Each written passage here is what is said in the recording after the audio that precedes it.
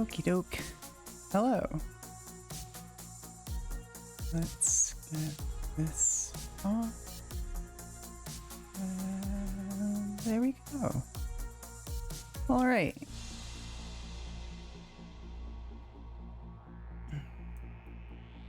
I swapped from the koi body to the mako body because it's just better. I'm biased.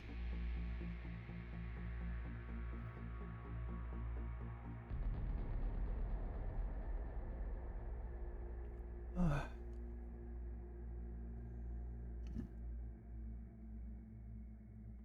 In fact, probably realistically, I'll be running makos over koi. Let's see. Hello. Okay. So pretty much I need to downscale this stuff because it's not downscale, but appropriately scale because they're bulky and they need to be fixed. But that's easy. And then I need to edit the entire interior of the mako leg, and then we'll be cooking with gas. Probably, I don't know.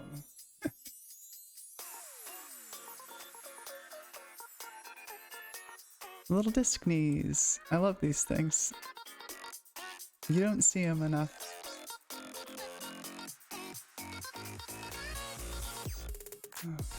Okay.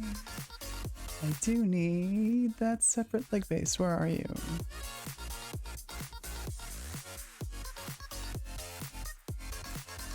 It's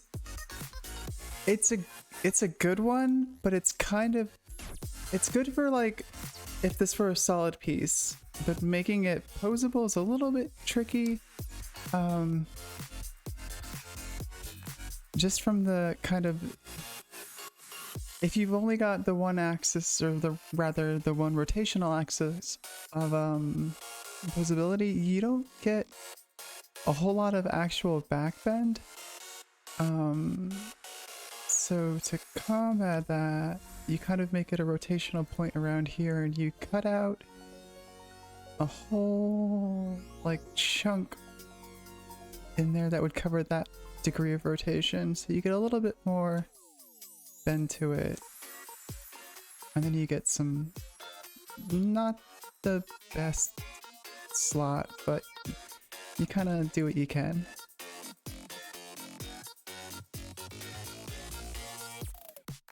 But it's just really cool. I like it a lot. I've wanted to upscale the Odo legs for a while now, but just haven't had a good chance.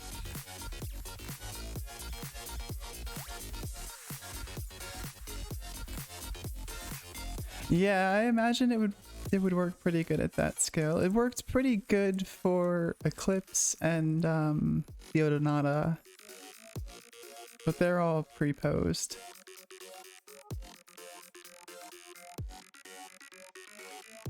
And I need this piece. Maybe this piece. We'll take it.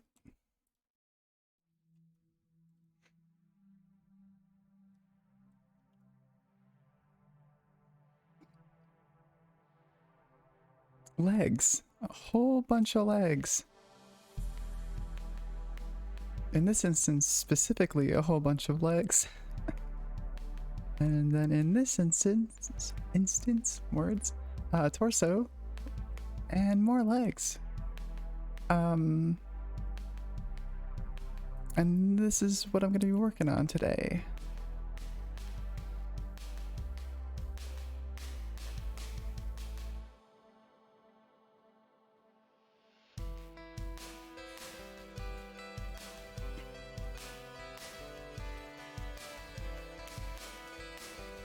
Mostly probably the downscaling and down detailing, or rather up detailing these pieces because they're just upscaled from a small scale and they don't look right at this scale.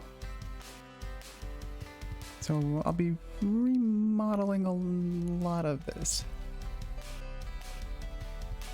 And to get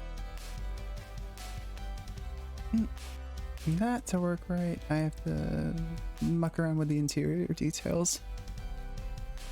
Yeah, legs. Boom.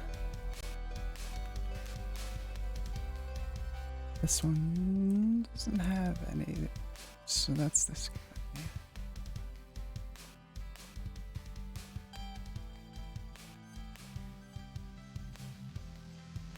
Interesting.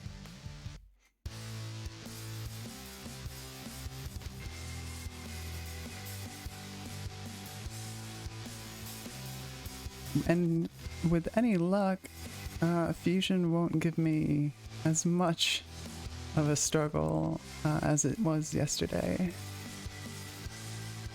Because it did not like anything that I was doing.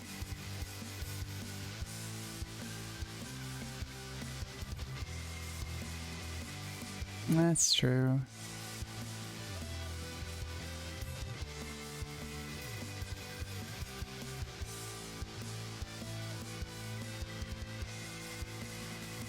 But I can dream.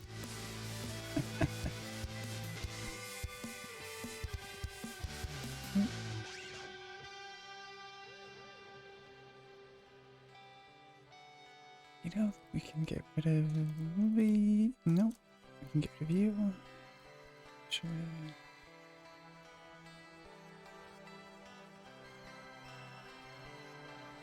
It is kind of spaghetti code, isn't it?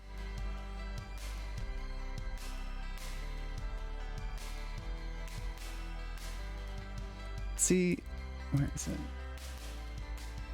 This is why you leave everything separate.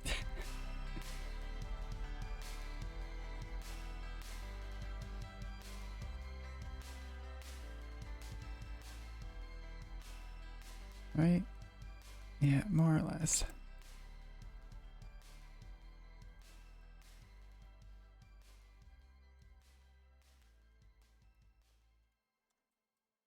I can just pull all that stuff off.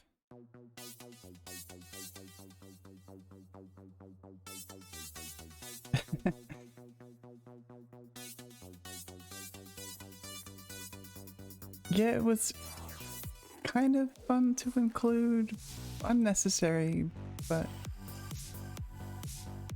I had already modeled it, so you know.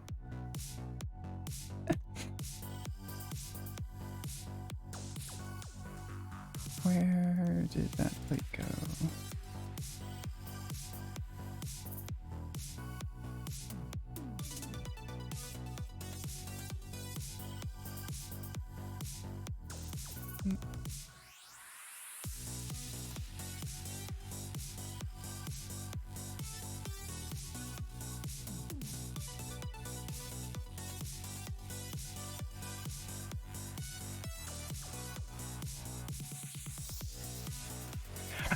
I was kind of hoping that would be what would happen with the sturgeon initially. And actually someone did do like a swampy kind of themed army that had a lot of damage, but I can't remember. I know it's on the Discord. And that was pretty cool.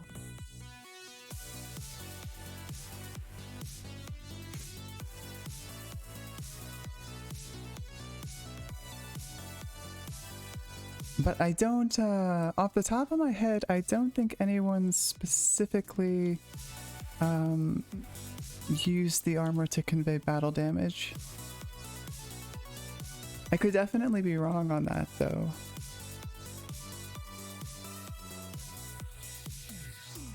Okay. So this is good. This bodes well, because I don't have to actually do as much as I thought I would.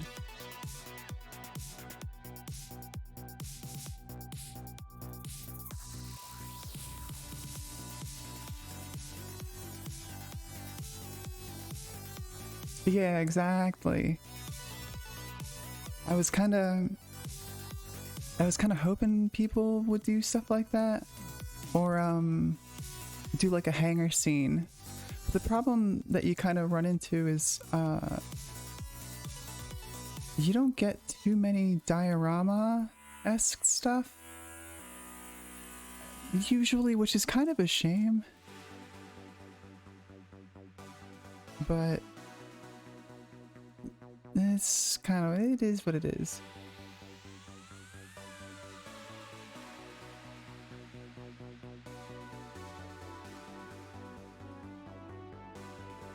At least not like you do with like Gunpla or stuff. Yeah, exactly. And that's just kind of, it's kind of a little sad.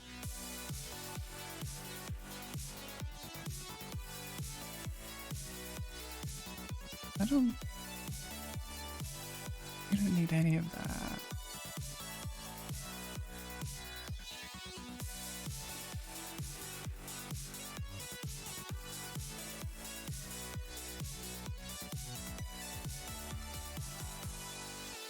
Yeah, exactly. It's kind of like a...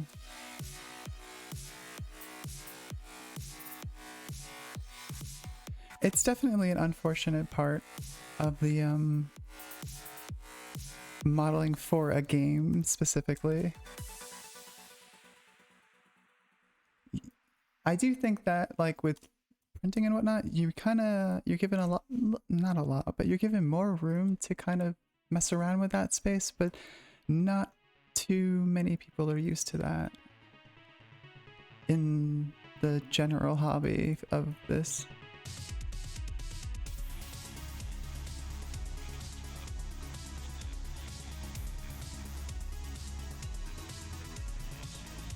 That's close to the scale that it needs to be already, so that's cool.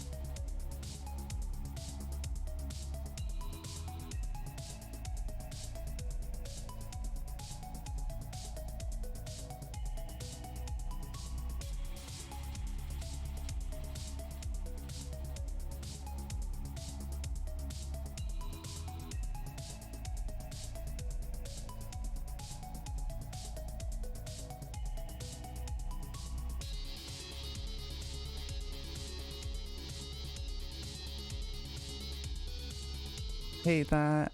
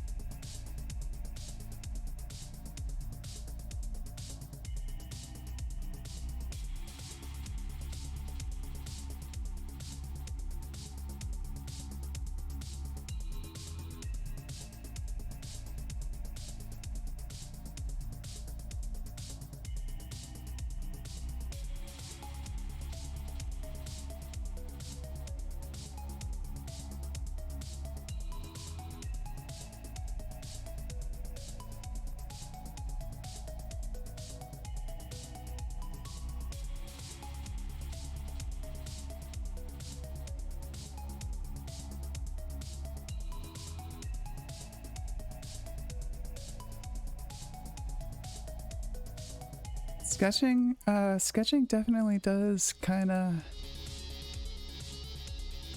help you stay precise anyway.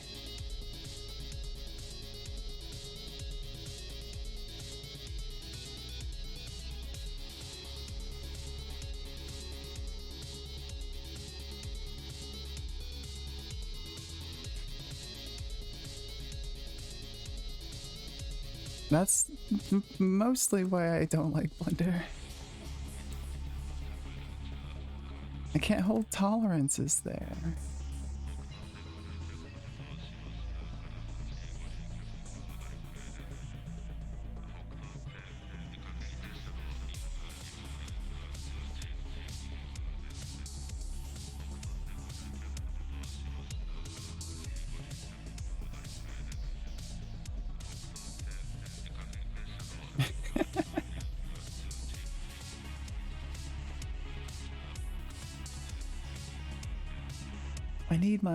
I need my tolerances. I crave the tolerances.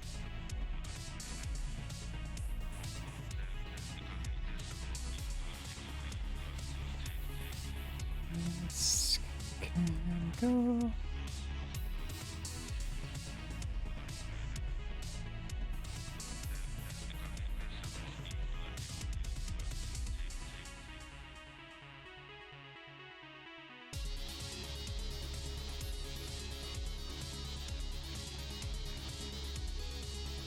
Hey, hello.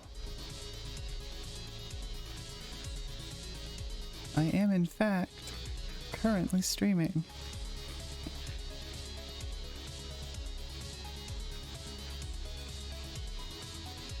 Yoink. Now this whole thing can be more open. I'll do a different panel line.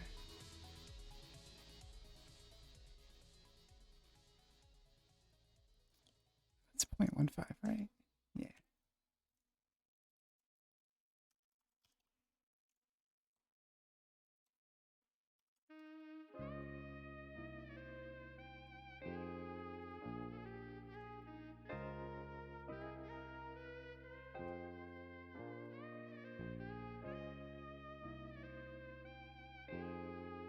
Hmm.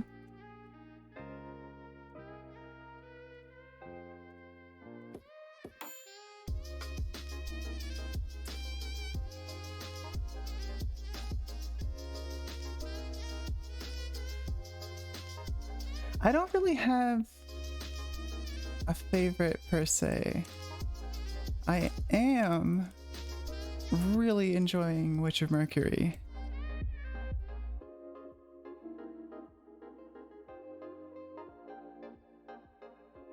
But it's very tricky to name favorites.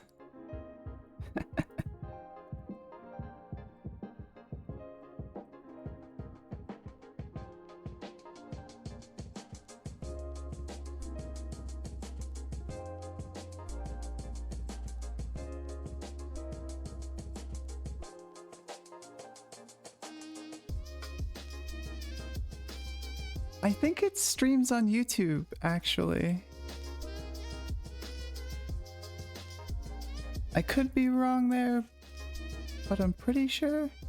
Top 3 mobile suits.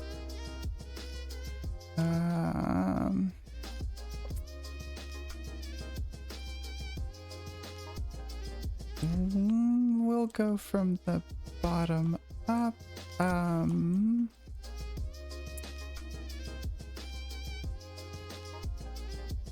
Nothing immediately comes to mind for the third, but the second's absolutely Cubile and then Woundwort. Neither of those should be a surprise.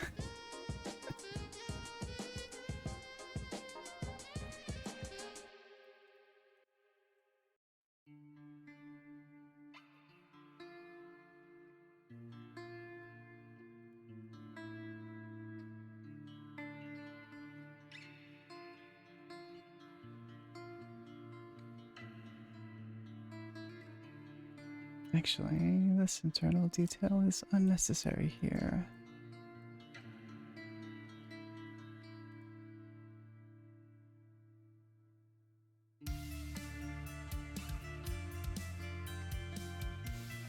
I'm more a fan of the actual mechs than most of the Gundam anime.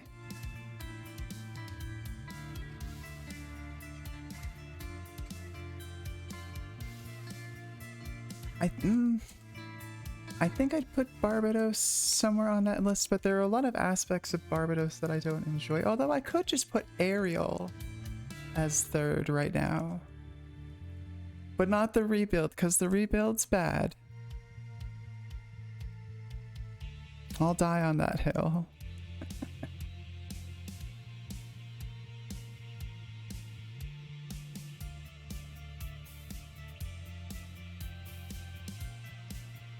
Barbados has a lot of cool design aspects that I kind of pull from occasionally.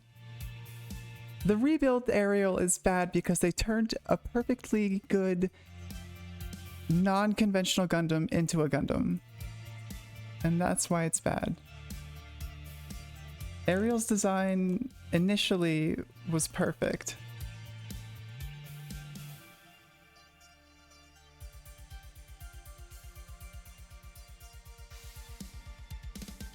And I'm mad. I got big feelings about it.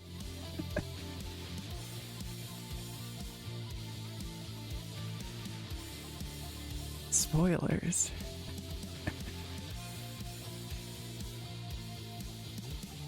Although I guess, well, the rebuild, saying it's been rebuilt doesn't mean anything, I don't think.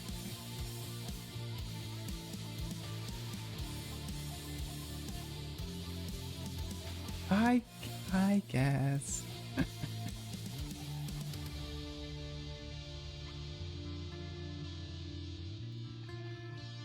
Actually, where's this? I've got an image that I found that I thought was particularly funny.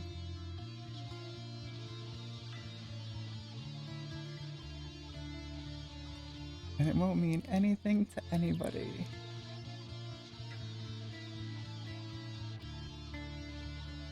It's perfect.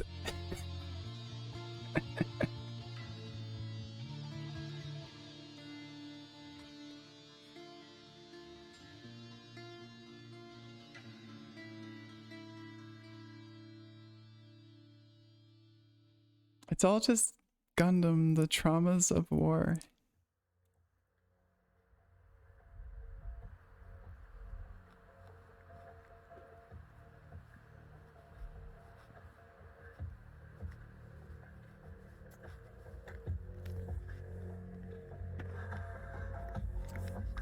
If it makes you feel any better, I only managed to get through the first season of IBO.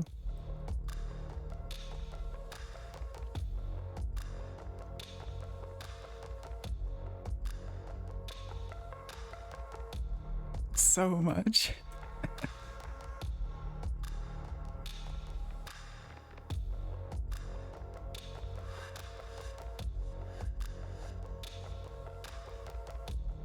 Thunderbolt was just oof. The Corpse Division was a lot. That whole one was a lot. Gundam will just keep using you.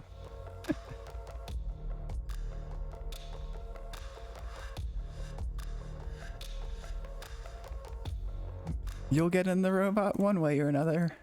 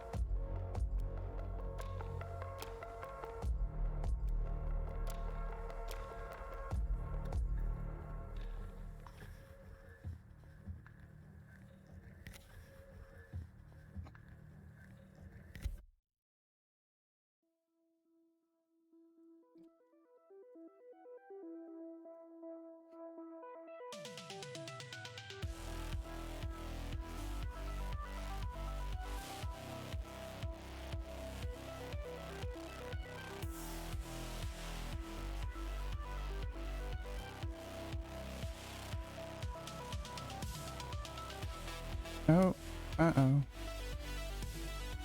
When that happened. There we go.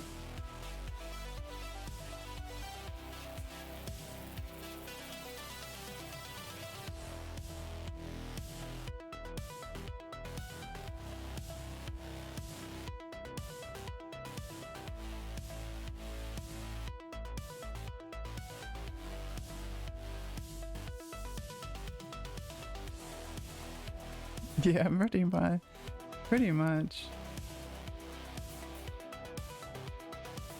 Like, that part's gone.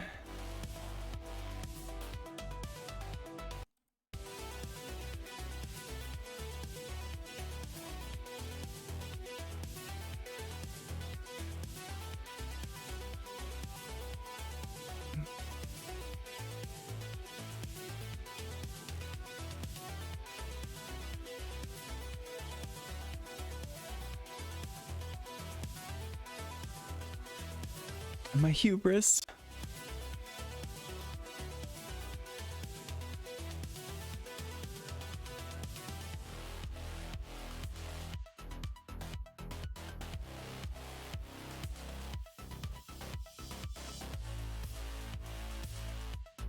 I have got a full mechanics aerial sitting on my desk that I've been chipping away at every night. Nope, that sounds about right.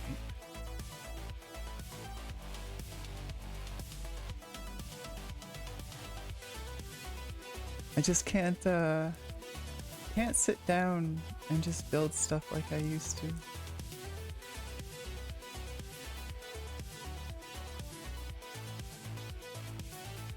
But I also, like, want to get all the paints and stuff for that so I can, like, properly do the kit some justice.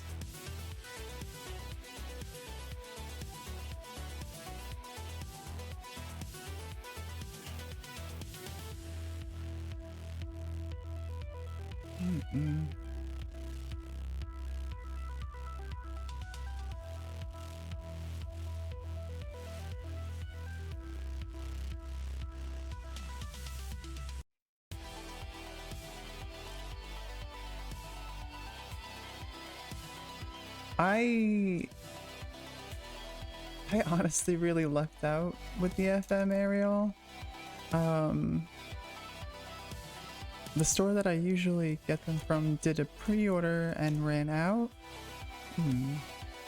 And once they started actually coming in, I guess a bunch of people had canceled, and then I was able to snag up one of the canceled ones. It's way better so far than the 1144.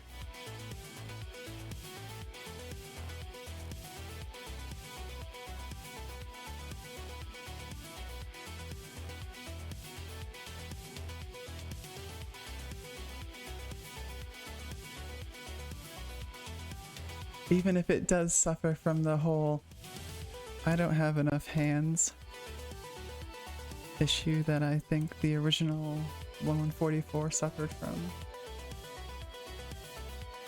Or rather, didn't suffer from, but personally annoyed me.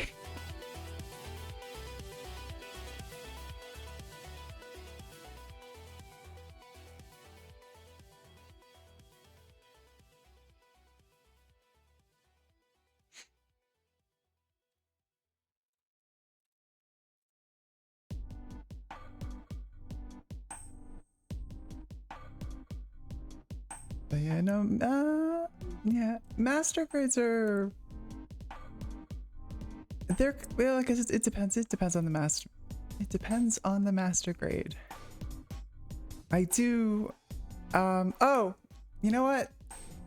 Wound Wart, Cubile, Epion. There we go. We did it. We got there. I very strongly want to get a hold of the real grade Epion when it comes out. Epion's sick.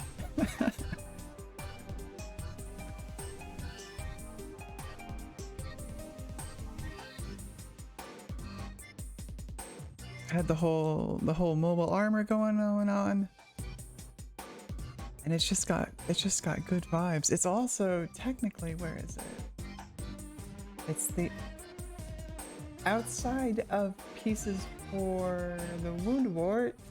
It is the only one that I've ever actually done anything model-wise for Infusion.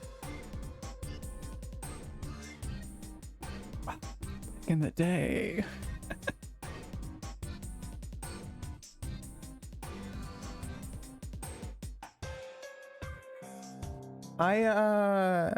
I typically get stuff from the USA Gundam store, depending. If I can't get it there, I'll usually import through HobbyLink, which I think is like 19.99 JP something. But like, you only really want to import if you're desperate, because holy hell, those shipping costs.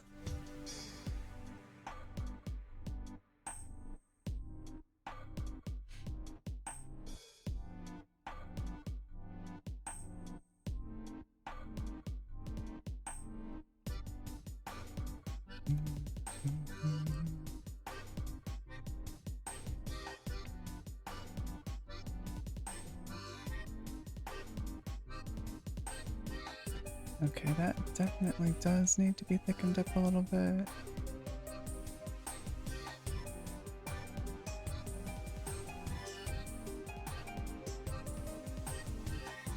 Maybe smaller in general.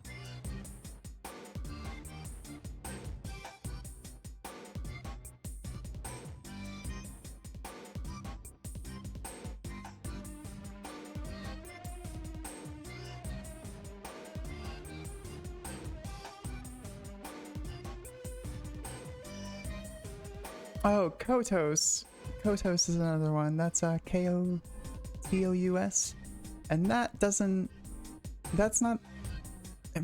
take as long to get to me now as USA Gundam Store, because that's Florida based and Kotos is California based, but it does take them a while to actually get kits in from release. But there's a whole bunch of sites kicking around.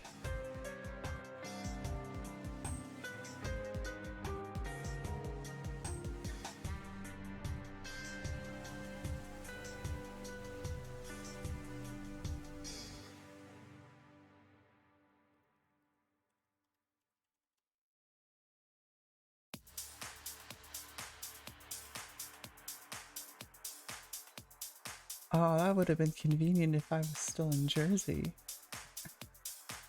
Although they got a bunch of stuff, don't they?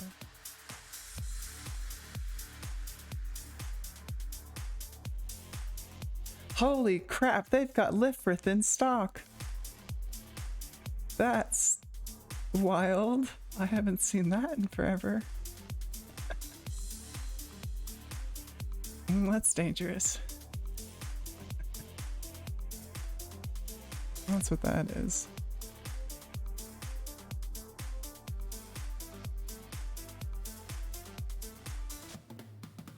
You gotta know.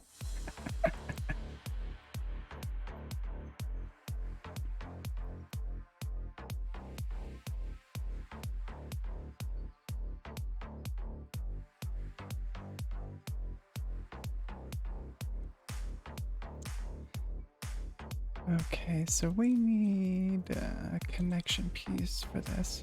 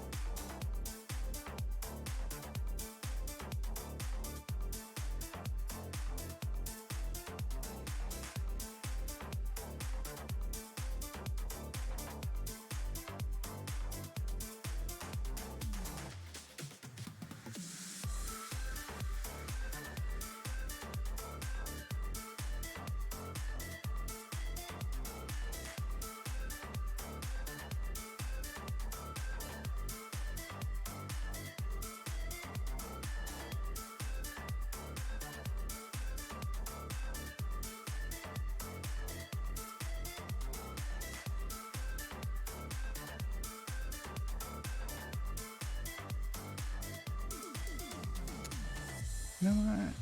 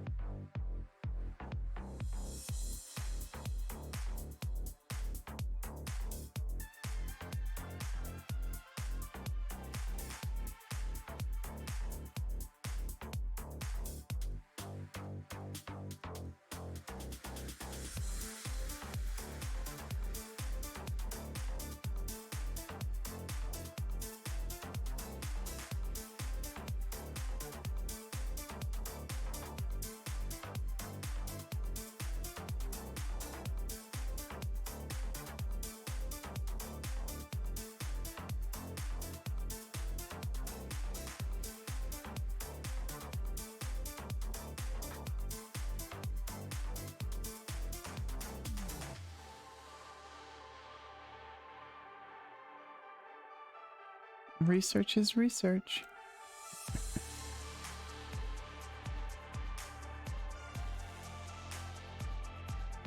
Okay, let's join those two.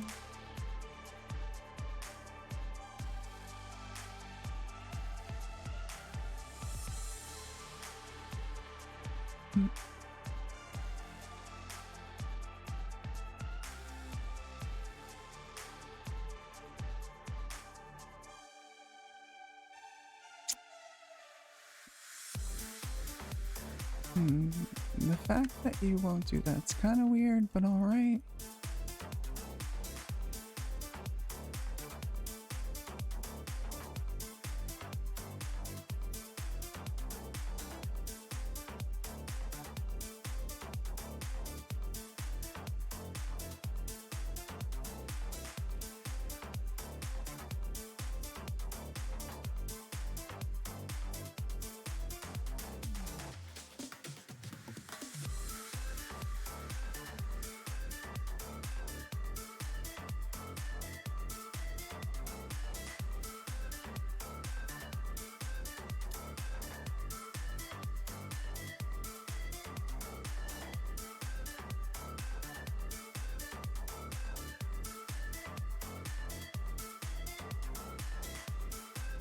No worries.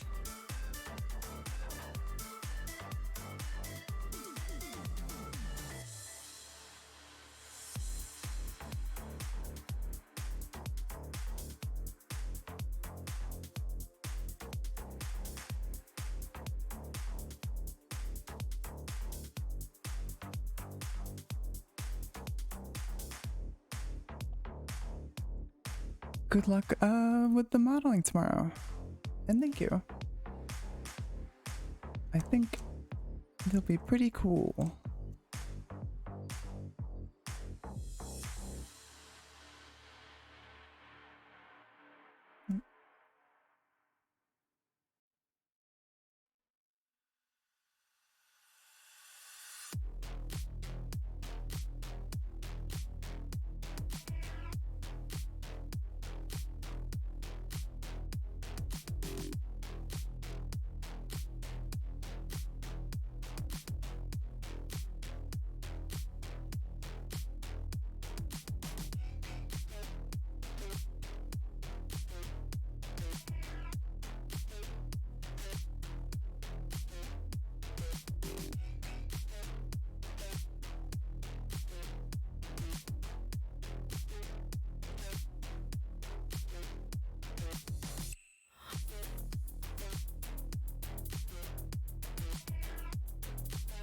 For anyone that doesn't know, Locust does like the 6mm, I guess to 8mm. I don't really know what the scale range is. Mech pieces for BattleTech.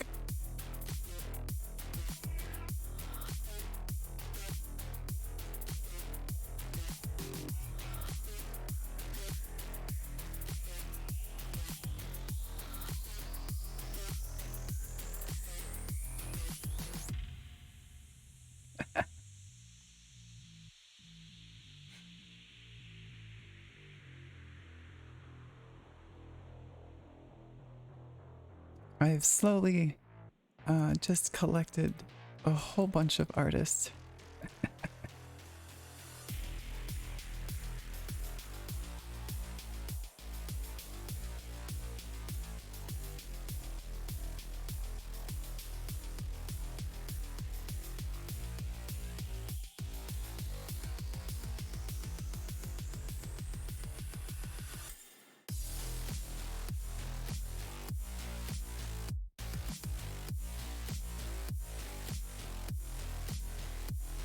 Cool, cool, cool.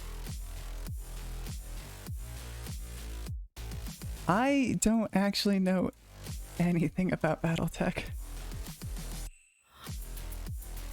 Besides the fact that the scale is smaller than anything I would ever want to do.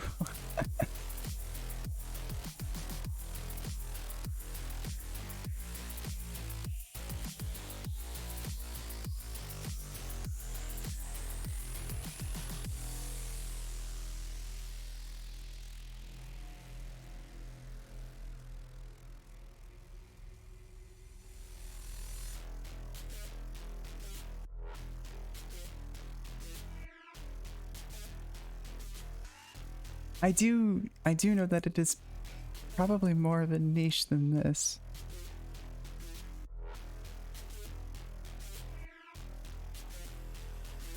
But a lot of this stuff is very niche.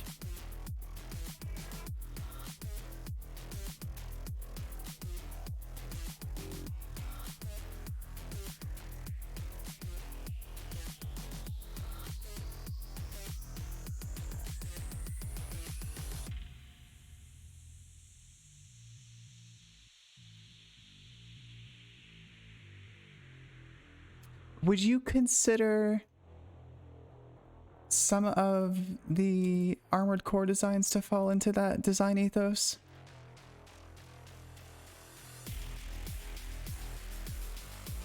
Okay, cool. That's fine.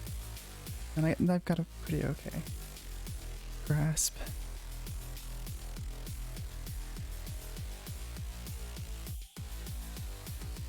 I figured that's more like the really big bulky guys.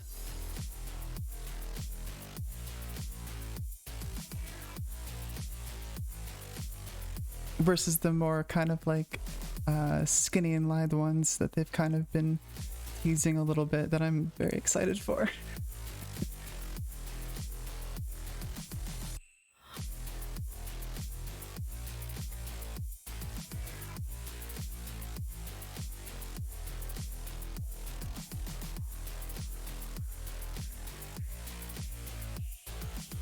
I like the bulky stuff.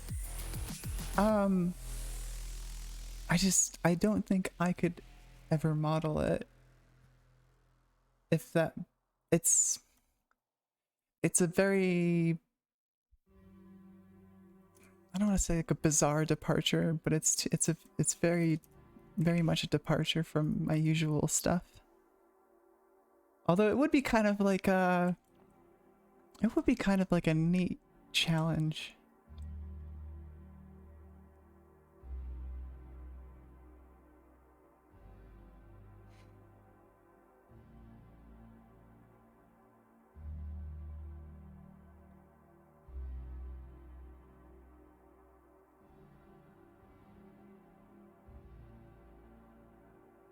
We can bump that up by the 0.05.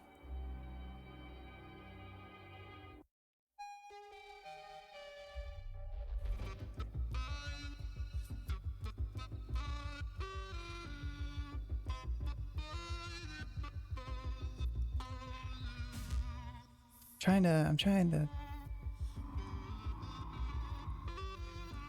think, let's see.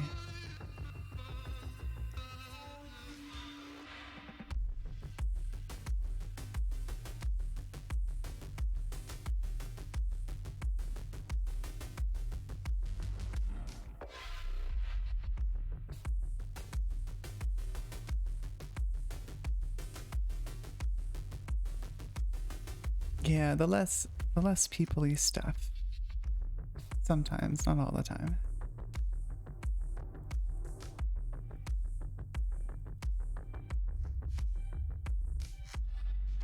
Now, will just cut that? Yes, you will. Cool.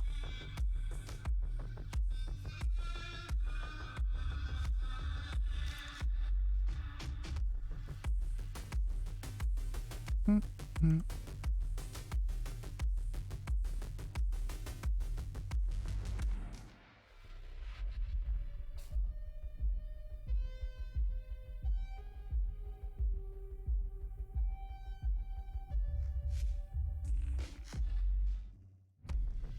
The narwhal is absolutely chunky.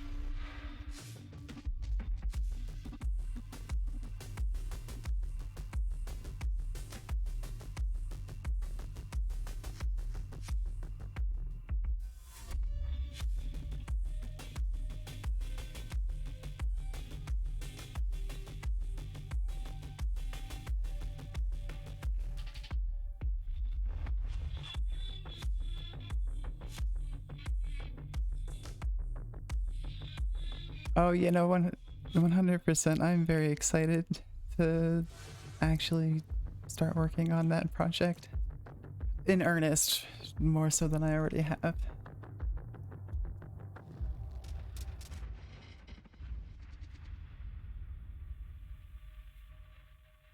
I get to have a lot of fun.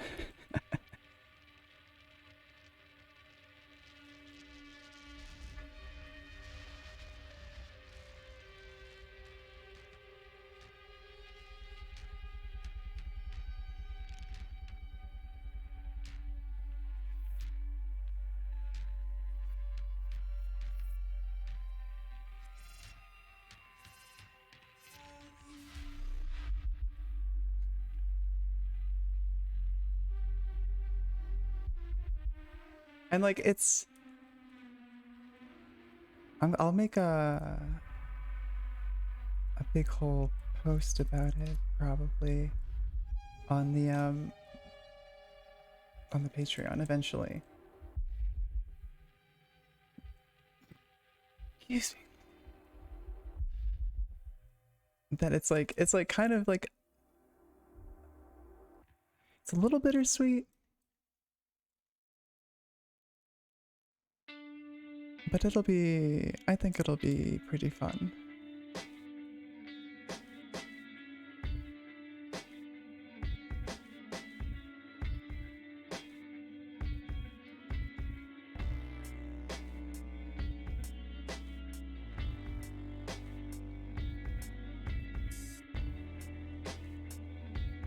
See, that's kind of what I'm hoping for.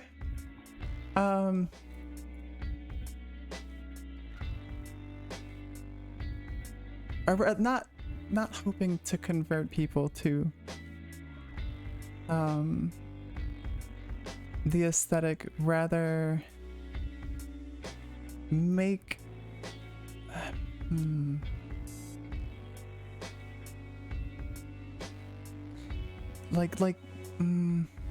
words, make something different that still pulls people to it.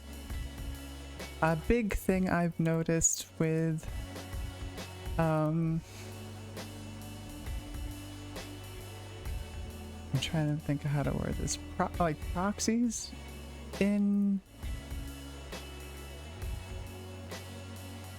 I guess that space is that a lot of them kind of aren't looking for alternatives, which is it's kind of sad and a little frustrating.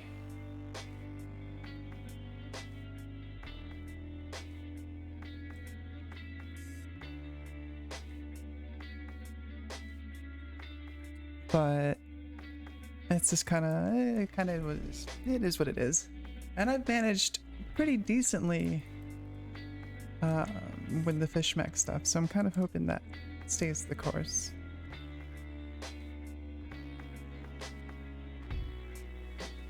Especially now that the portfolio of it is mostly wrapped up.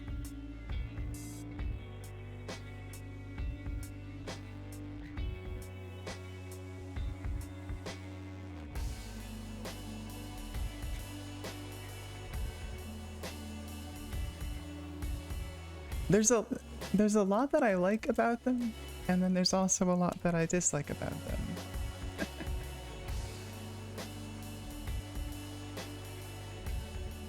And I've remedied most of those things. At least for me and for some other people.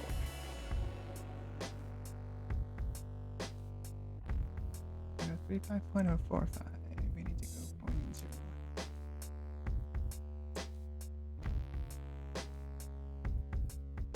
In reality, this whole thing can move out.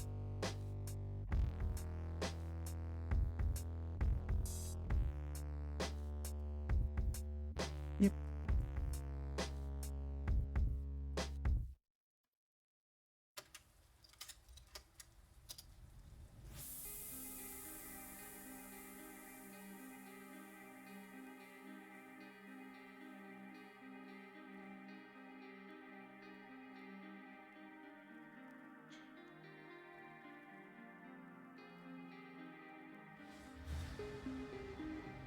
So there's absolutely a reason for that.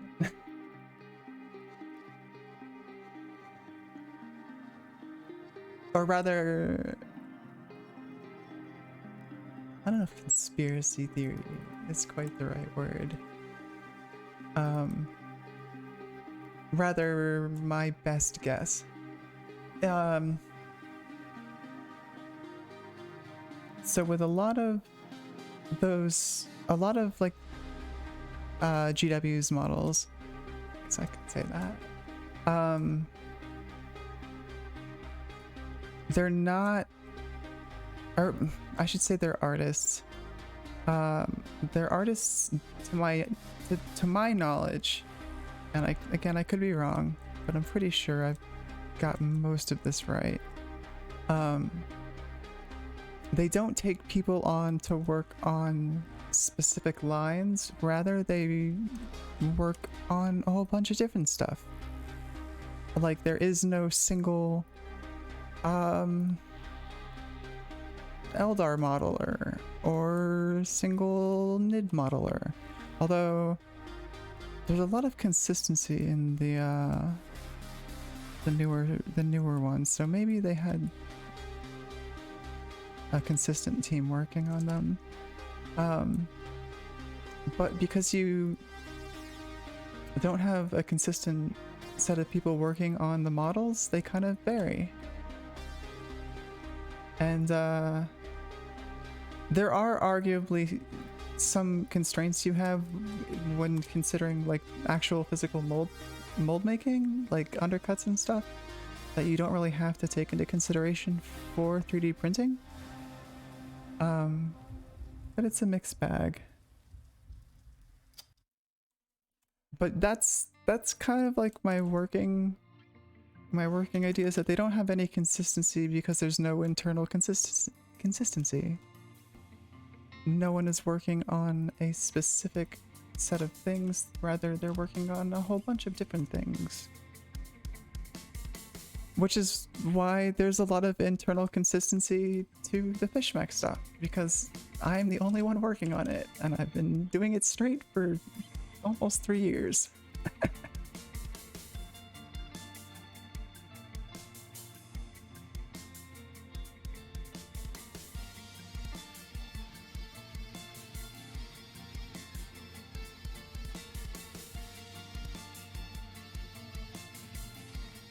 Big fan.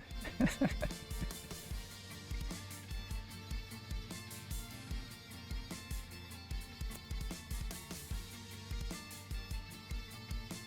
think I'm Gonna pull some of this away.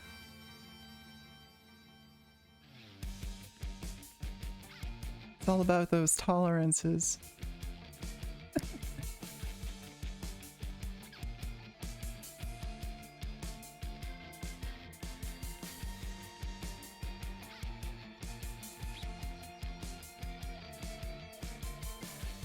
People appreciate the tolerances.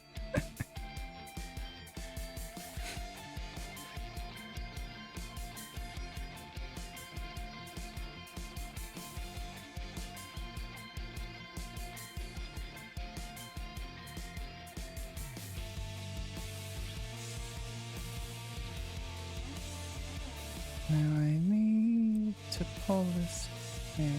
Let's see if I can just cut this from it. Not quite.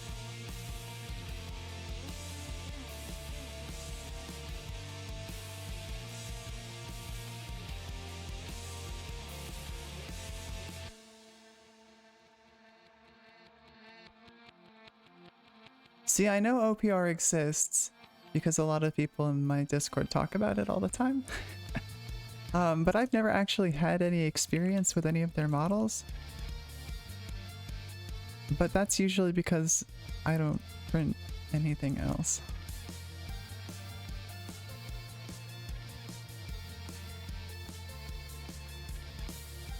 But I have heard that.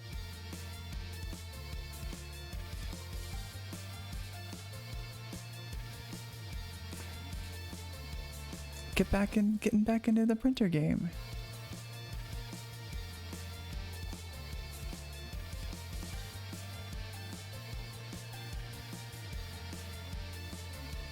Gee, that was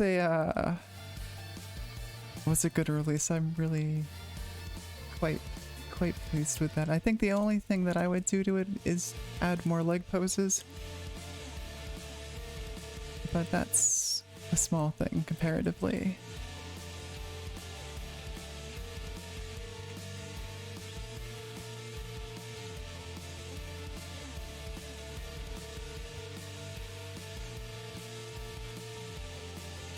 Now that's quite off.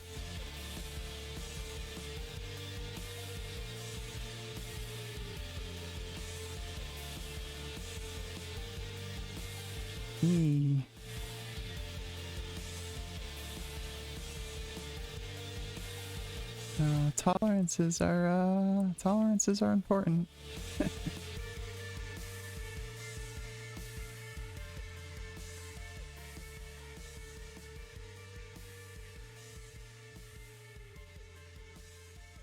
If it's an issue with my stuff, usually it's overexposure.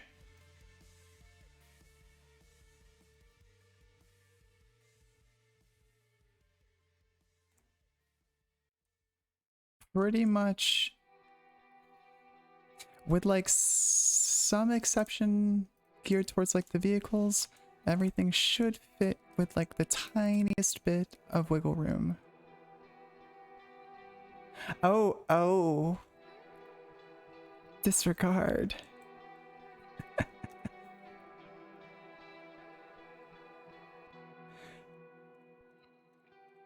I have to say though, madly impressive, the people who print my stuff in FDM. I ran a Delta for a while, and I can't even imagine printing anything that tiny on it.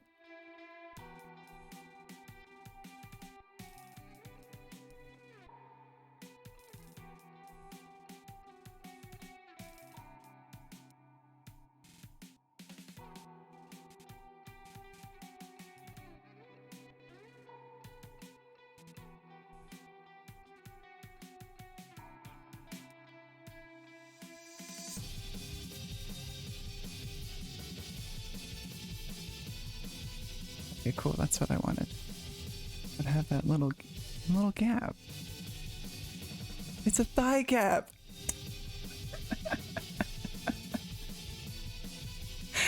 That was a bad joke.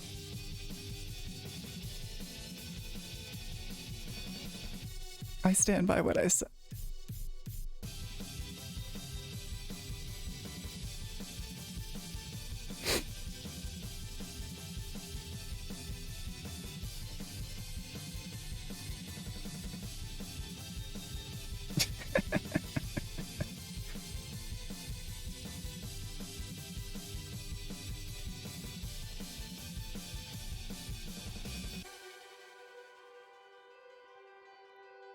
Oh, that's been confirmed.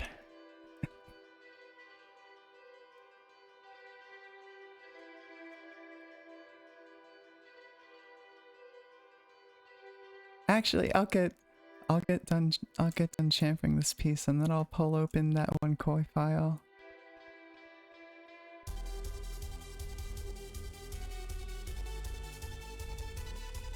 It's ancient, but it tracks. I might actually even be using the original koi pieces.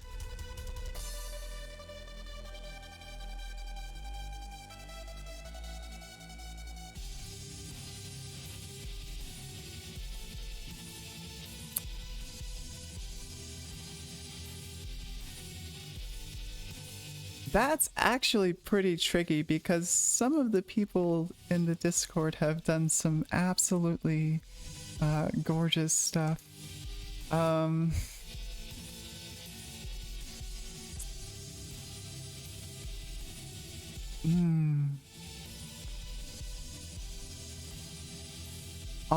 the top of my head, I really like Grav Cardo's work.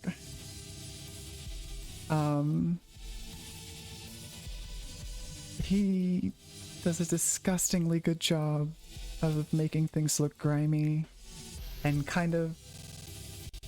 my renders are very clean, but he kind of brings stuff into the grimdark and it isn't something I could ever convey in a render. Let's see if I can...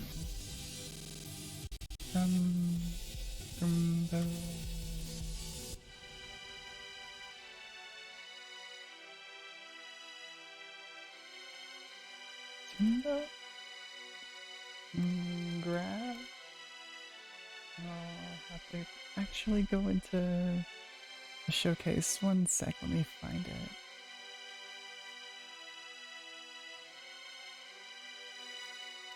But honestly, there's just like, there's so much stuff in the showcase now that is just phenomenal. Yeah, it was Grimbo Timbo. Why couldn't you find him?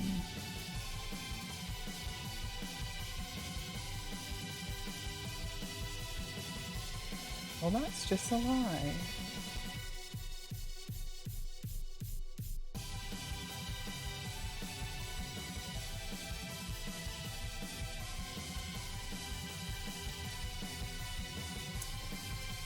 And then also, like, his OSL game is just ridiculous.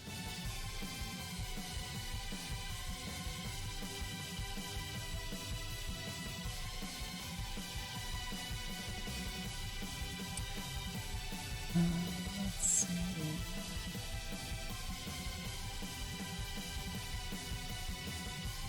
It's like buried in the showcase now, which is...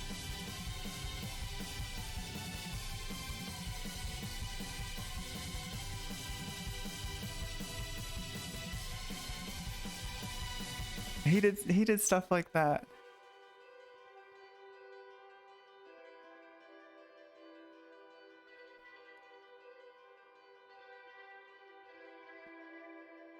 It's like when you're used to kind of seeing the renders as like these really clean colors and whatnot, seeing something like that is just kind of wild.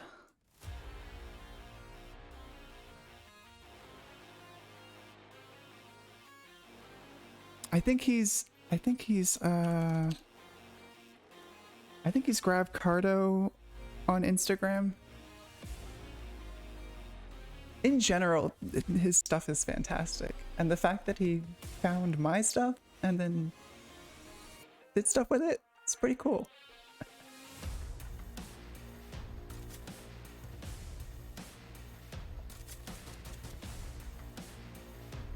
It's pretty ridiculous. I one day would like to be that cool.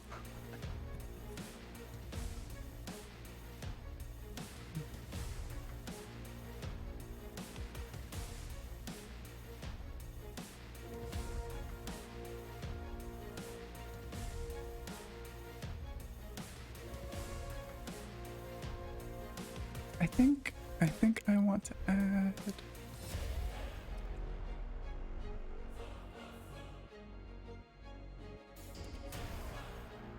I'm just kind of like, one day I'll get better at painting.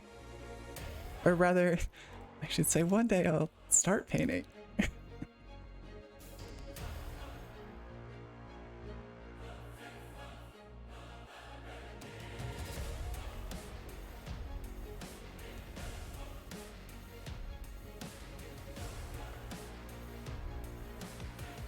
I miss the days of just having painted stuff.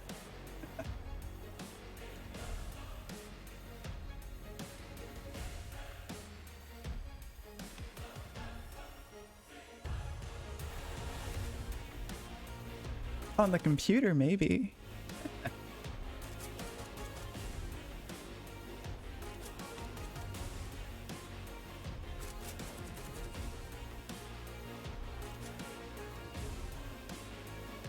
I think so. I've been at this for around almost 3 years, and I think I've got like 3 figures of mine that I've actually painted.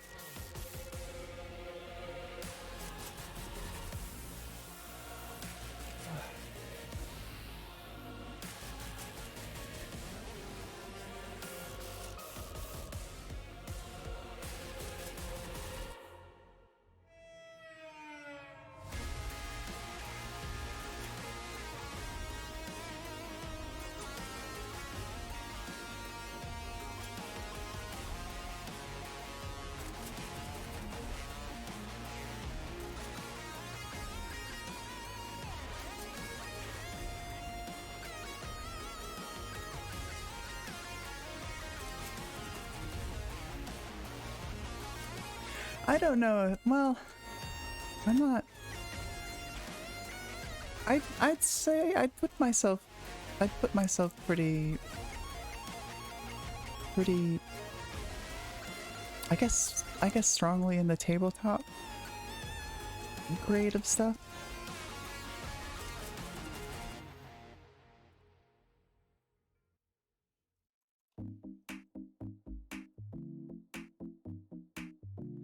Yeah, one sec.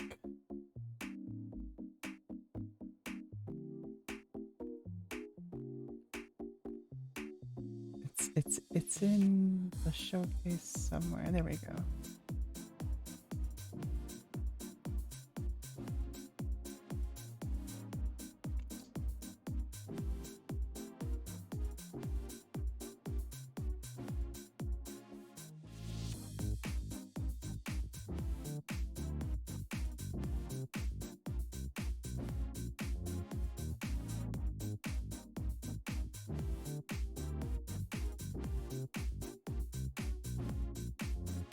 I'll try brushing. I struggle to keep everything kind of neat.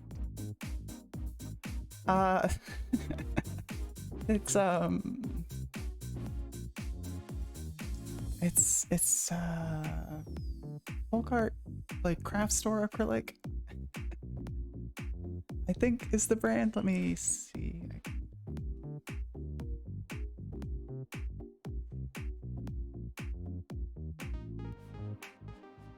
I don't use any fancy colors.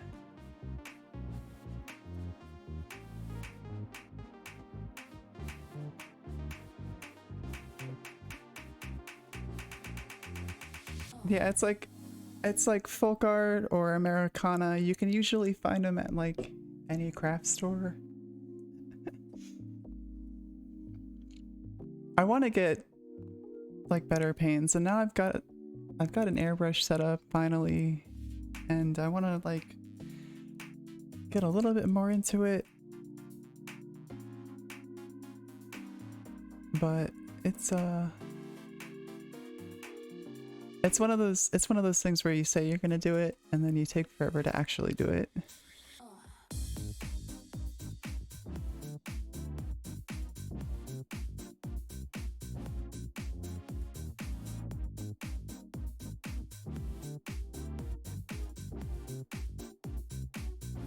Yeah, basically you can gloss varnish the piece and then use like inks, and they'll kind of like through I think it's through capillary action, it'll fill the panel line for you.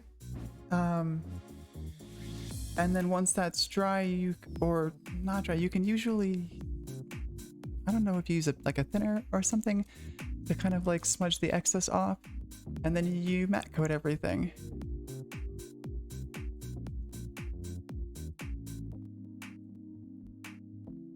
Yeah. I don't do that because I dry brush everything, and that usually is enough to keep the panel lines dark. Unless I'm doing like plamo stuff, but I've only ever actually done one plamo thing, and that was this guy, and that was fun.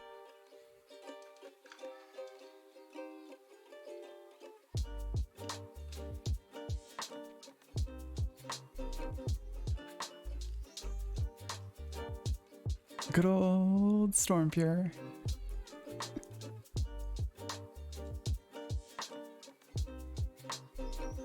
Everyone's like, Gundam's pretty cool, but Zoids was my formative mech.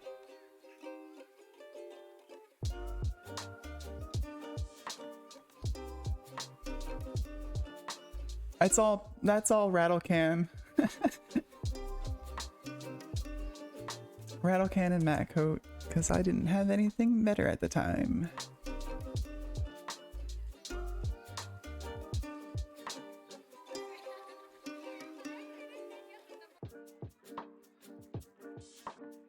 But yeah, pretty much that process.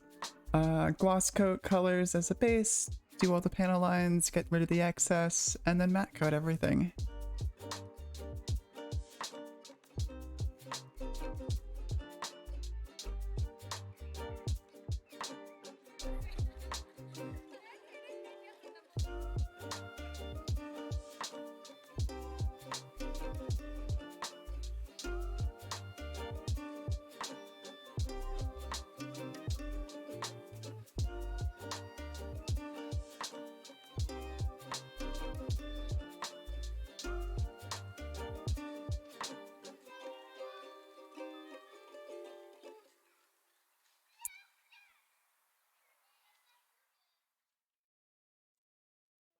Where is...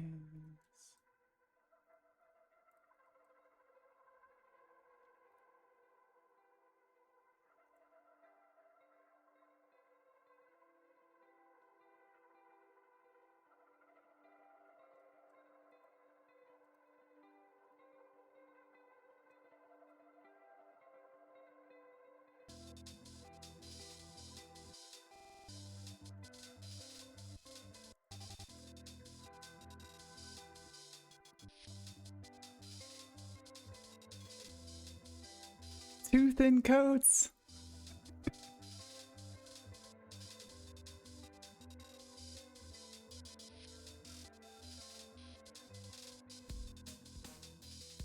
Duncan is the too thin coats guy, right? I got that right.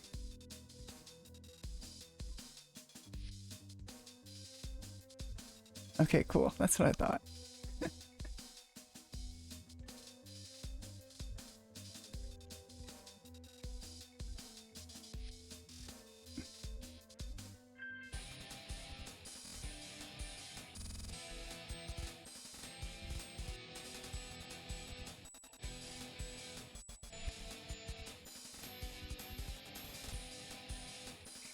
Now...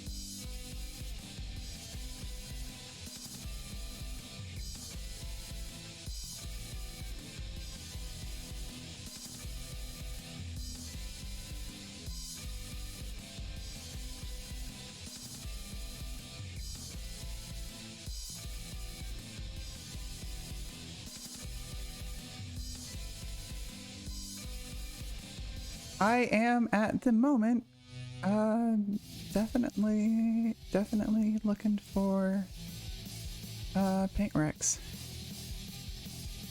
Because that'll make figuring out what I need to actually get easier.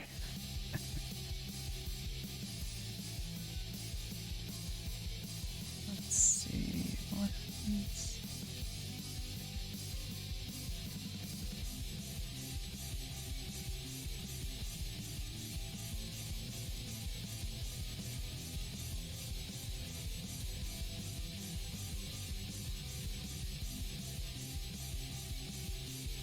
Oh, I dry brush all the panels anyway, so I'm not. I think speed paints are kind of like they're kind of like inks, right?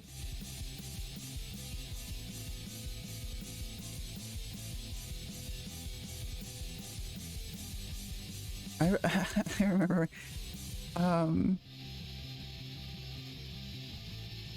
when I was into the hobby more.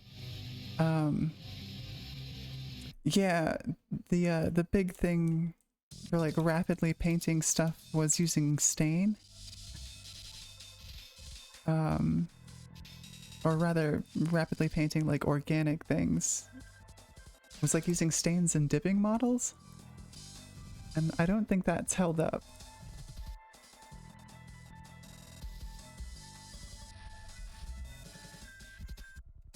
Which is why I think speed paints kind of are the thing.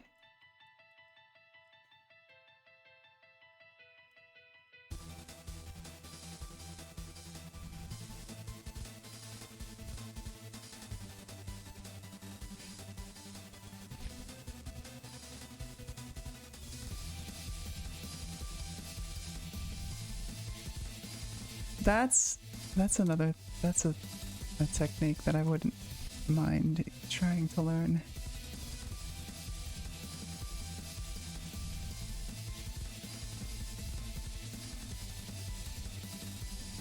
Oh yeah, no, it's good at that. Speed paints are speedy.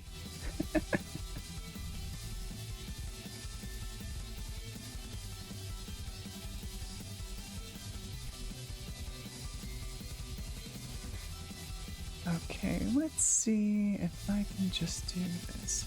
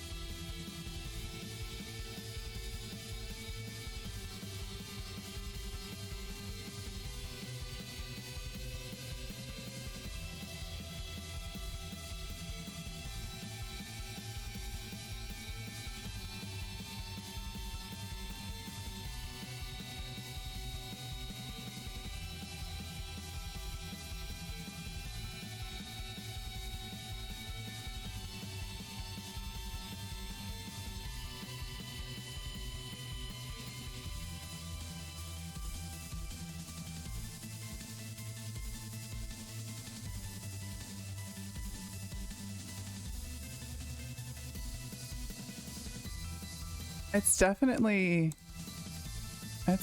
one of the things that's kind of,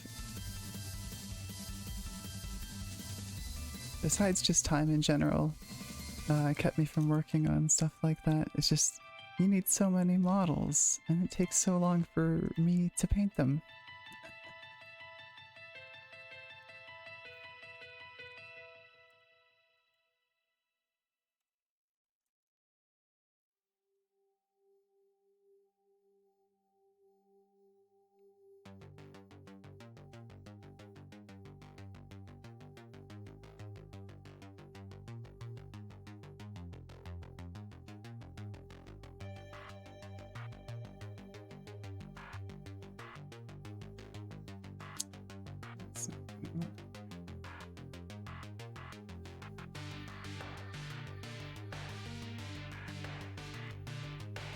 No, I keep telling myself the joke is gonna be that I'll probably have more, like I'll probably have a fully painted the force of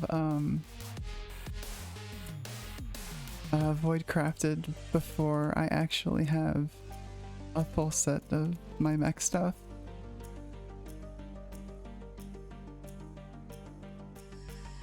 I've got a much faster scheme for them.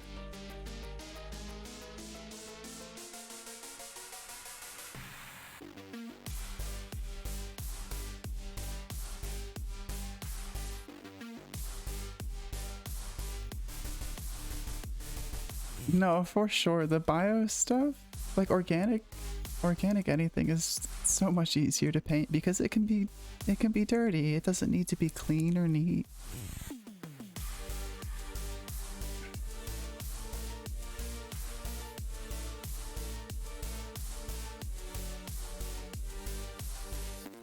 I guess arguably, I don't know, they can be dirty after they're clean and neat.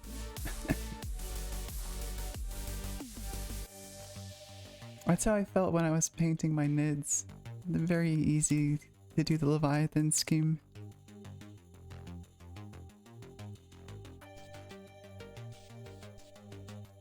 Yeah, it is.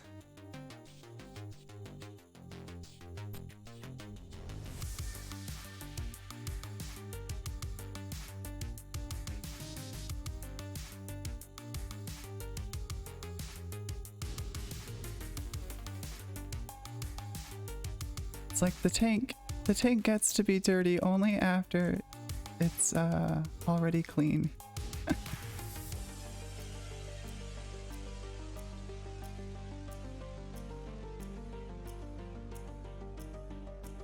Hey! Leviathan was my hive fleet.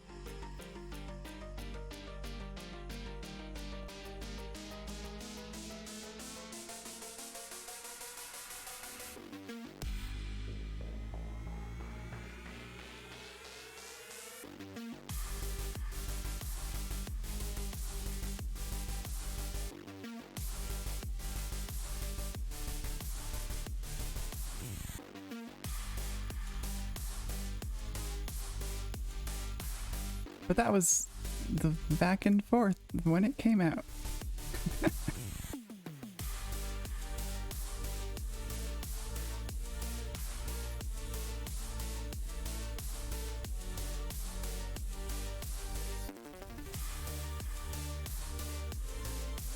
Yeah, I still have to figure out how I want to do this scheme with an airbrush in a method that isn't super time consuming.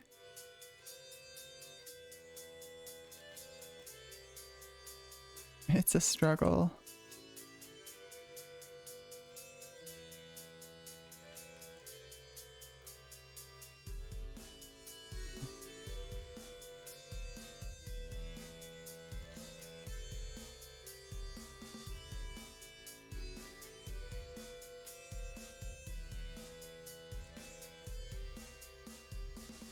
No, don't do that.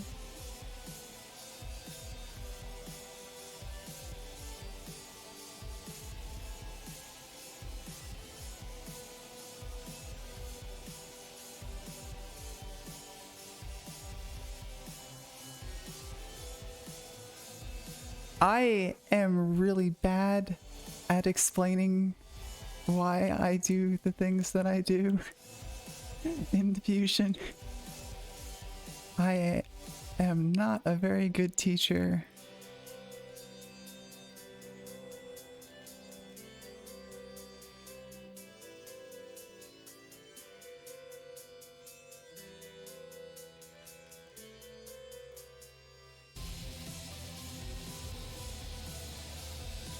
The closest I would probably come to doing anything like that is just these VoDs.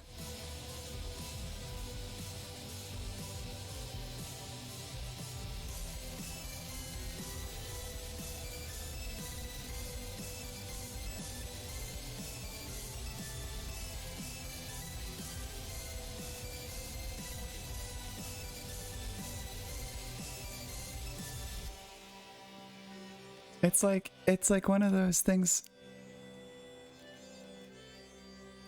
or rather, I'm one of those people who've been like using the program for forever. So everything doesn't necessarily make sense, but I know why Fusion is doing the things that it's doing, or it's not doing the things that it's doing. And trying to explain it to a person who isn't already familiar, or isn't getting it the way that I already get it, frustrates me. Which is why I'm not good at teaching stuff. But if you ever want me to try and elaborate on something you just saw me do, feel free to just be like, hey, how did you do that? And I can do my best to try and explain things.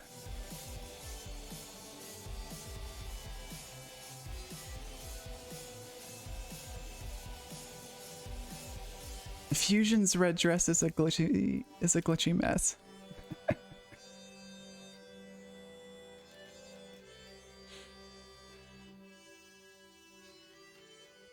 But I usually understand why Fusion is telling me to fuck off.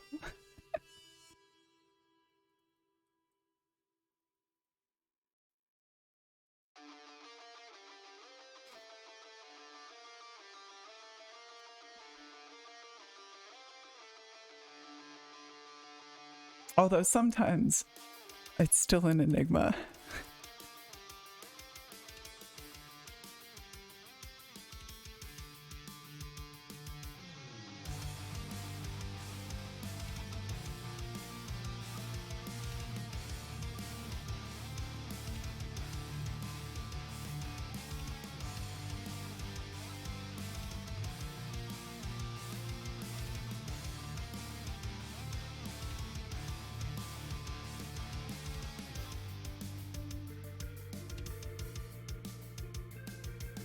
It's definitely got its quirks.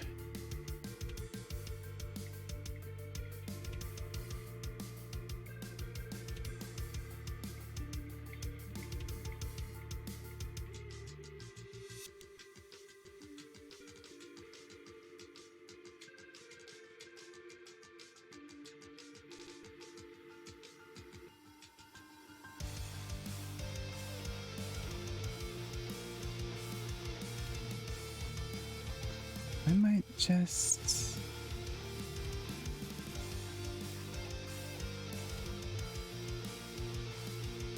Yeah, that's... So there are a lot of things that I can't do in Fusion that I could do in, say, Blender or ZBrush. But it's like... It's one of those things where you would have to kind of like learn a whole nother workflow, and I don't really want to do that. But the lack of CAD specifically in Blender is one of the reasons why I don't care for it too much. I like holding dimensional tolerances and knowing exactly how large things are, or how small they are, or being able to gap every part by exactly 0.05 inches over every single model I ever make. And you just kind of, you can't really do that consistently in Blender.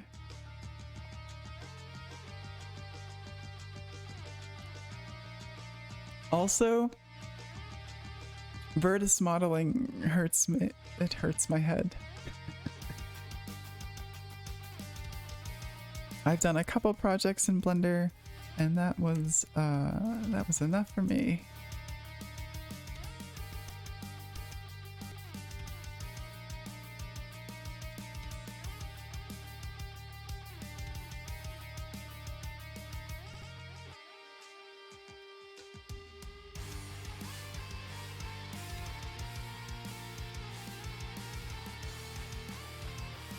So now I'm a pretty staunch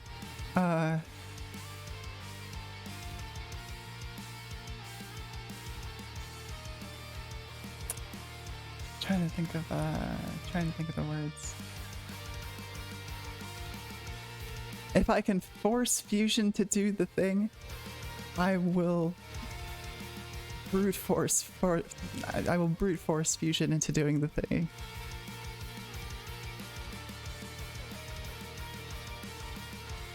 Capes being a decent example of that.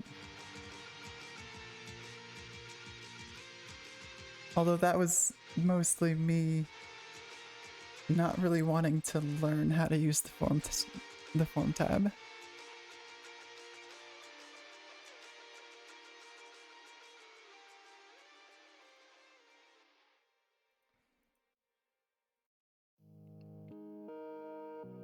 Nope, I thought I was gonna crash out. It's the chamfers. It's the chamfers that are doing it.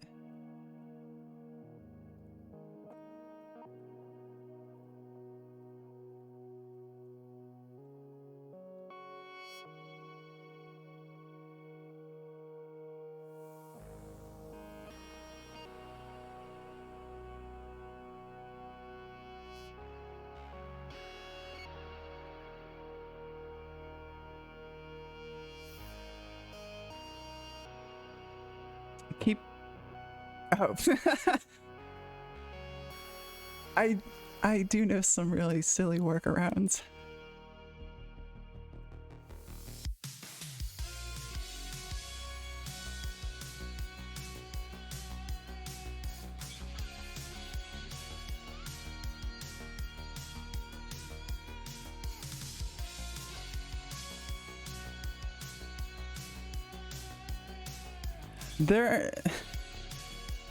I have like 1 or 2 VoDs where I do pretty actively get mad at Fusion for not doing things like chamfering edges that it absolutely can.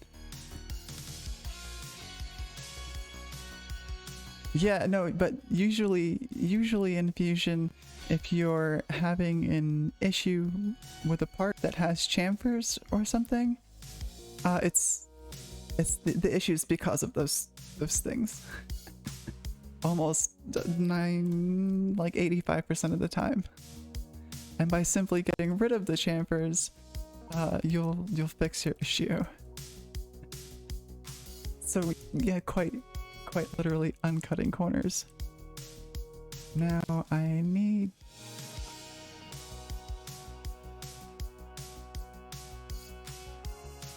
You know what, let's just see...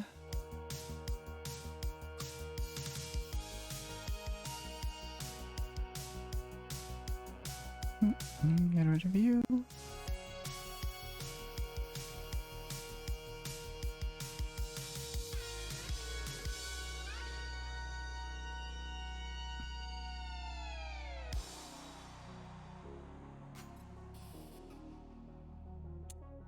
Do I have an unfinished version of that?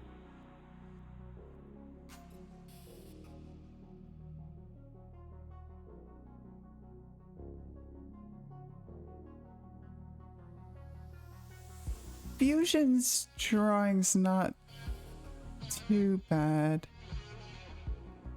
Although if I have an SVG, it's pretty okay to use an SVG in so long as it actually works, because sometimes they don't. I close the legs.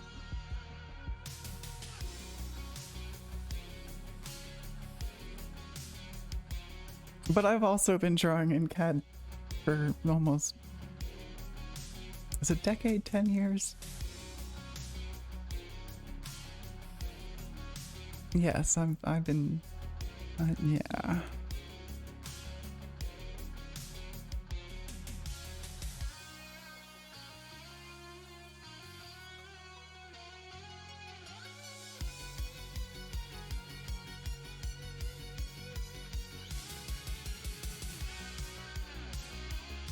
Doesn't look like I have one. Which of you has the least detail? I think think you win.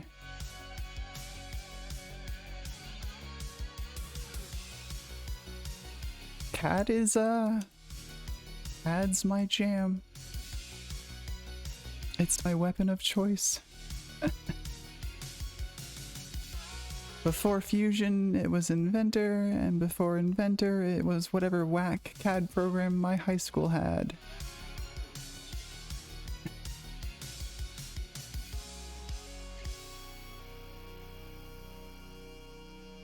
And I was like on super good terms with that teacher. So they were just like, here's the school's copy of the program. You can take this home and install it on your computer. And I did.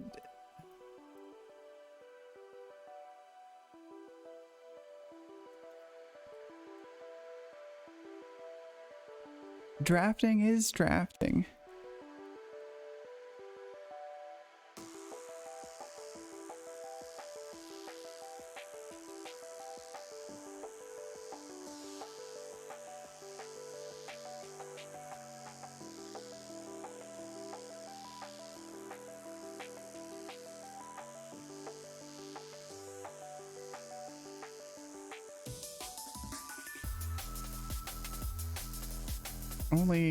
Only in high school I wasn't designing mech, I was designing 1A and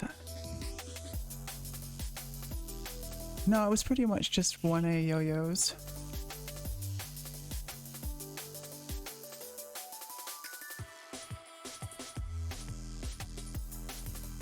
And then I had a friend's dad who was a machinist who would then CNC them for me. Because he was cool.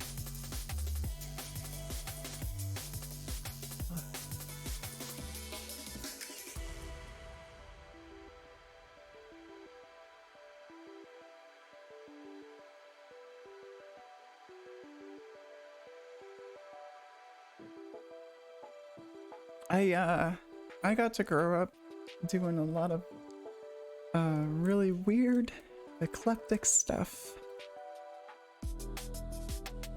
Cool. Now, can I just pull the chambers off of you?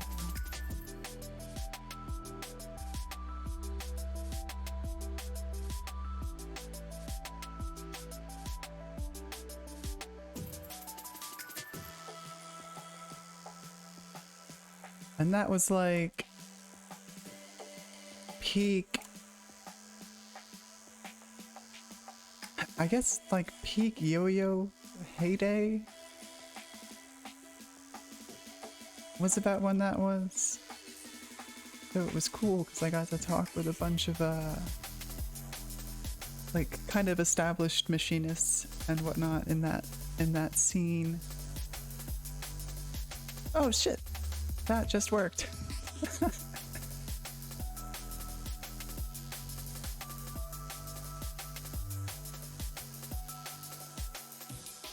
Cool.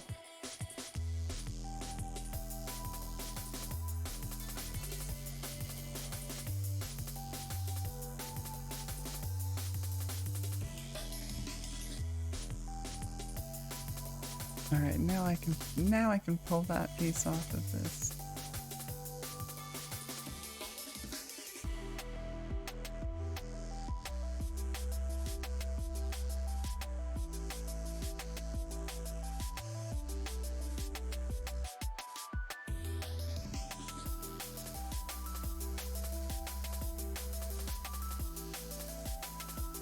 And then all that CAD design turned into like prop work for like cosplay and stuff.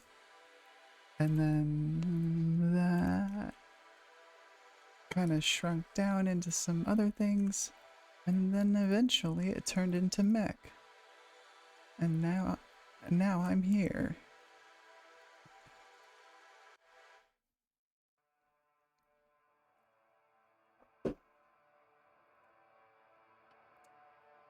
I want to rotate this down a little bit. Oh, cool.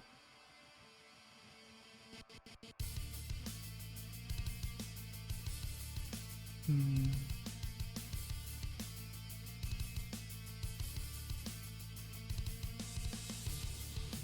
Oh, well, that's not right.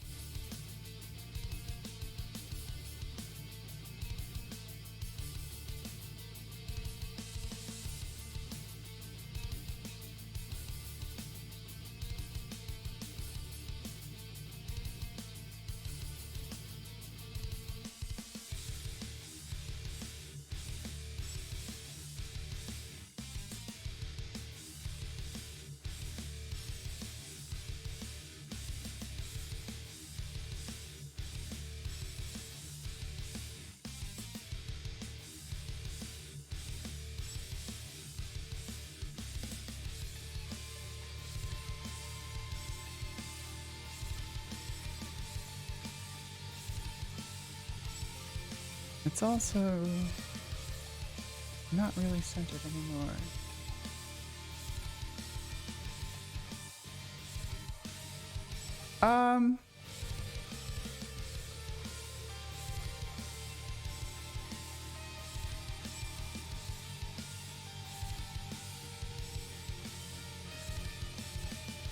I I like both a pretty similar amount. They're both kind of fun. They both have their own.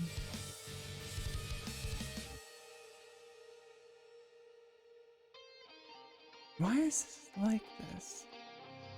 They both have their own kind of like challenges and whatnot. But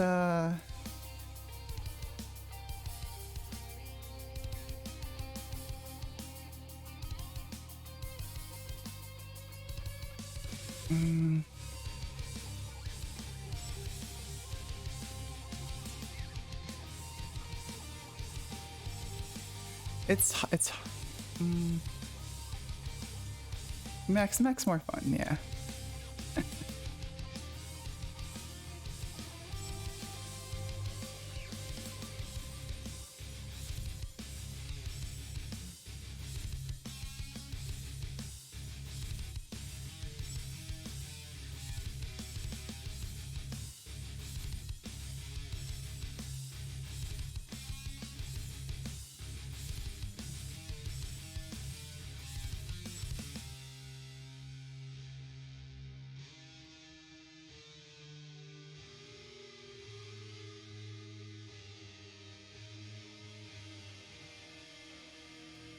Where's that center point? There is none.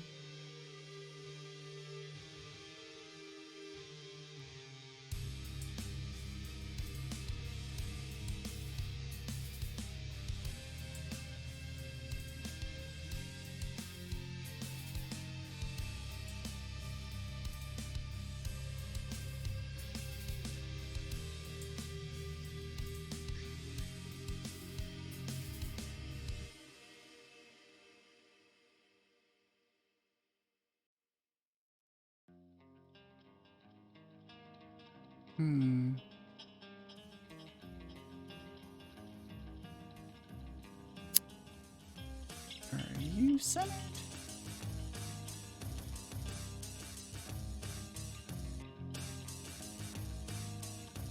Yeah, sorta, kinda.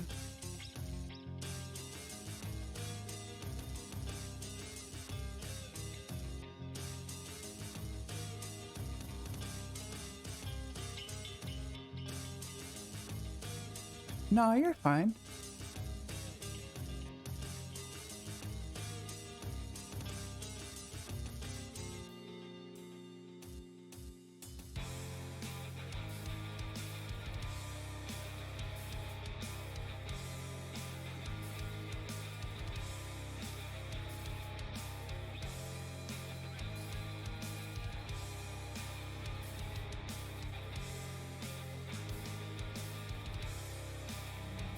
.058, .055. Okay, well, I guess I can scoot you over a little bit.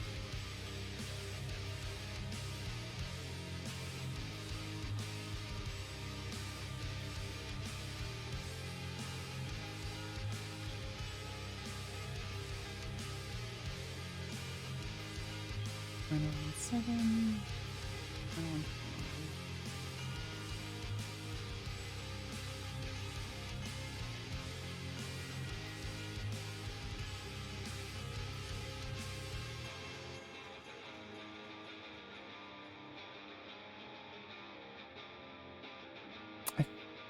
I feel like this is supposed to be matched up with this.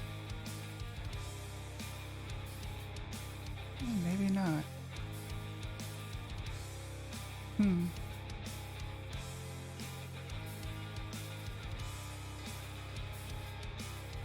No, that tracks. Ooh. Oh, damn, I wonder. Hold on one sec. I gotta check the weather. Oh, 47%. Okay, so you see,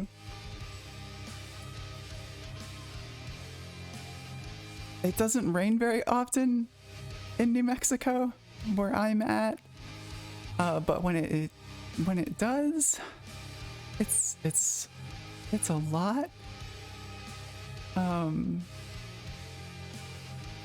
Like we had a thunderstorm, I want to say about half a month ago.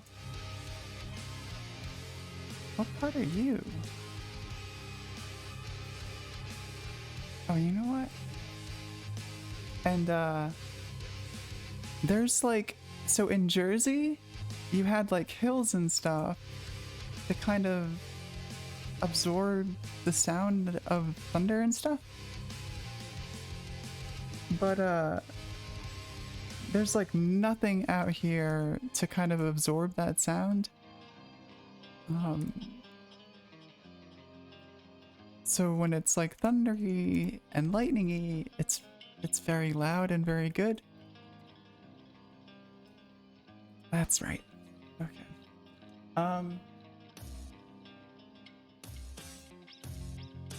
But it does look like the sky is gonna open up and it's gonna be kind of brutal. So give me like a minute. I got some windows to close. I'll be right back.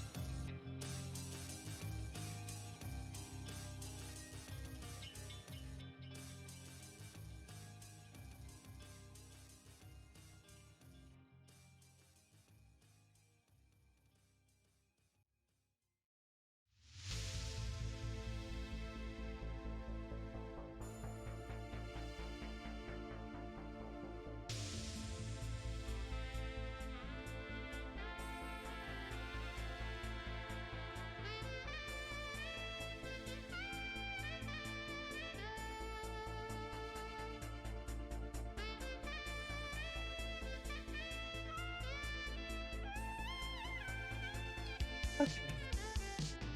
You can smell the petrichor. It's very good.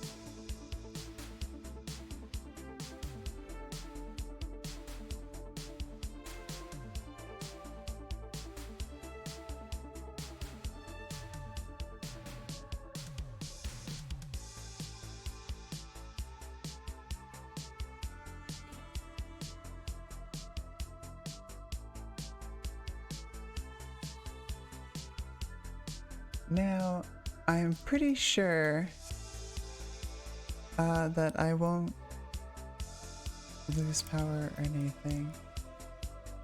But on the off chance that I disappear, it's because I've lost power.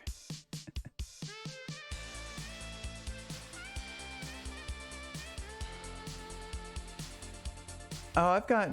Fusion makes backups every 5 minutes, and I also save pretty frequently.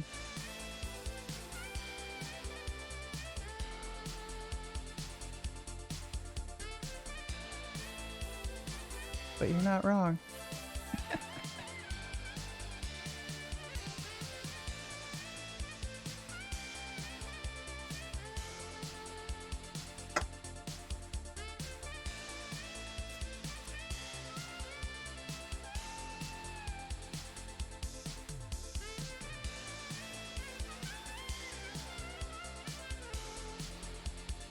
And if it...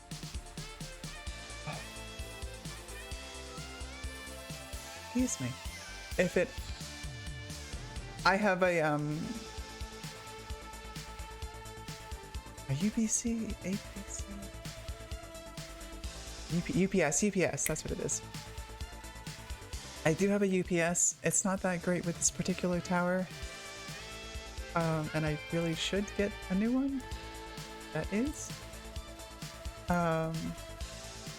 But regardless, if it does start like lightning and thundering, I will probably cut stream.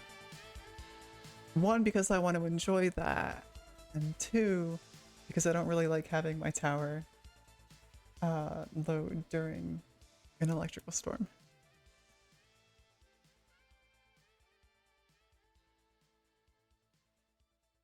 Oh, did it cut? No, well, no, it actually hasn't cut at all yet. That's cool. Yeah, pretty much. I'm a big fan of thunderstorms. I liked them in Jersey. I like them even more here.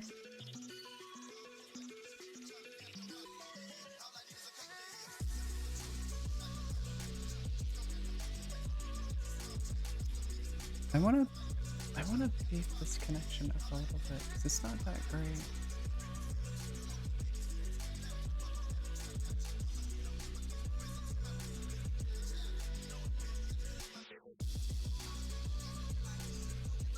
Yeah, no, I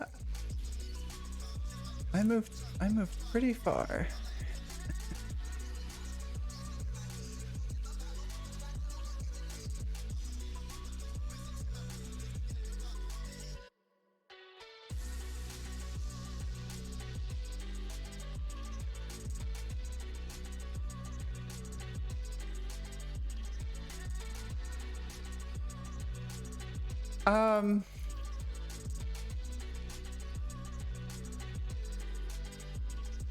Climate, mostly.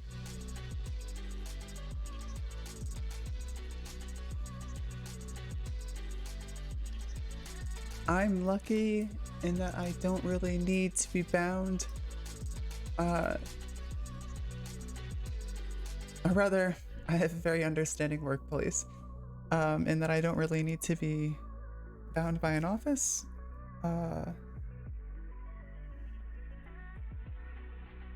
And I don't really particularly care for Jersey's climate after having lived there most of my life in the middle of nowhere.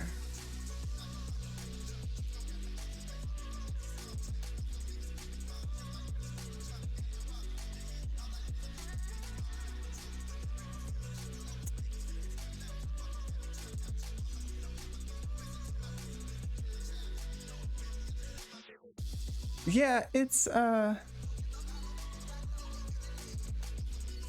COVID kind of helped with that a little bit, but then also so did lupus.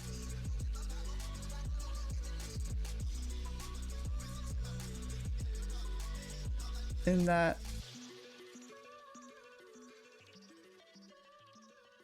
I can't really be around public spaces too much.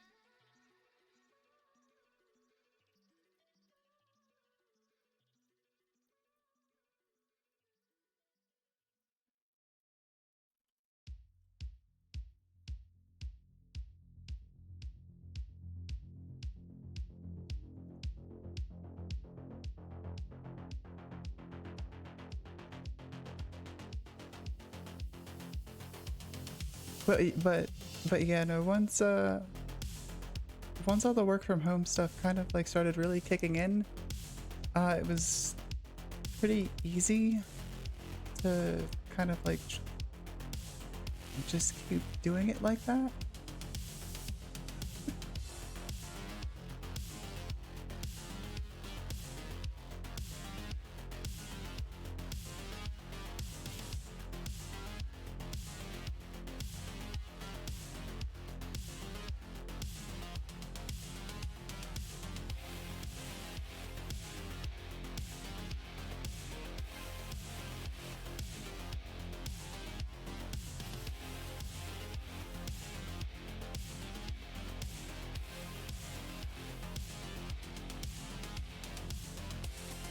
It's not really all that different from what I was already doing. So it works out.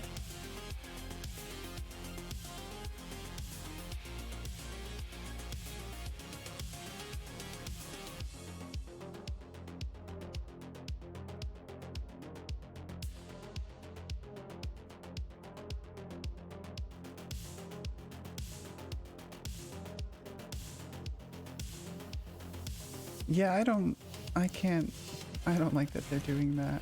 I don't like that a lot of places are kind of like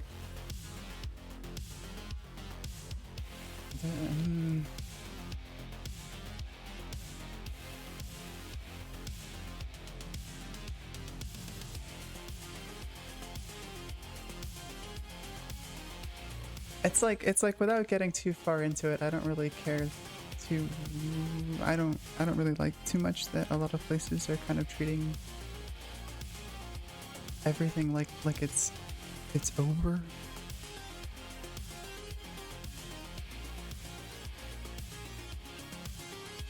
And I'm still kind of like this stuff will still pretty actively kill me.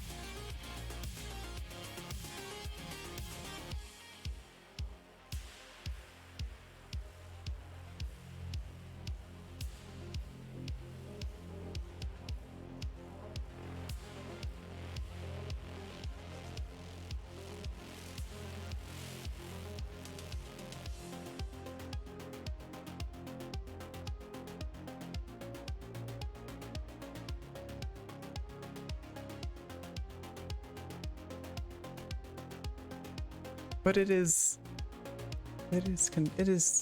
nice to have a mostly understanding company head.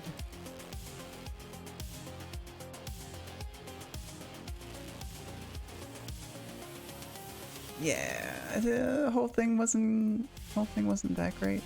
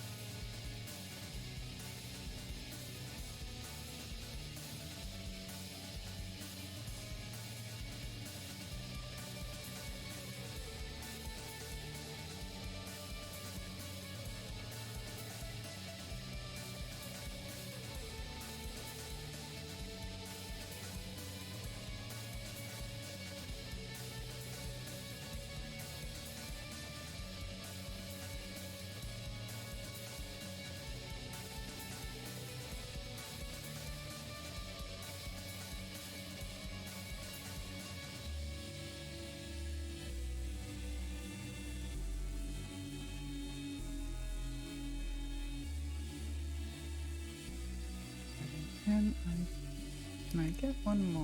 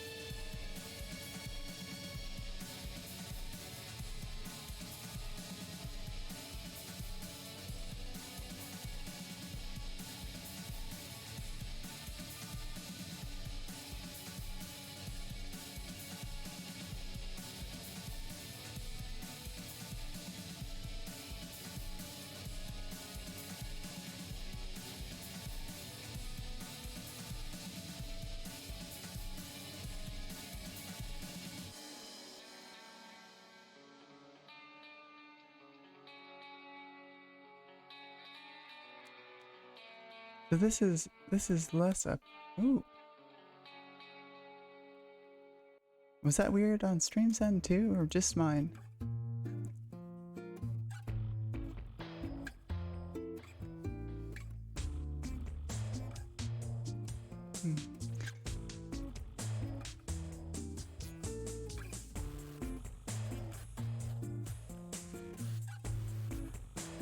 These gotta get moved.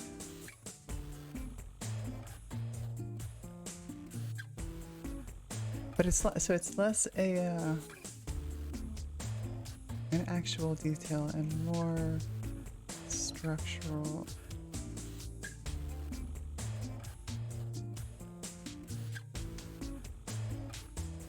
No, you're fine. There was just like a glitchy bit for a second, and I don't think it was on stream, but it might have been.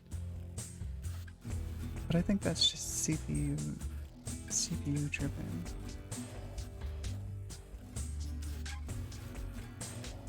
Will we as is?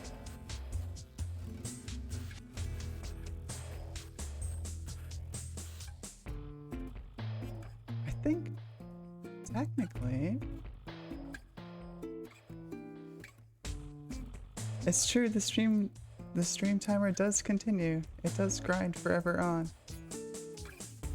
I think.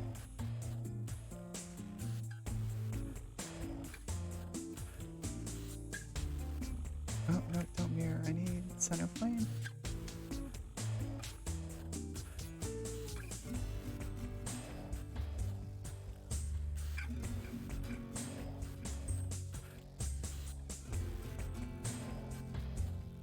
Now there's an actual thigh gap.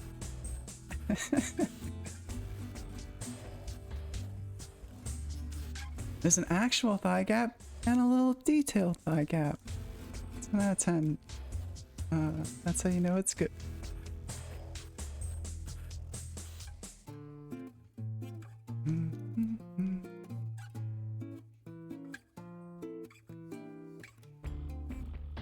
We got some little structural bits in there. Oh, that's... I almost forgot. Where are you?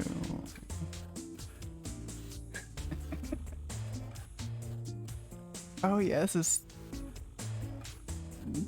321.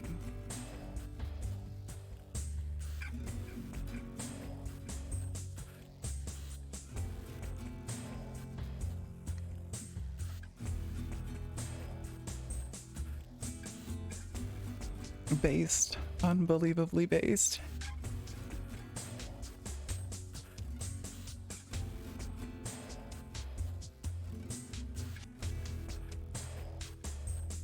She's perfect.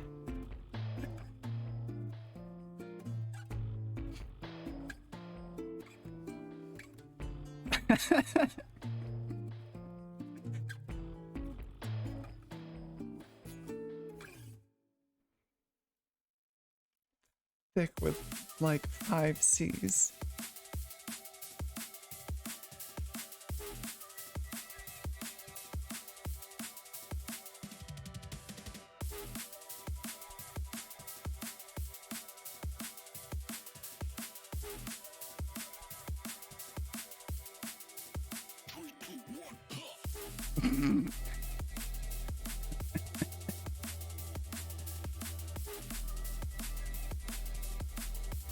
Respectfully, of course.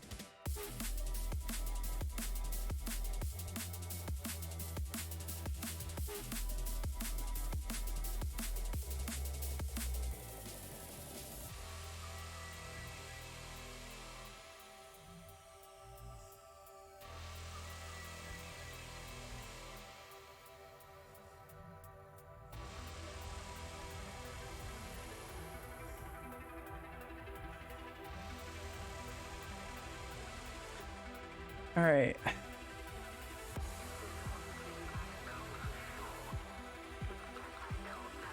I feel like this is gonna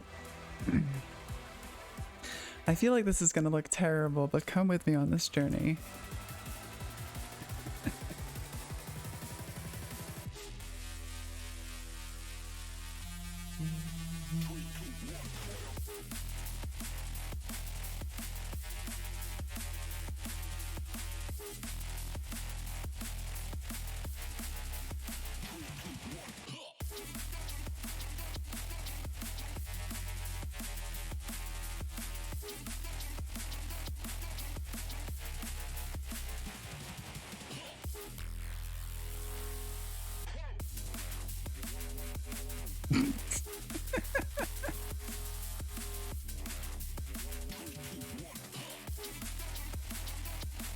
Oh, it's protagonist. Okay.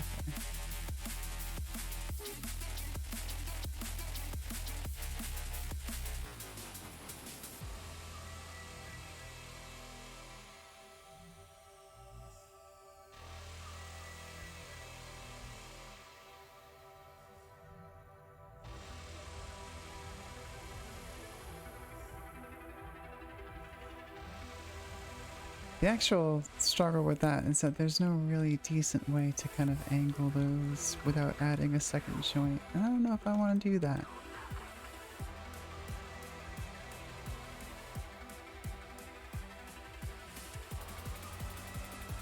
Oh, buddy.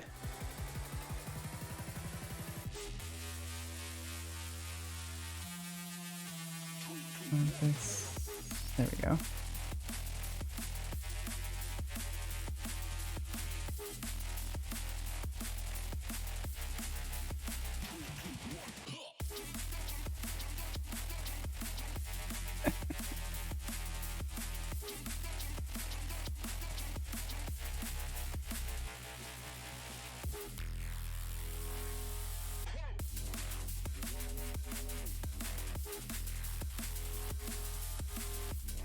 It's a magical girl surgeon.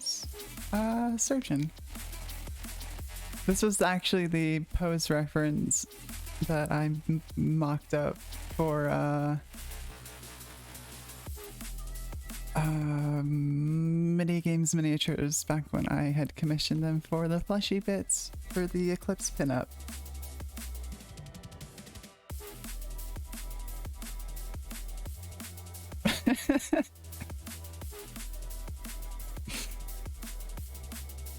It was a fun little pose. Let me see if I do have this. I still have, yeah, I still got the original canvas.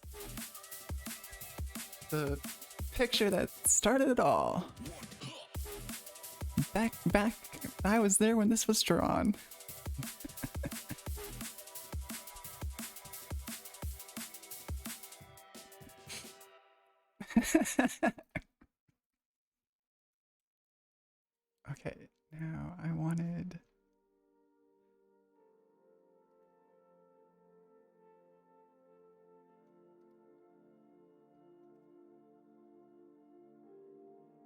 Oh yeah, this is awful.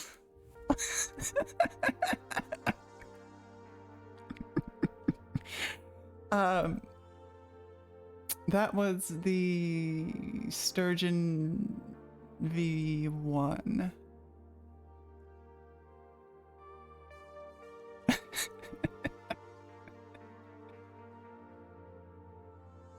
It needs another joint so I can actually rotate these properly.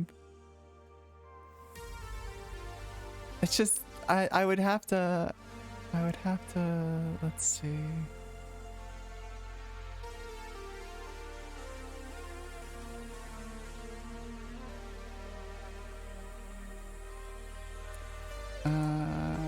Probably like 0.9, 0.85.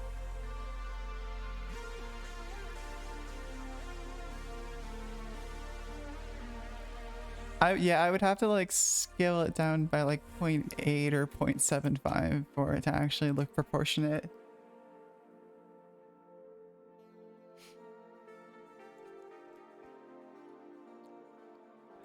Okay, well these legs are going to be separate anyway, so technically anyone could kit bash something like that. We'll see if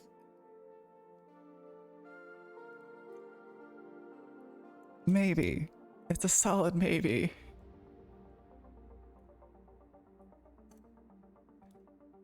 No, see, this is way too big to be proportionate for the base. But that's just, I guess, a personal opinion.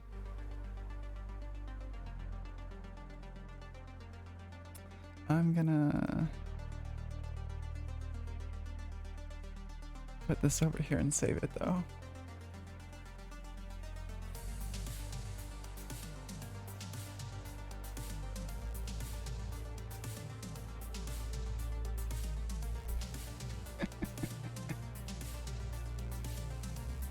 And the people in the Discord are missing this quality content. The fools. They'll never know.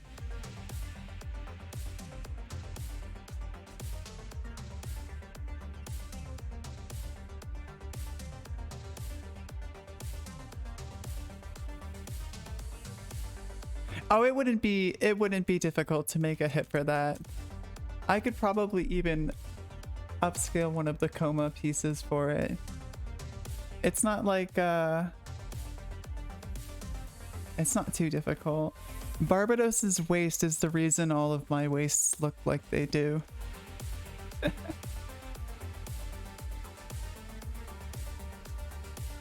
This is all that mech's fault.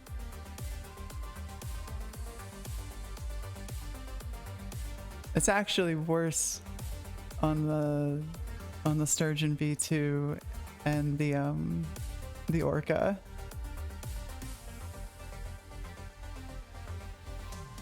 I think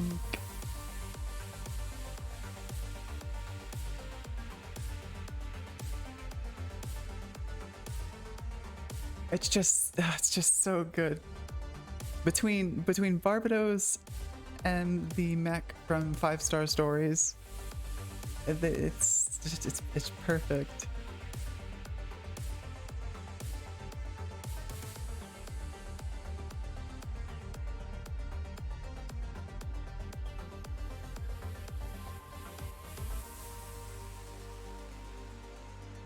I am kind of hoping I get to do a bunch of just nonsense for the add-on file. It's all Barbados. It's all their fault.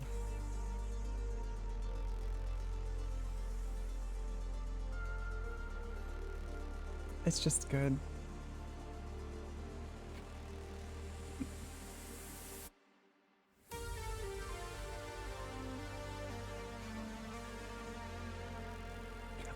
I don't actually. Oh.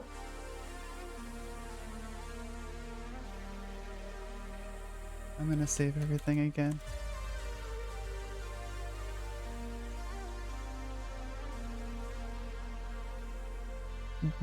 That is probably something I wouldn't do.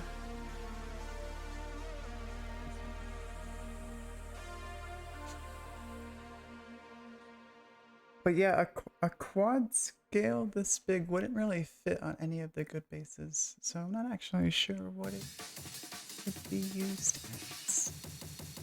More of a more although that's half of this stuff anyway right now. None of it falls into a use case, which is fine with me. No worries. Quad. Okay, you're there. Okay, cool.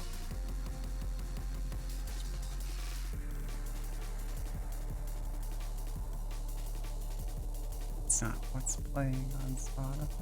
Oh, it is. Never mind. And that's saved.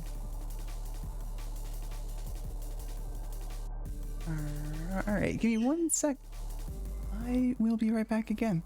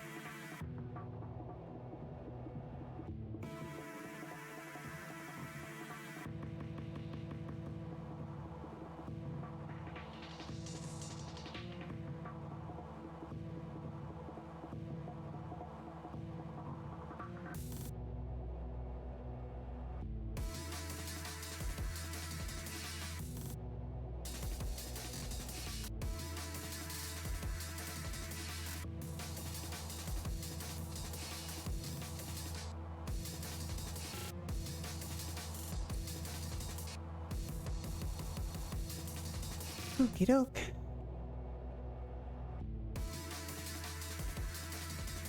Alright, this is it.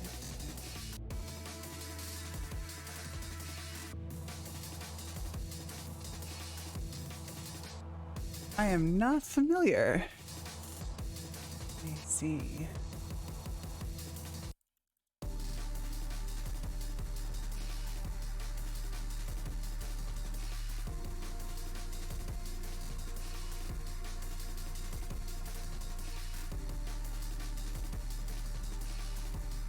That box art, though.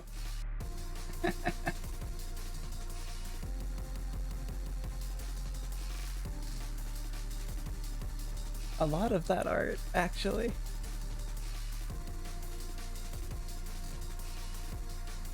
I can see it, though.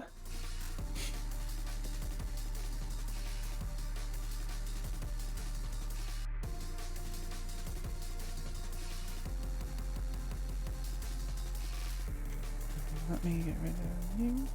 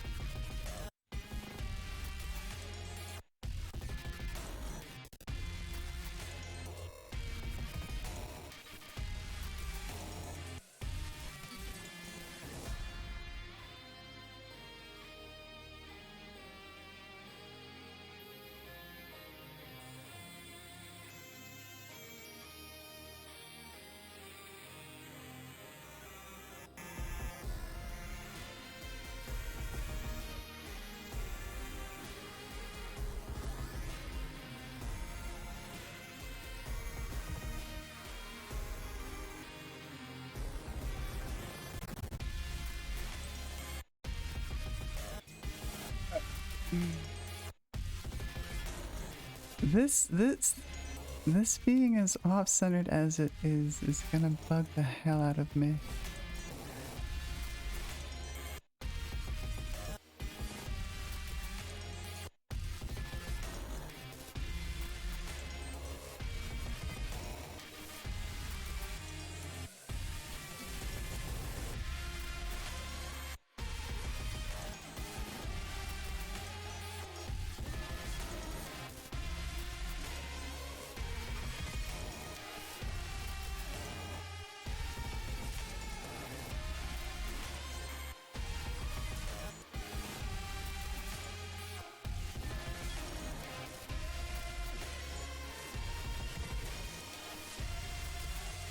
That's better.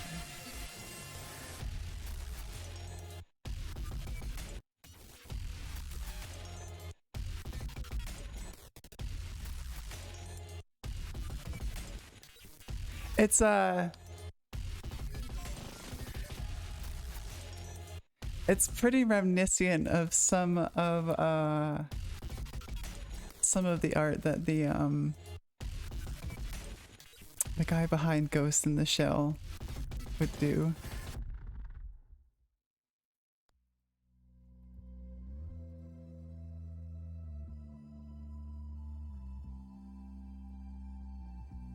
Thank you, Masamune Shiro.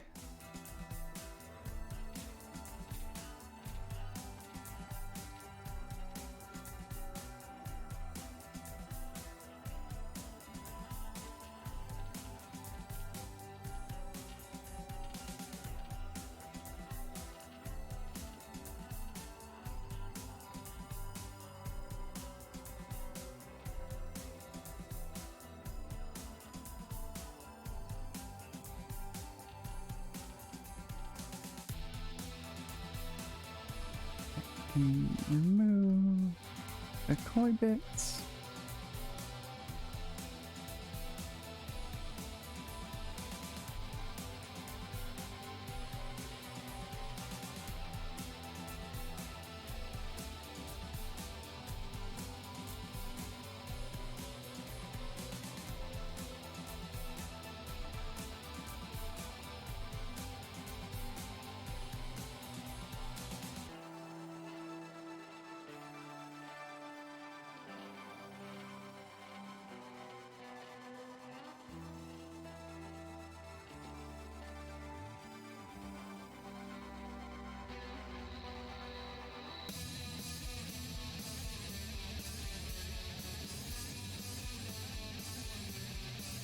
I am absolutely horrible at remembering names.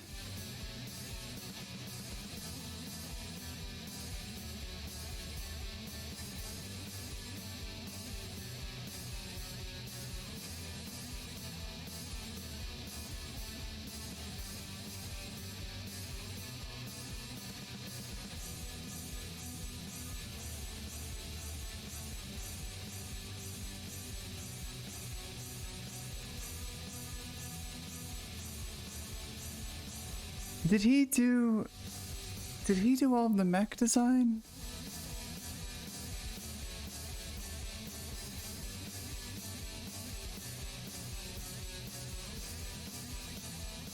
Unfortunate.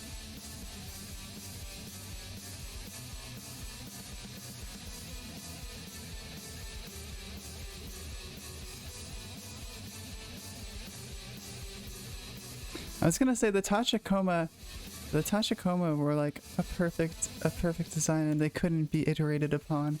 But then actually I really like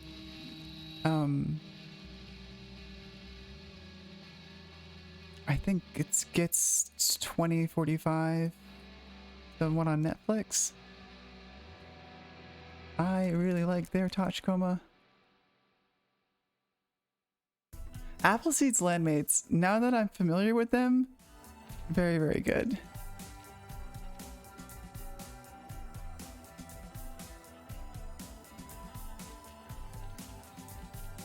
We're getting there. We're getting there with these ring knees.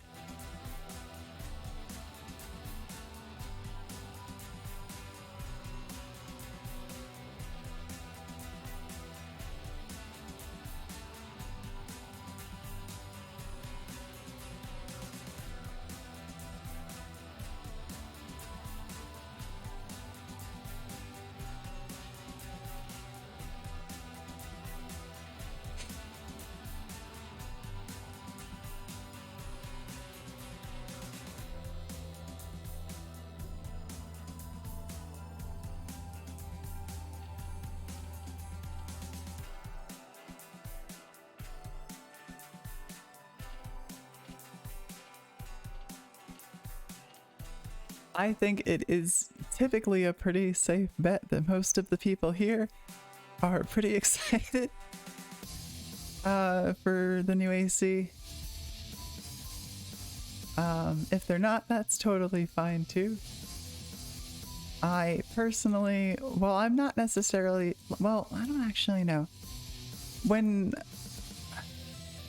I feel like I wasn't old enough or good at games enough to really kind of appreciate the PS2 era of Armored Core.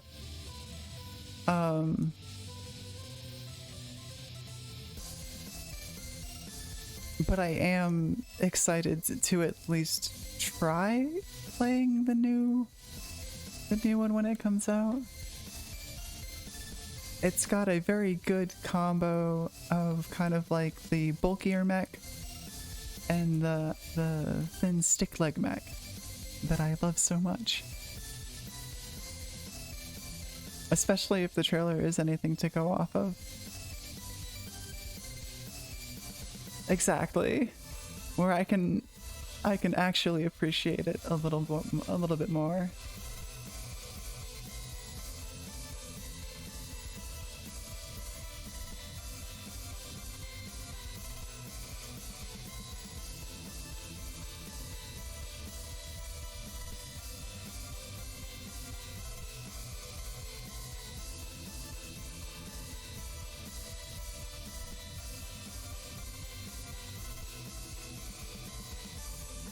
And I was saying on an earlier stream that I do think FromSoft having the Souls games under its belt before going back into something like this is going to be a pretty large benefit to it.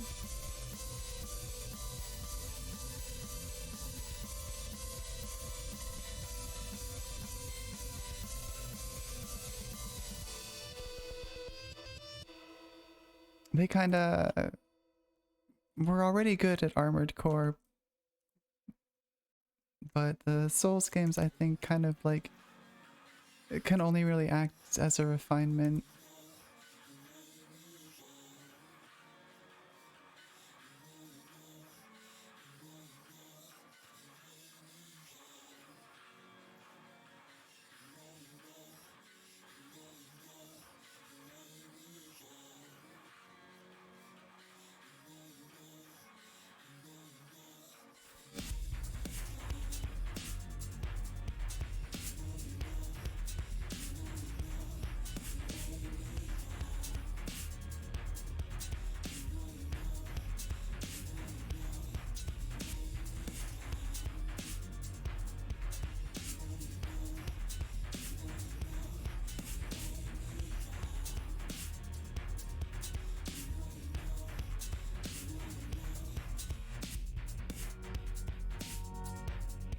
I also found out that YouTube won't copyright strike me for Lorne,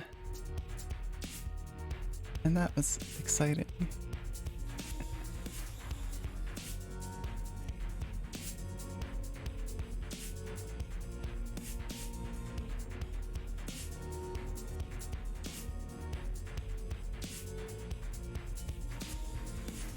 And I realized, I think this was said a little bit ago on the stream, where someone was saying, how can we think about mech feet? Oh, you keep taking them away. And I'm like, you can't think about mech feet because I've taken them away. It's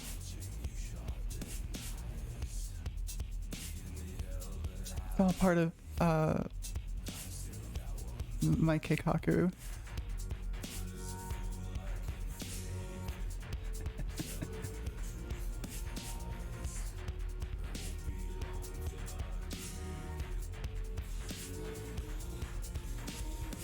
It should be illegal.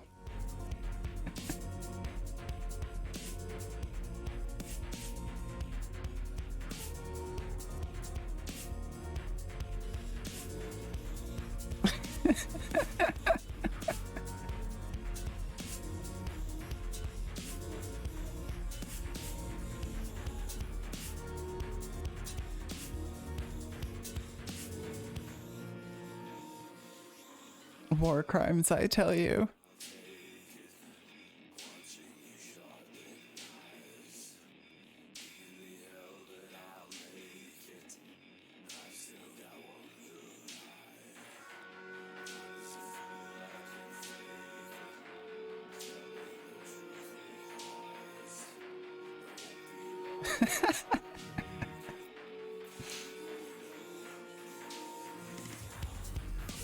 Actually, where is it? I made a render a minute ago. Let me see if I can find it.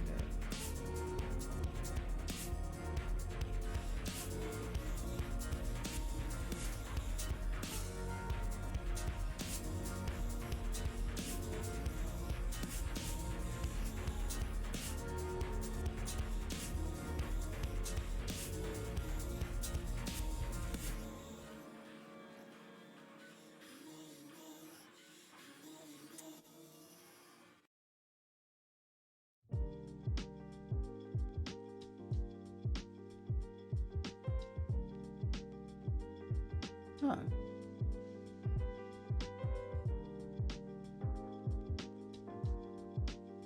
Where did you go?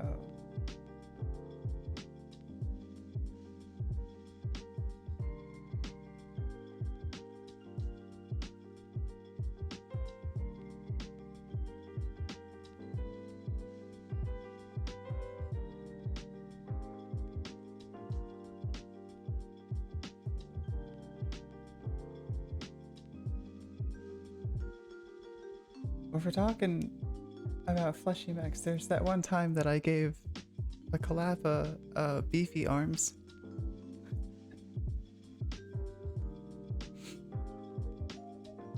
Which is definitely cursed.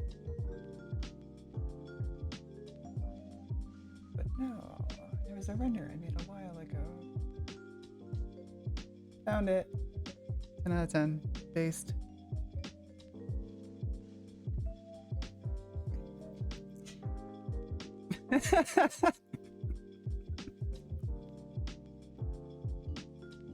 Oh, it's awful. The fleshy arms. It's almost as bad as the Corridor setup with ostrich proportions. We like to have fun here.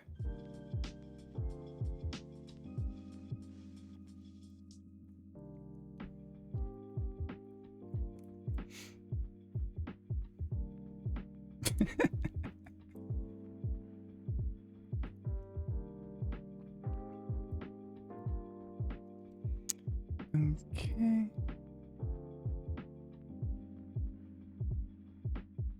I mean, I got a whole folder of them. Are you transparent? Oh, you are transparent. Oh, I'll have to post that to the Discord. I was like, I knew I had them kicking around.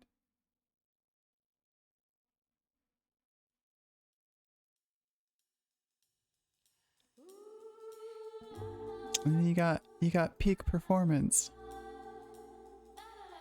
Doesn't get better than that.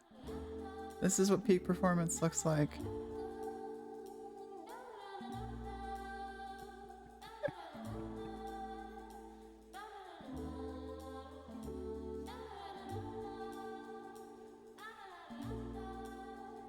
Yeah, exactly. But not gains like this guy. Never skips. Ever.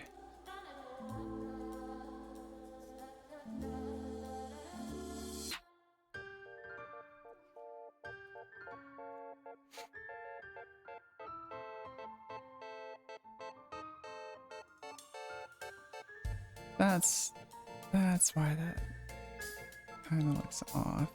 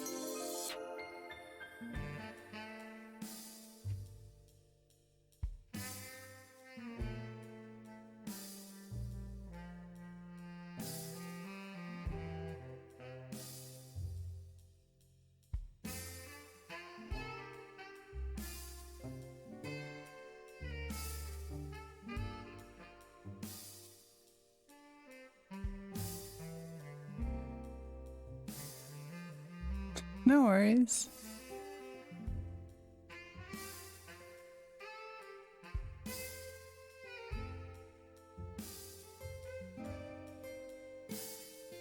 Then chances are I'll probably be streaming again same time tomorrow.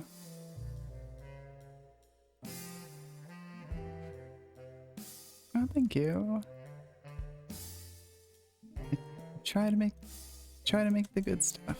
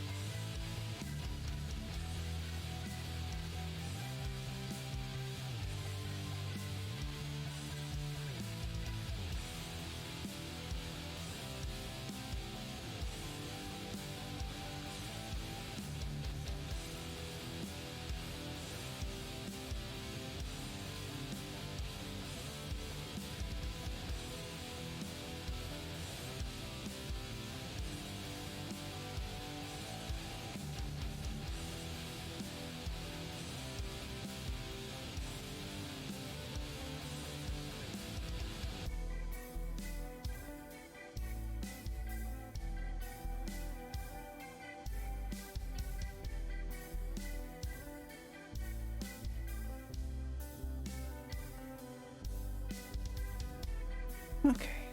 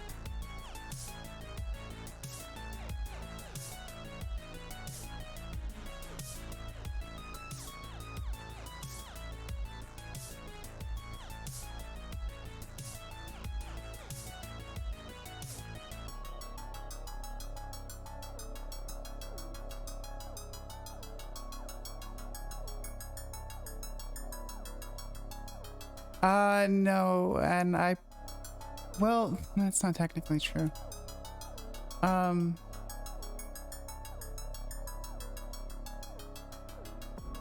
I did the potential for one of the weapons in the melee kit to be set up like a whip, but it required your own wire for it.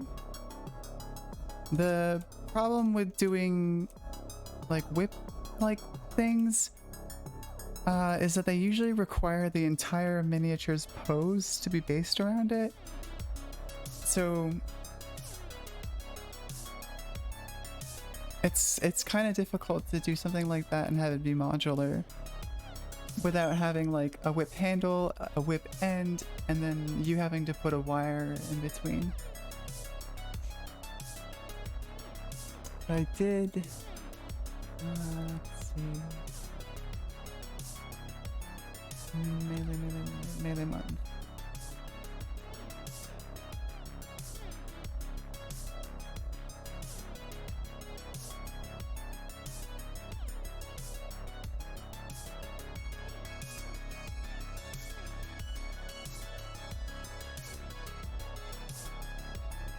I did like a flail drone, like a esque mace guy. But this was supposed to be substituted with like a 2mm floral wire, I think.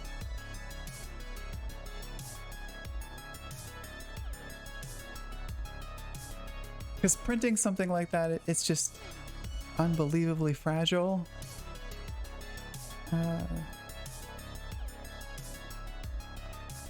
This kind of weapons can get tricky.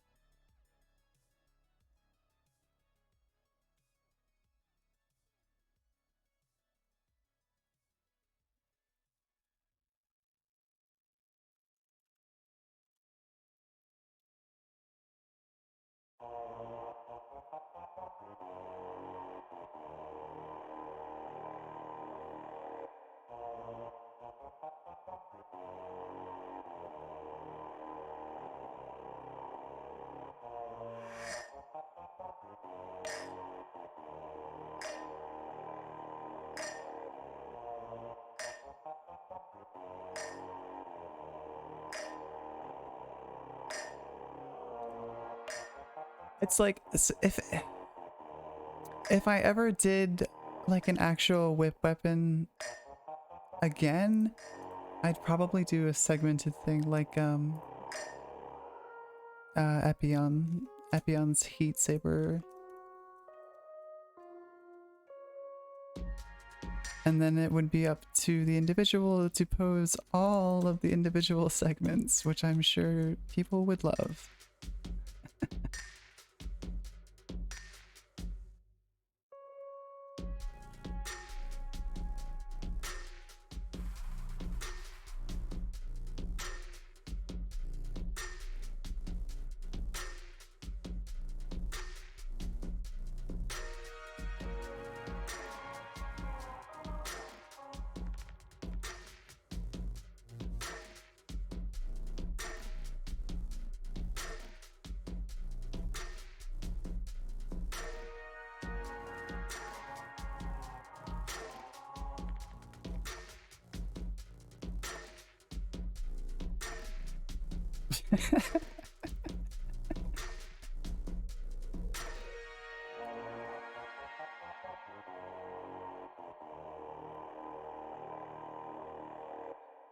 This is for 1 segment, this is for 2 segments, this is for 3 segments. Ah, it goes on and on.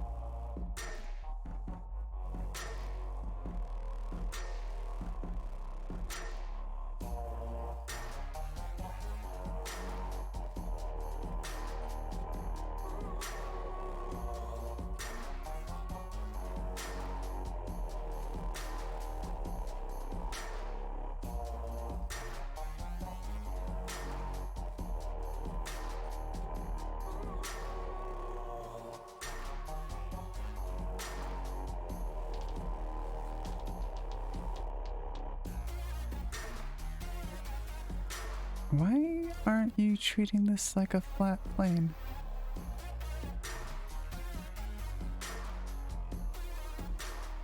Huh.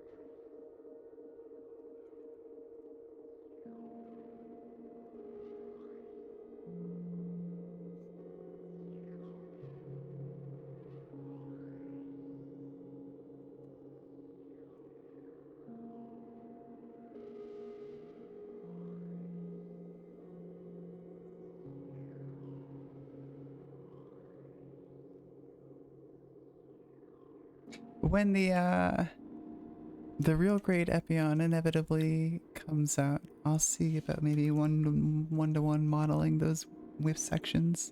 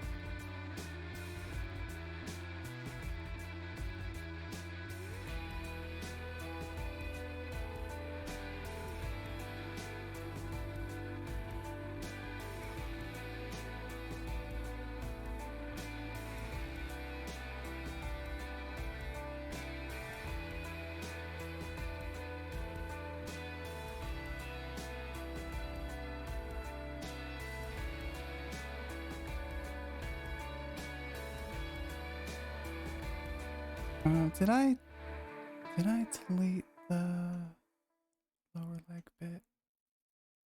Okay.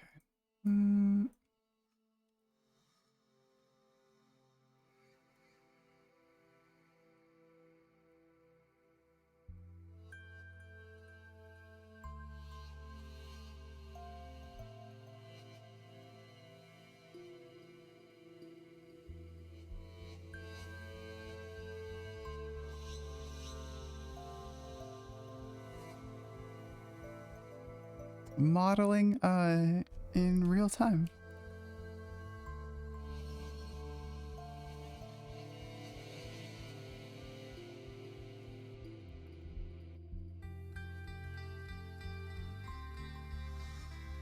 Nailed it.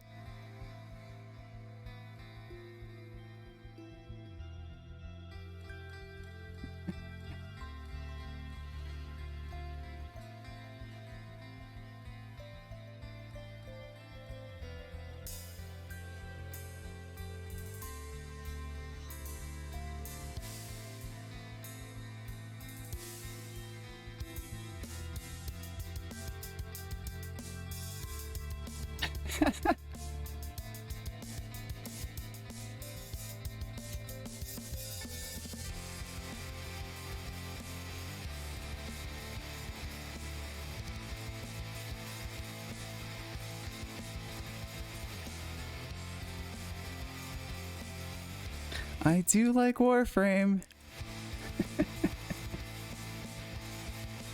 No, but there will be some that are pointy feet. I will never be able to escape that.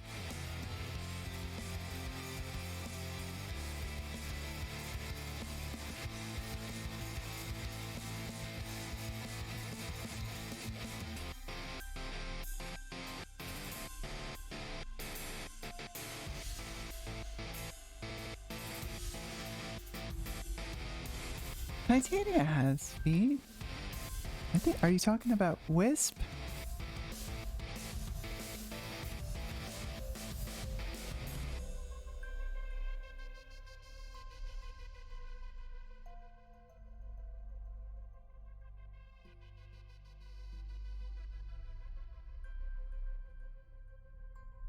Yeah, Titania totally has feet. Wisp doesn't. And I know that because Wisp is my waifu.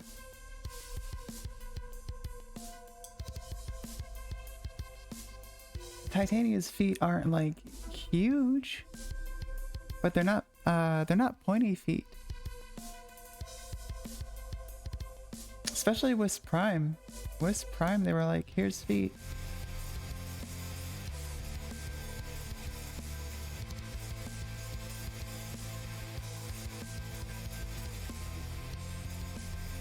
I do really like Wisp Prime's wing bits, which is a controversial opinion apparently.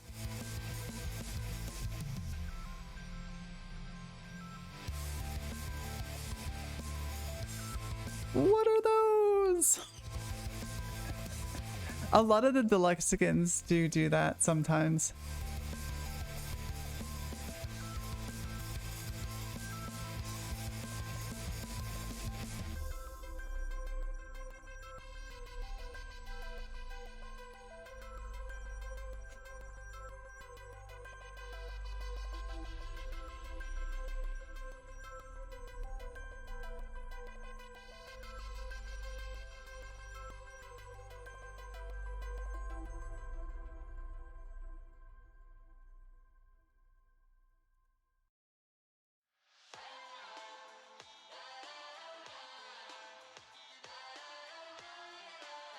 Why?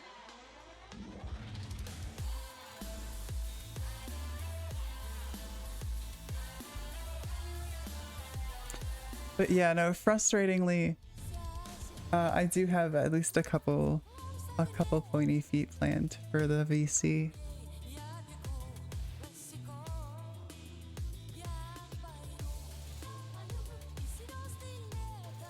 The Saren Orphid skin's just kind of bad in general.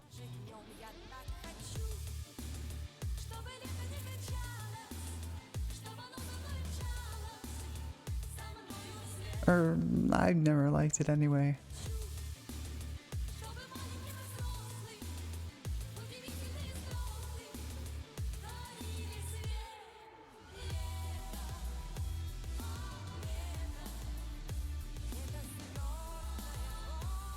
Which is kind of hilarious because she has a ton of skins.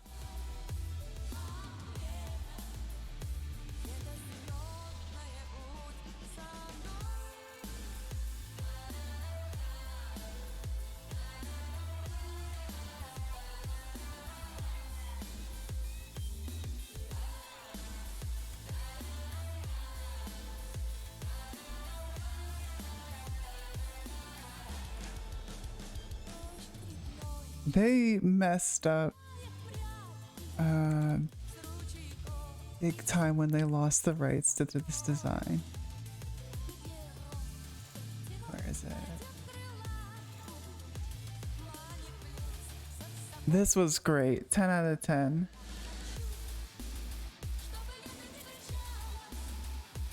And then we got whatever that first deluxe was.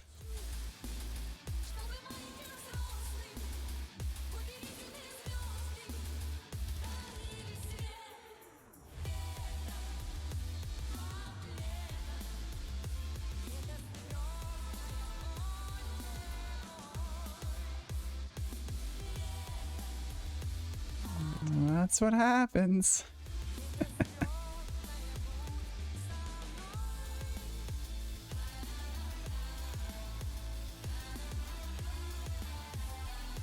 I really honestly want to know what kind of setup Liger has with them.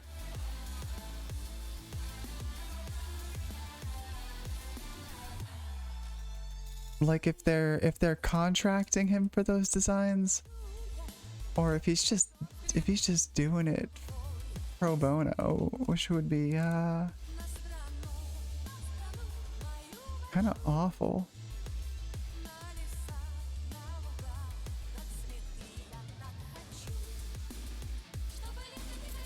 Yeah, I haven't kept too much up with Warframe. I'm like, eventually I'll play through the Deviri Paradox. But like a lot of the designs that they've been doing lately have just been really really busy.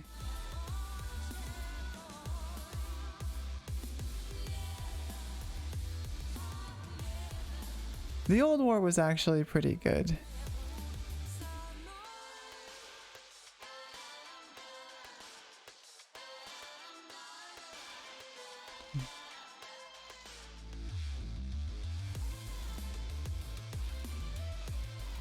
It was a fun bit of story to play through.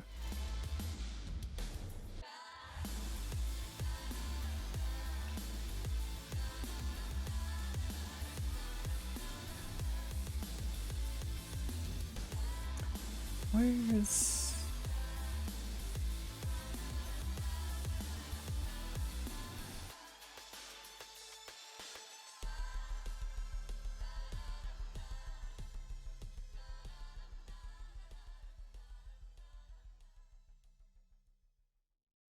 No, I don't want that spread. I want that one.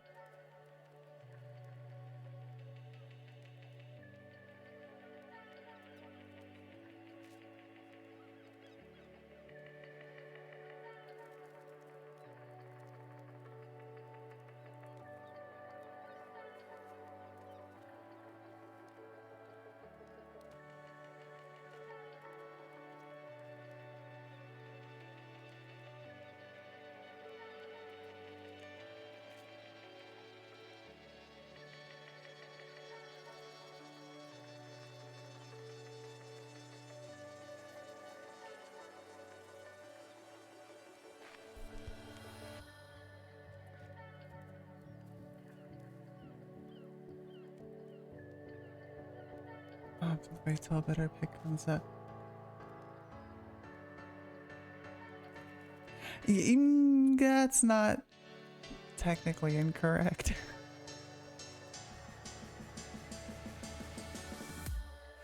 I think I really started to fall off once was it Warjack? War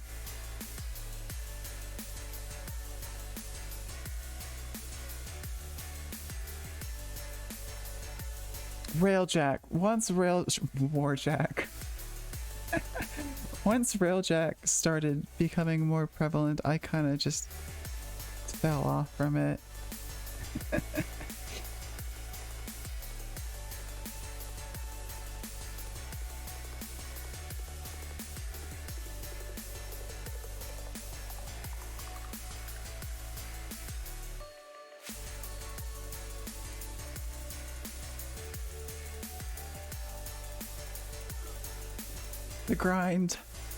The grind wore me down.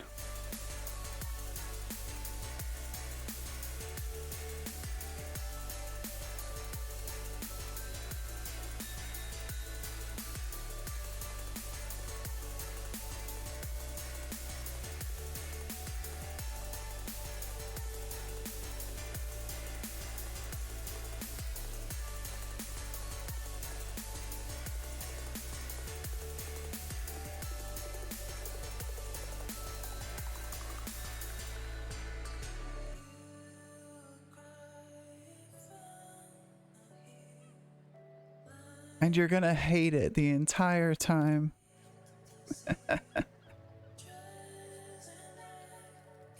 Which is unfortunate because they teased some really cool art for like modular Arcwing and then never did anything with it. Which is arguably kind of par for the course for them, but you know.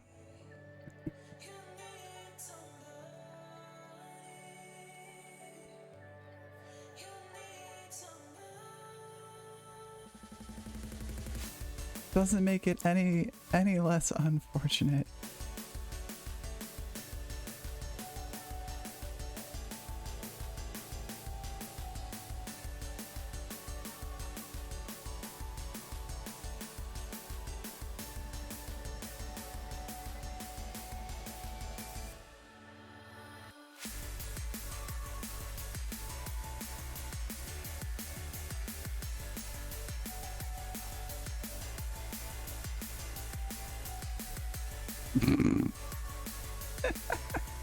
What? No. DE would never.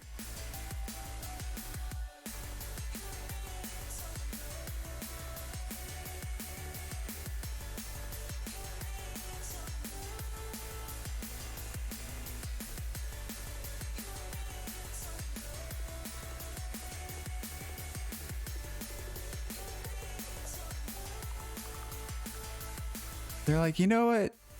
You know what fans would really want right now? A 5th melee rework.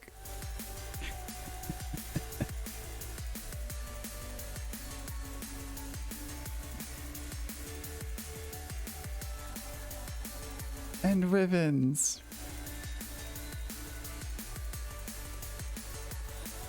That you'll never stop re-rolling.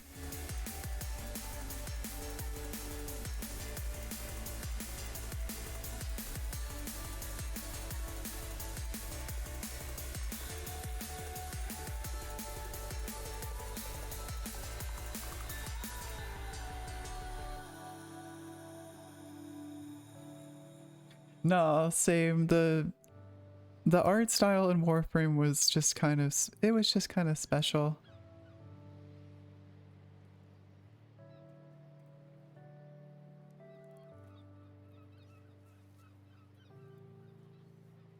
They had a really good thing going for a minute there.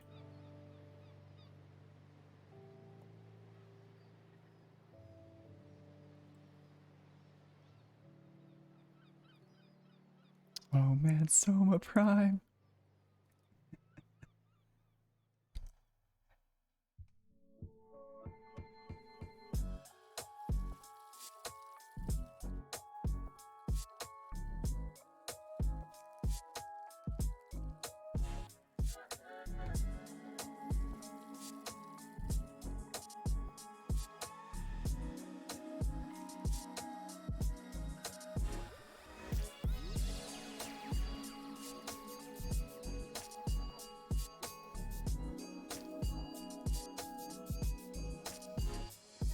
Oh, didn't they like actually call it Soul's Frame or something like that? But yeah, no, I agree. I am cautiously optimistic about it.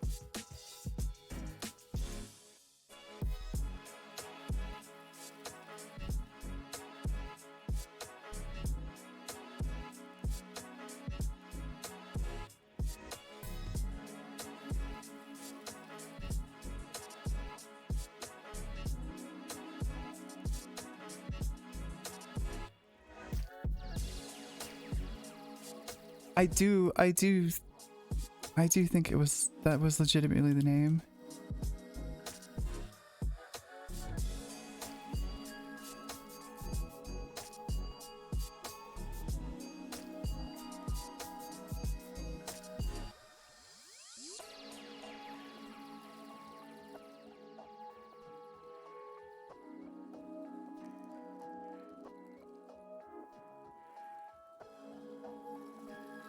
And that's that's D.E. Steve's new baby, right?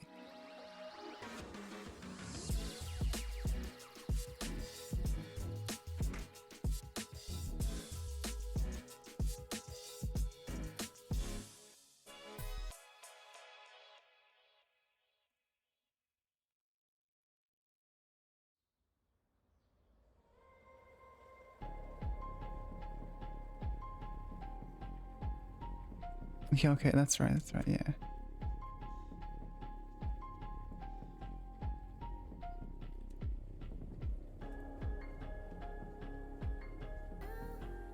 I mean, they've already proved to me that they can make a pretty okay game.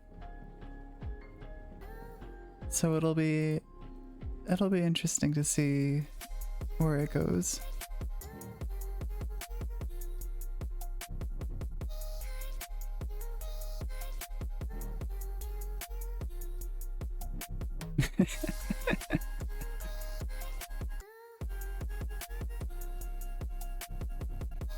What do you mean you're not supposed to bind melee to your scroll wheel?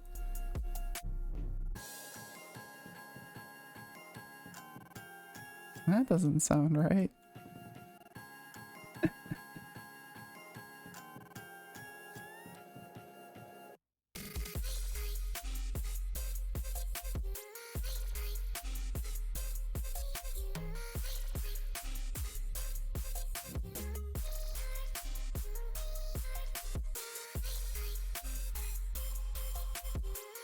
The platinum system they have is actually legitimately pretty good. It's not like an obnoxious grind, but it is still kind of a grind.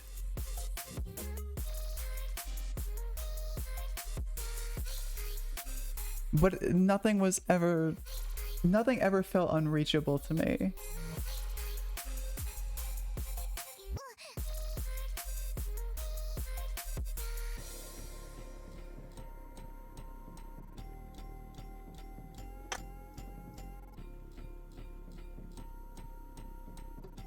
I don't know how well that holds up now, though. Yeah, exactly. It had like a whole legitimate economy.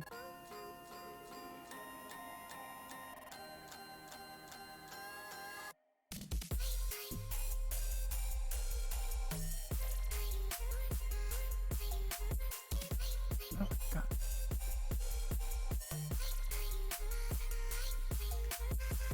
No, same. I remember before they started, like, actually unvaulting the older primes, I had a friend who had, I think Frost and Ember Prime unassembled, and they were worth, like, an obnoxious amount of plat.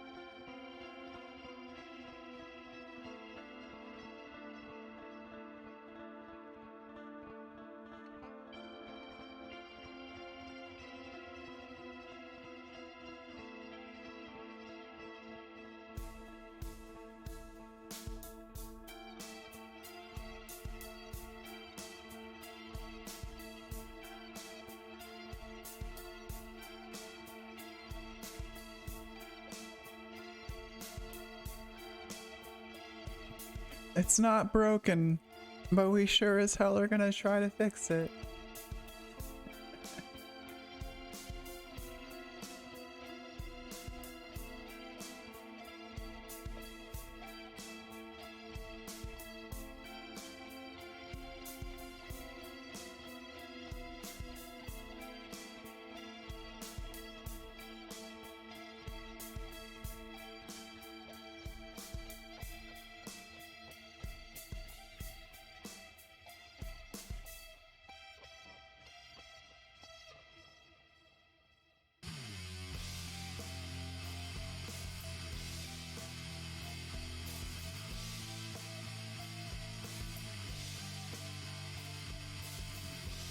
Yeah, I didn't think it was too bad.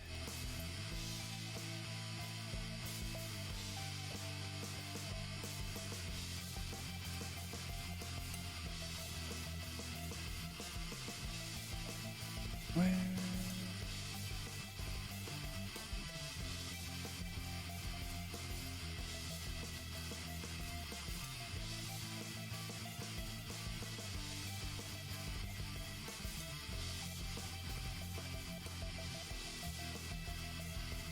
Yeah, the rotations were kind of garbage.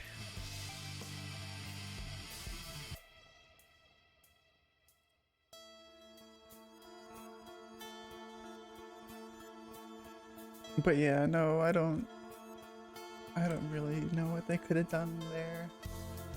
Outside of vaulting more frames.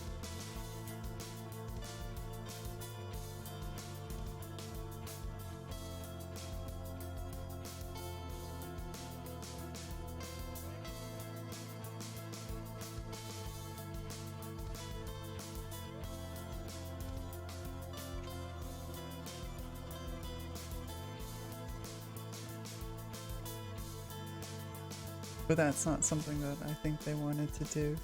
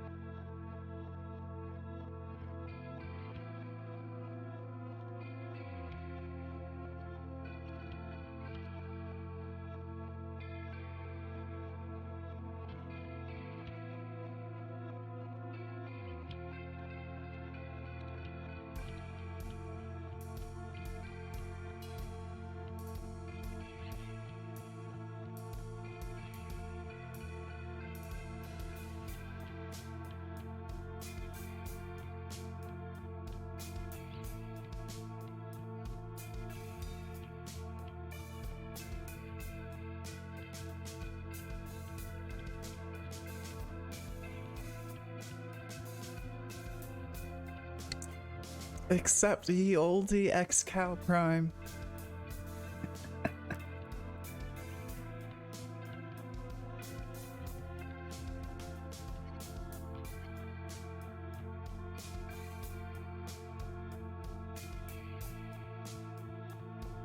Good evening.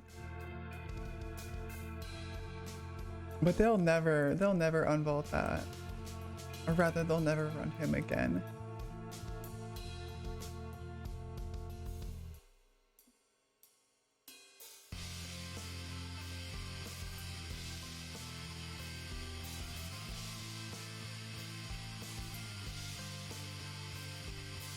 Not too bad.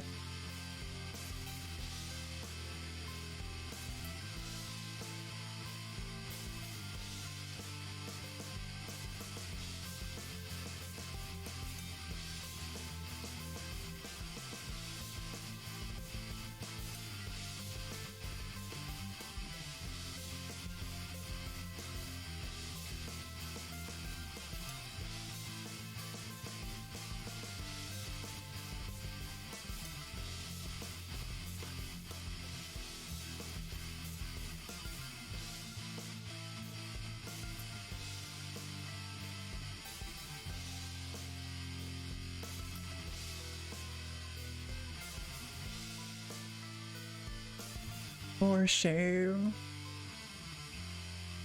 I never had XL Prime anyway, so. Although to be fair, I didn't really like Excalibur. So... No, I wasn't even aware the game was a thing at the time.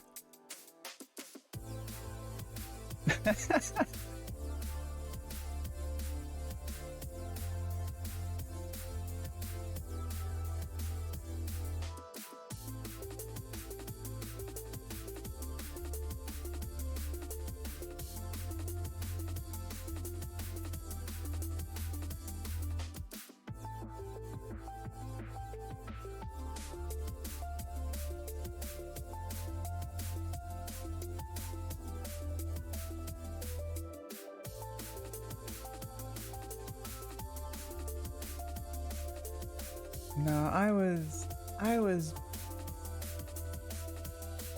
think it was a little bit after she came out that I was really getting into it. But I was a really big Valkyr main and trying to make her as absolutely busted as I could.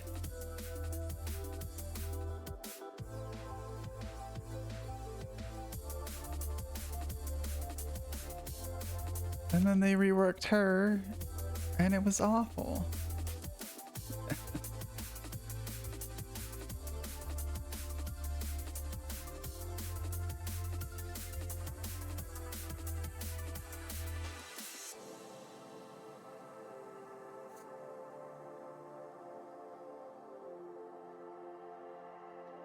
But then you had characters like Ivara coming out, and then Wisp, and that was all good.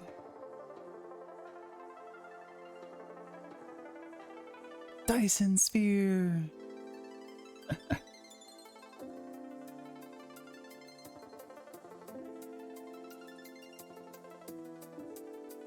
No, there were a bunch of stupid combos that you could do with the corrupted mods that would basically leave her in rage, and then you didn't die.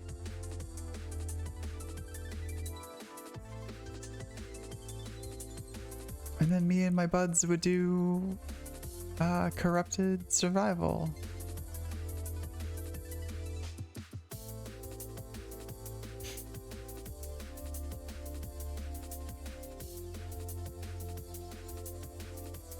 Oh, I see what's going on. Part of this.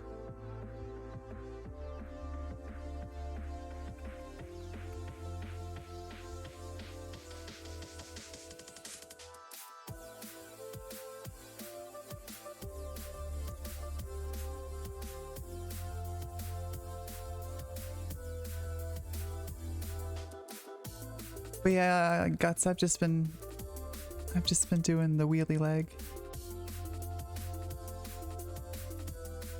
It's working. Yeah. Disc knees, the best knees.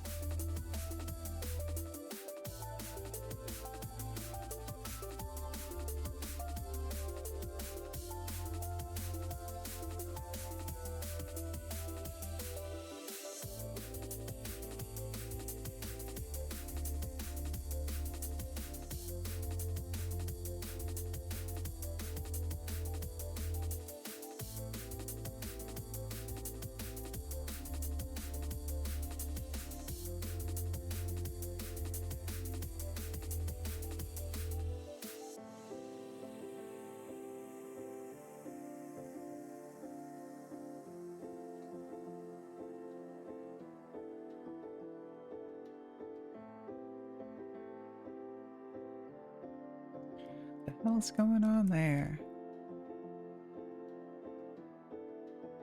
It's like a mess.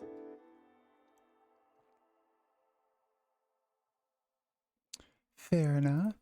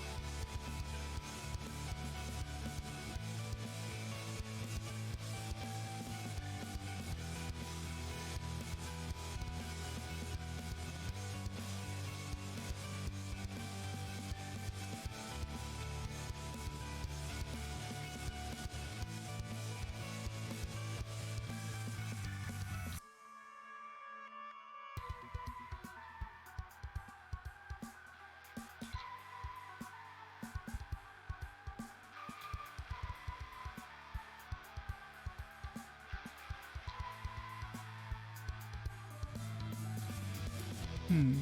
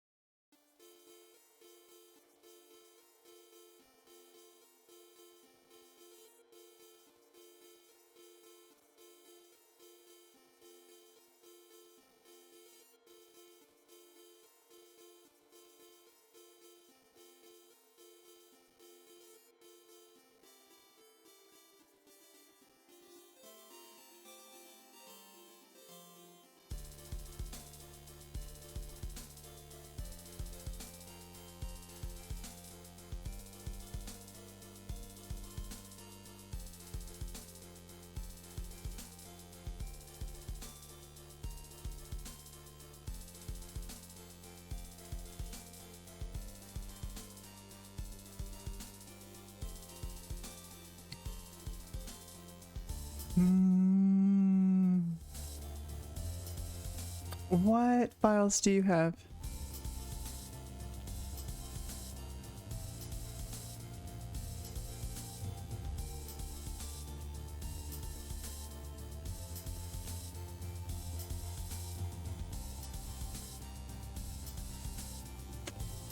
Ooh.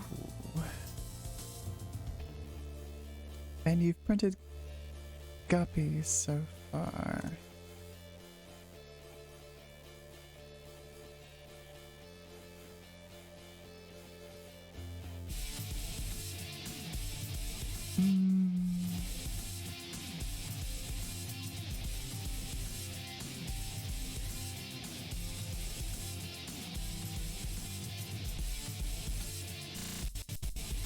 I I think I think the Mako are kind of fun, and they're kind of like a good in between.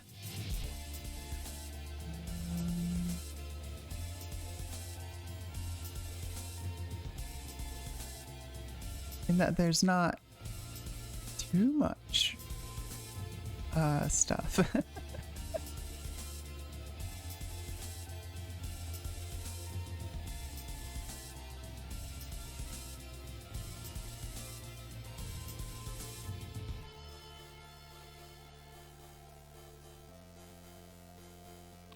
But it's tricky. There's a bunch of good ones.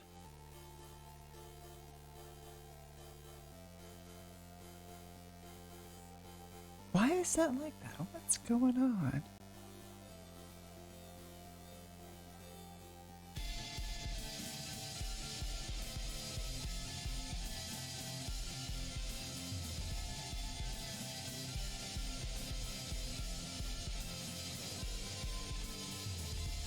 Or rather, how... Jeez. I tell you, you let one thing get off-centered, then it... Yeah, that's it. It's all downhill from there.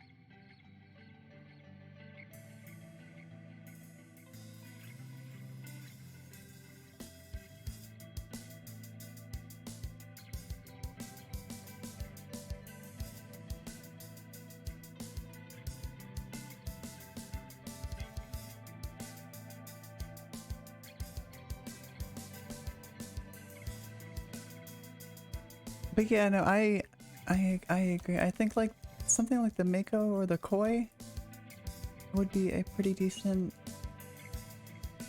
foray into things that aren't quite as small.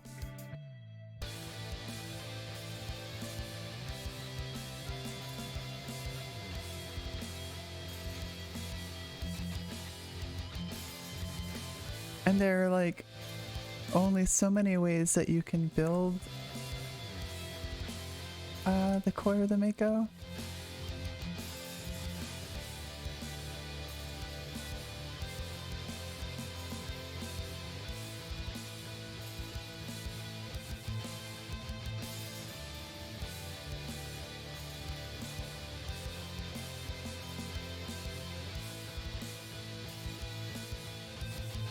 That is also a fair point.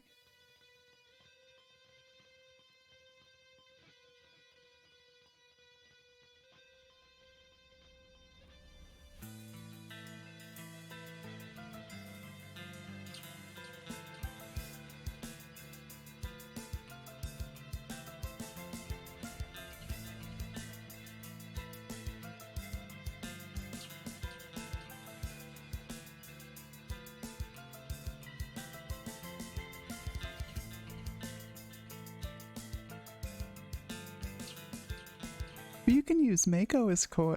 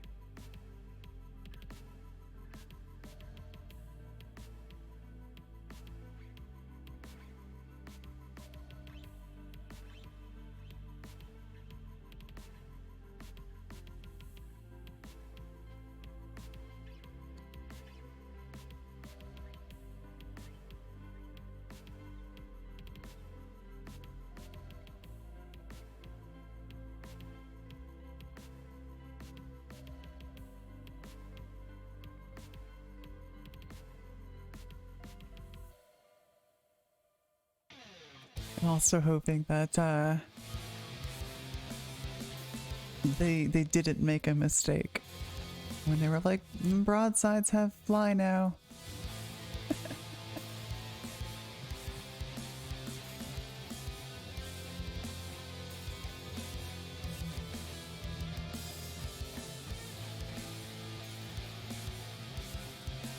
Oh, I like working with acrylic.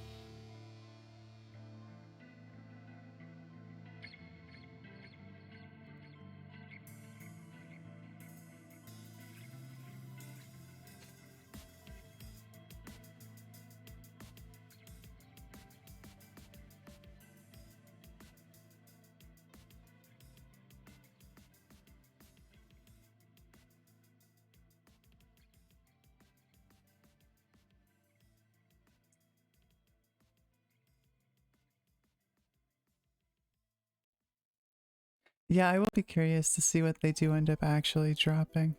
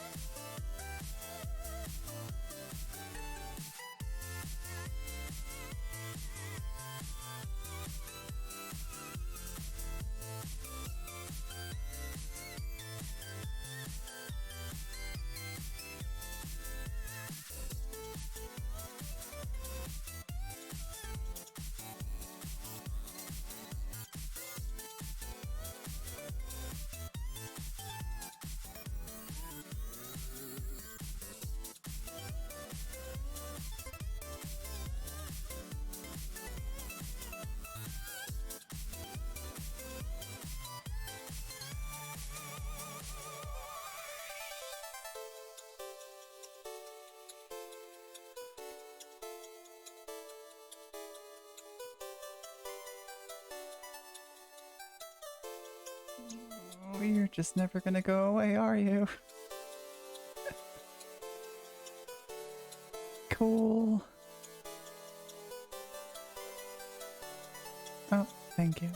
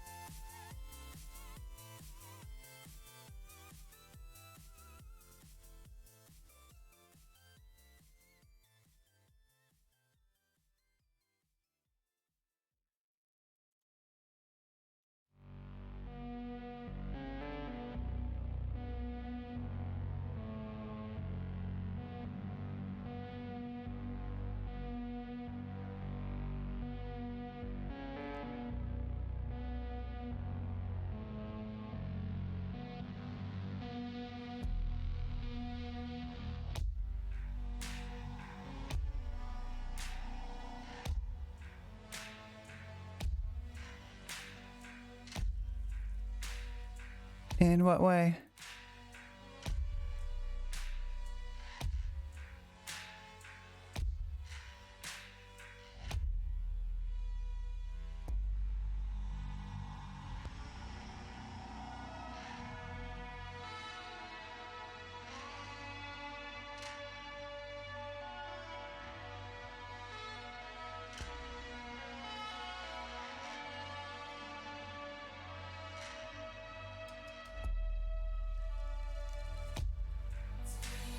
Let it do it. I was gonna say, I've printed a bunch of Mako pre-plates.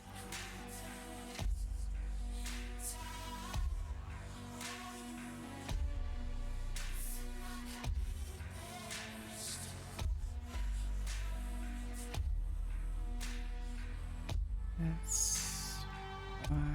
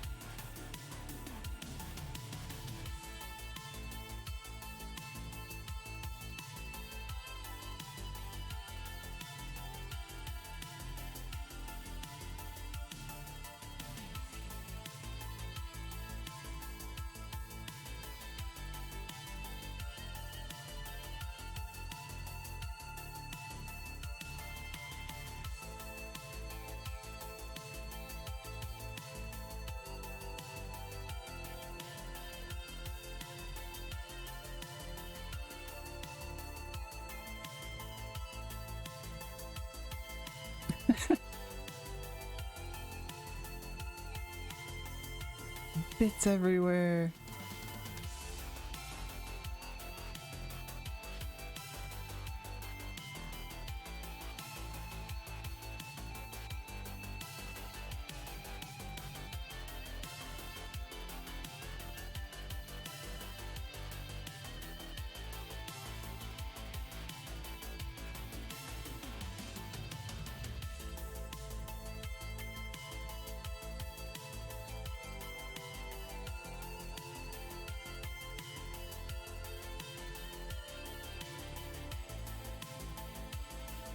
Theoretically.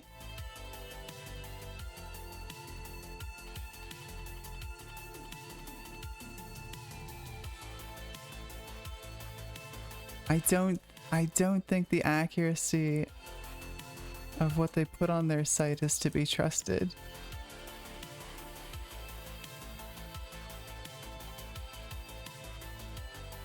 At least from what I've heard.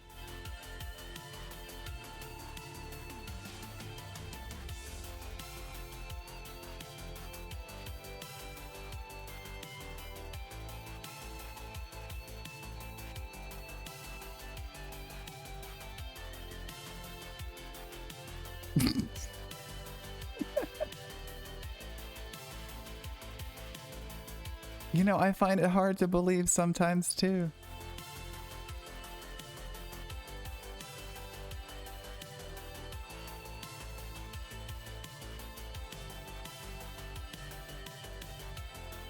But as it turns out, lightning can strike the same place twice. Tyranids just don't get battle line. That's just how it is. It's rough being a bug.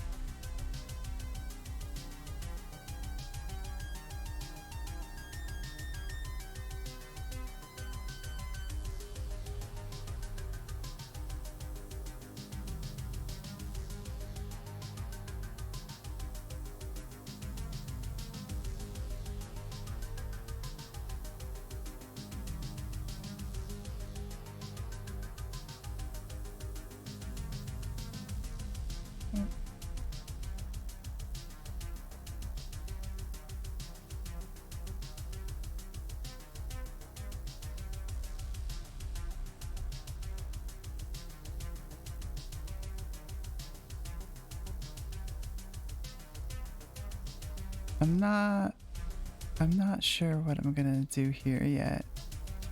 I think there'll be like a pointy leg base, and then what I'll probably do, where are the good Odonata?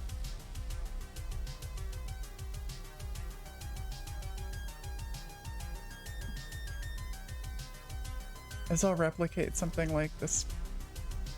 for them. Not necessarily.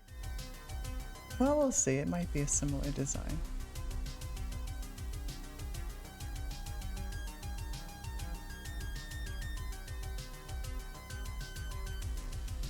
I think that's referring to the Shaka hand post, which I didn't know what it was at the time, but then someone told me, and I refused to go back and rename things.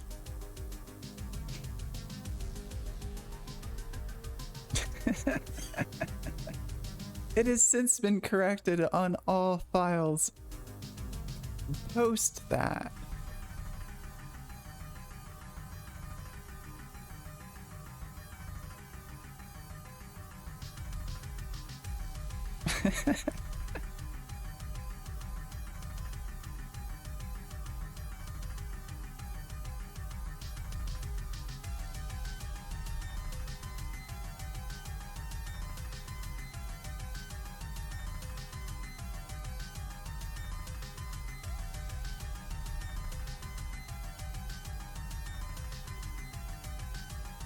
I am gonna fit like a little thruster here, I think.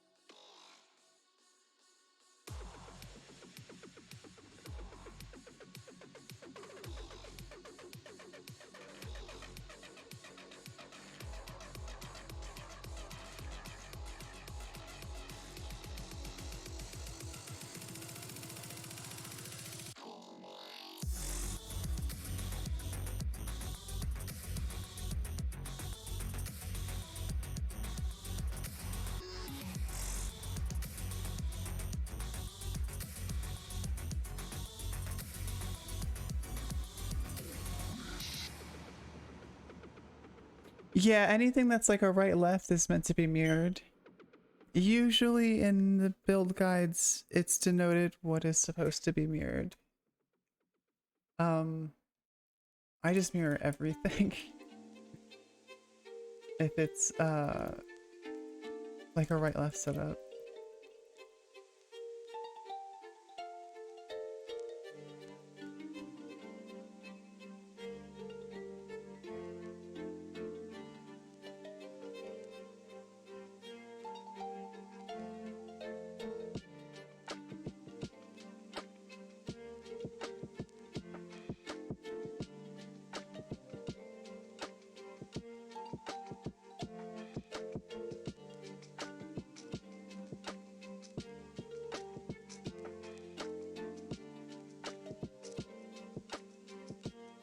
No worries. I don't think I'm gonna do anything with expedites.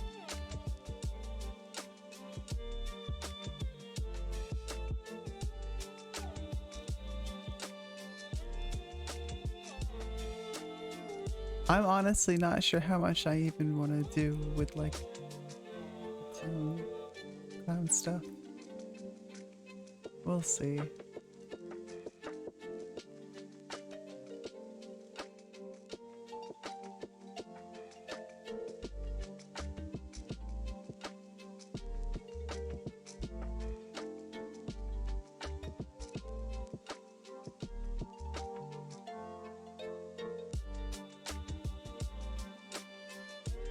And quickly to the kit bash machine.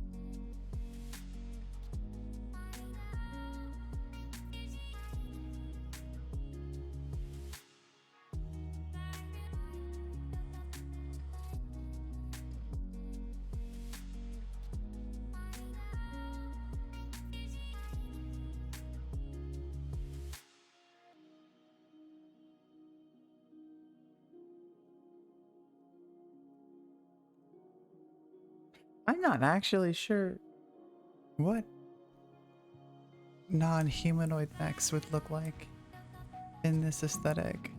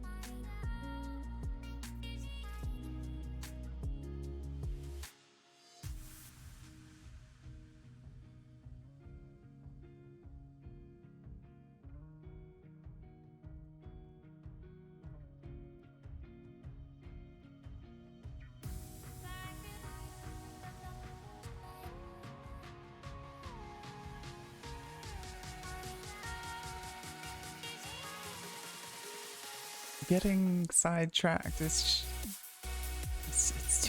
too easy.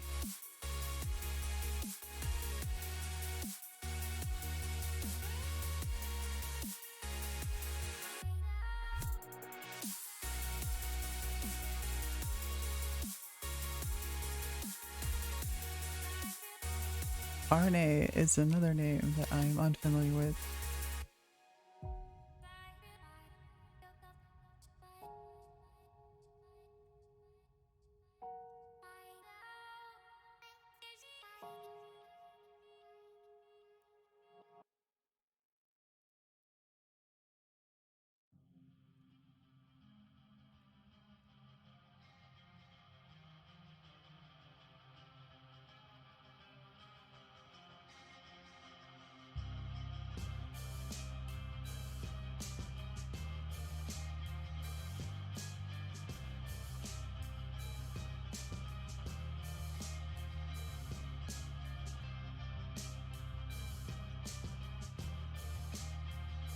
Oh, that's is that this one? Hold on.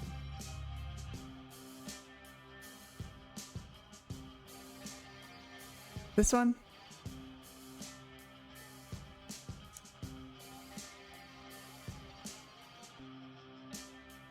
Because they do have a lot of spider mech, don't they? Yeah, okay, so that's yeah, okay, cool.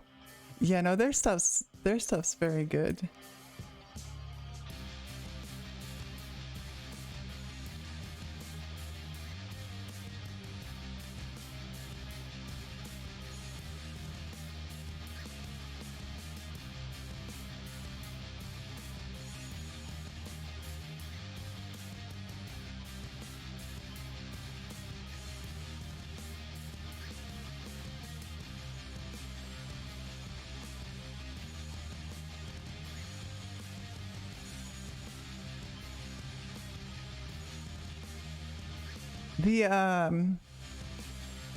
The ball feet on some of his walkers was where I got the idea for the Kalapa.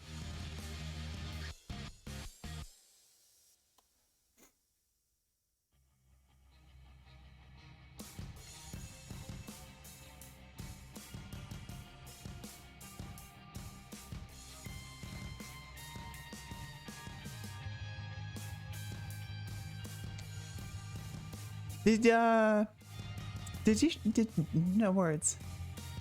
Did GW say anything about giving Legends rules, like indexed Legends rules?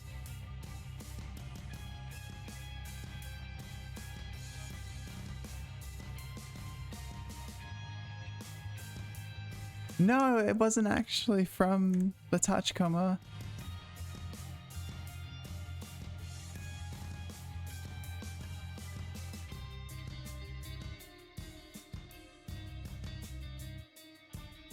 Some aspects of that design were definitely based from the Tachikoma, but that was not specifically one of them.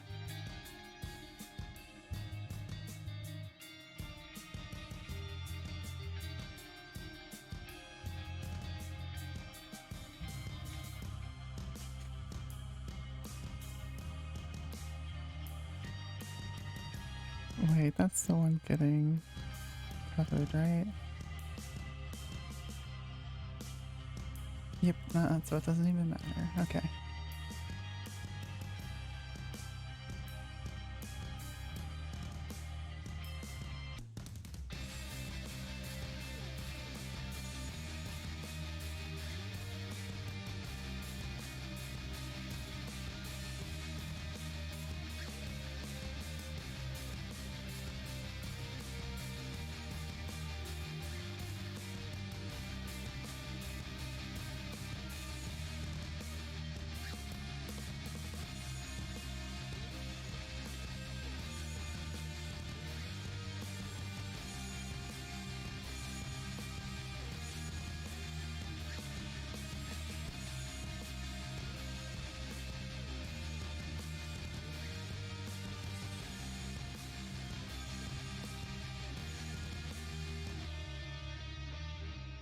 It depends on What do you mean by undermount?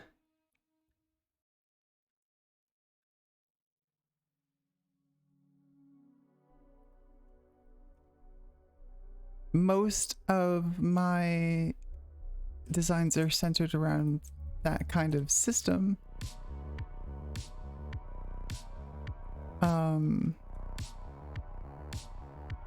And if you mean like, are there exterior mounted weapons like on the stock GW crisis suits? No. They're all set up to be used with that slot system.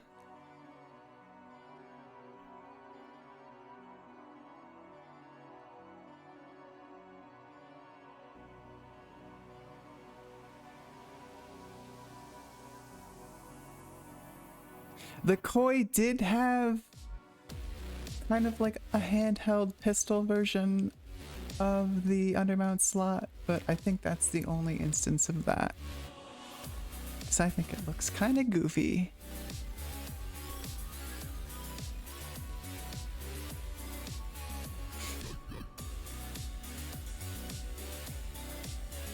But yeah, they're all kind of set up like this, where they fit that slot on the underarm or on the shoulder pieces, depending.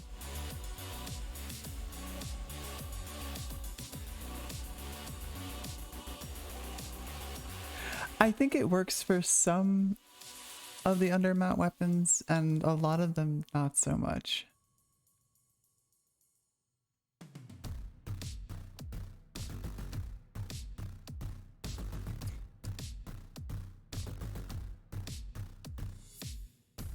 Yep.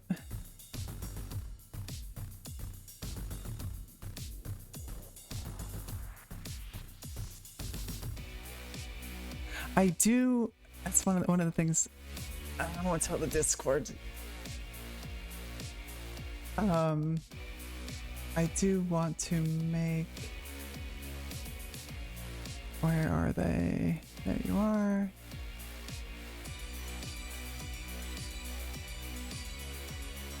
I want to upscale this.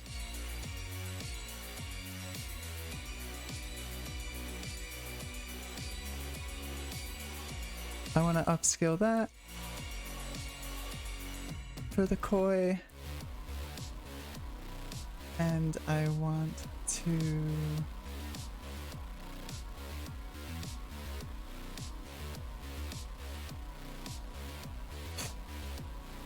is this the actual group?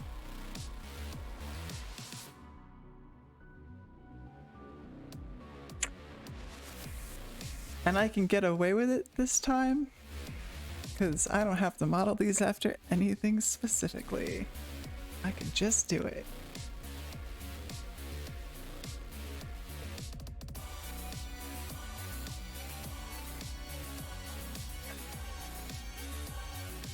And everyone else can figure out what they want to use them as. I feel like this is going to take a second to actually open.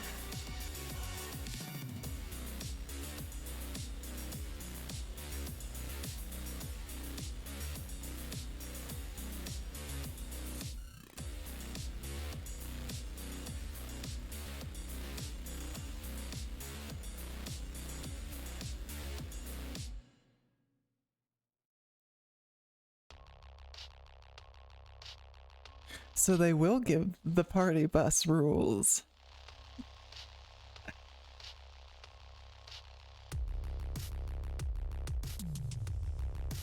Nah, Fusion's just loading. It's a really, really big file. Yeah, there we go.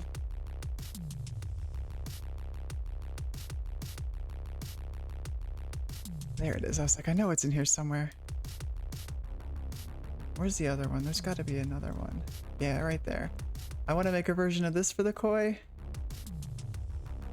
Maybe with the swappable barrels that the other guys have. But it's just a sick rifle.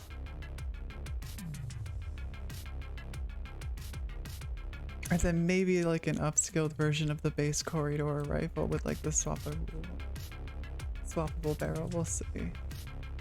But that way they'll have a rifle, something, and some pistols, and people can get off my back.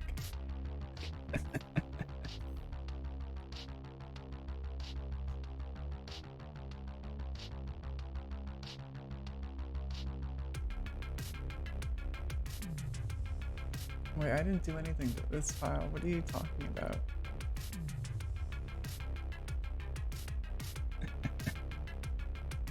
But you know, one of the reasons that I didn't really do anything for the rifle stuff, besides the pain that will be pre-posing some arms that are probably going to have to be cut to actually fit the body, is that you can only really do like 1 or 2 poses like that.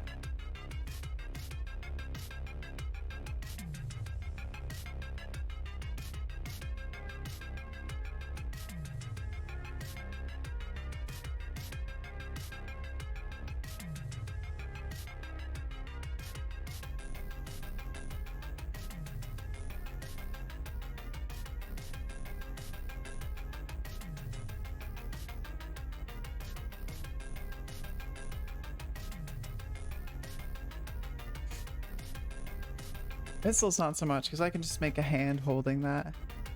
That's easy. But the other stuff's a bit more involved.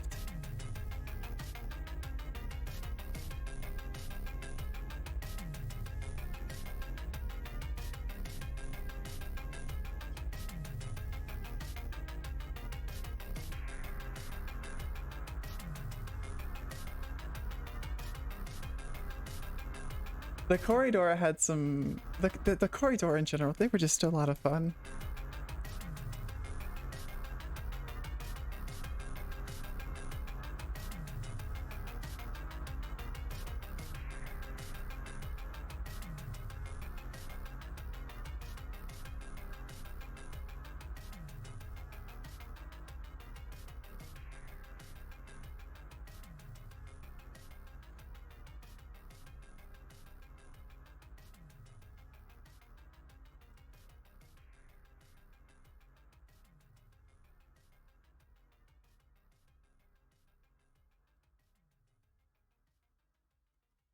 Yeah, I'm glad I got to do some funky stuff with them.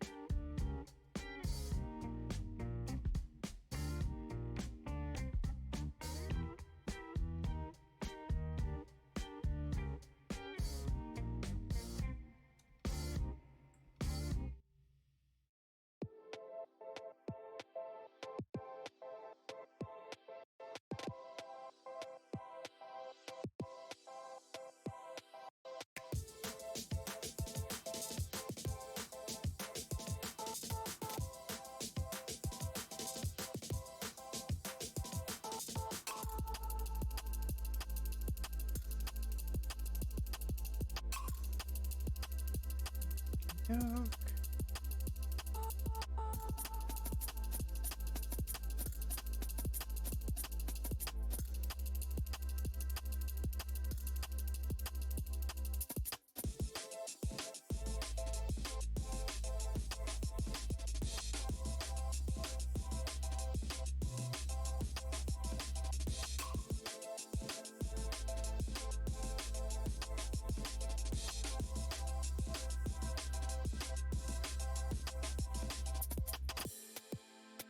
It's the Mako are good because they don't have a whole lot of weapons to choose from.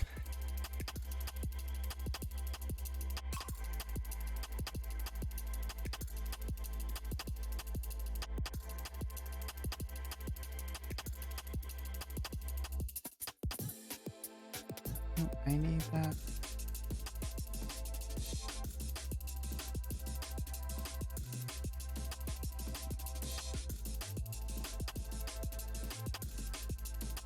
Oh, pretty much most of the undermount slot, like the typical undermount weapons. The koi have weapons for that. Eclipse does if you scale them up 1.3 times.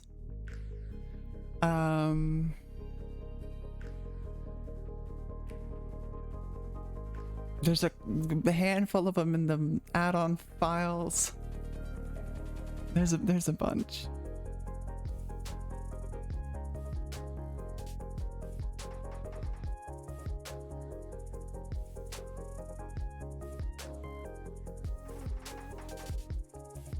I was like, why did I bring this in? And then it's like, oh, that's right.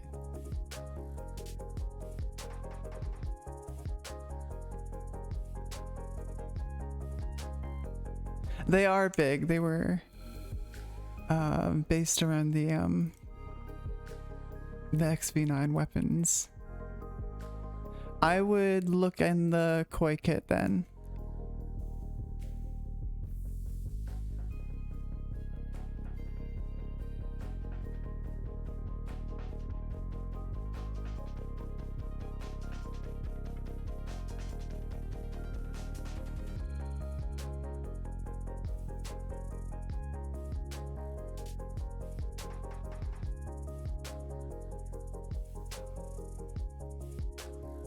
That's totally fine because I don't follow them sometimes.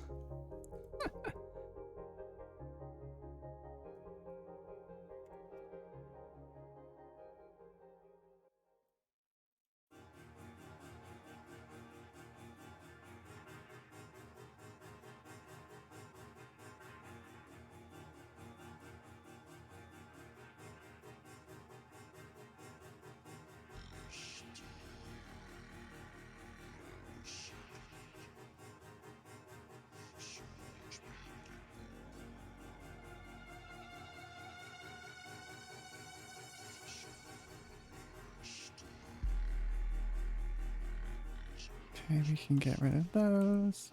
I think they fixed a thing in one of the updates because it used to be if you highlighted a component and then you went to highlight a second one without highlighting like 3, it would just completely lock up. But now I could just highlight 1 or 2 and it's totally fine.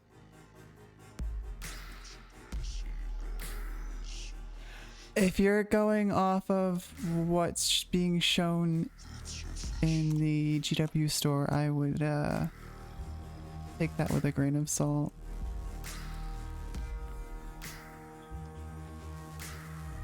They kind of like borked that whole listing system. Or I'd give it a couple of days to balance out.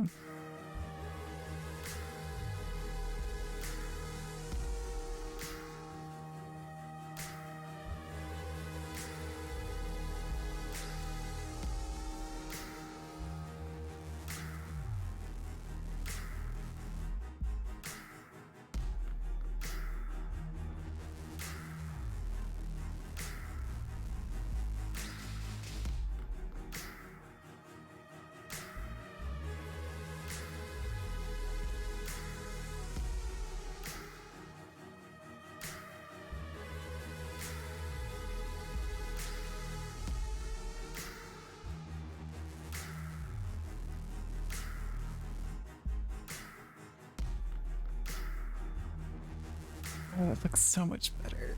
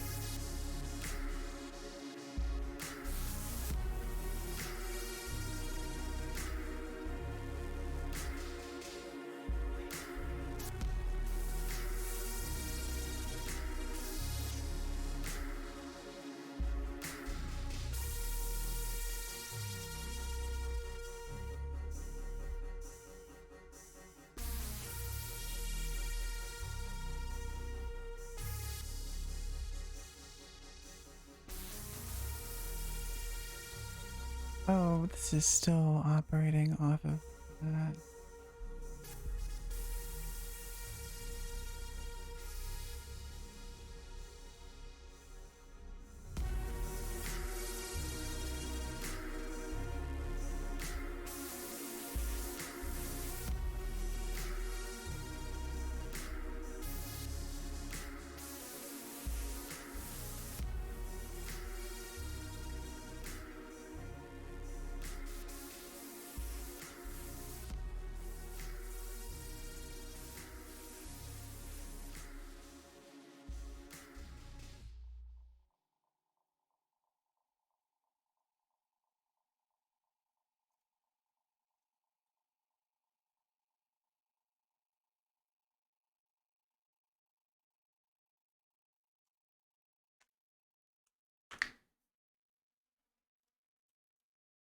Tippy Mac. Love it. Love to see it. 10 out of 10. Perfect form. No notes.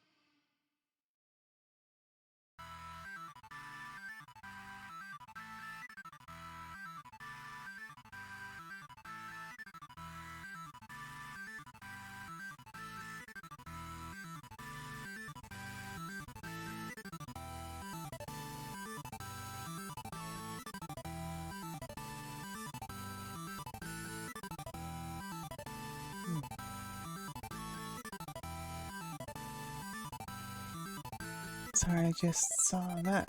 I was reading some stuff on Discord. Which one?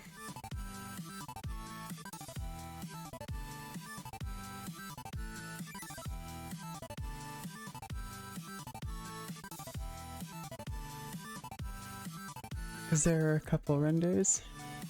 Let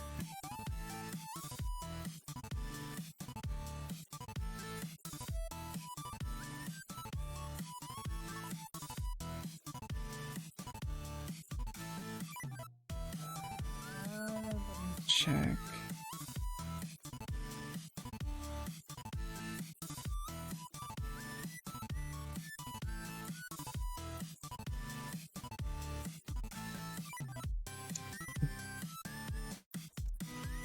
The one in the background?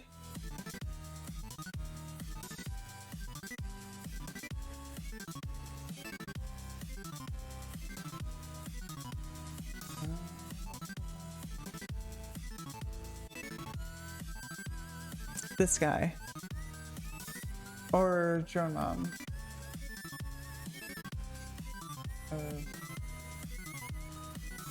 There's a bunch of... Where's the actual random? There we go. Yeah, it's a O'Reilly submunition.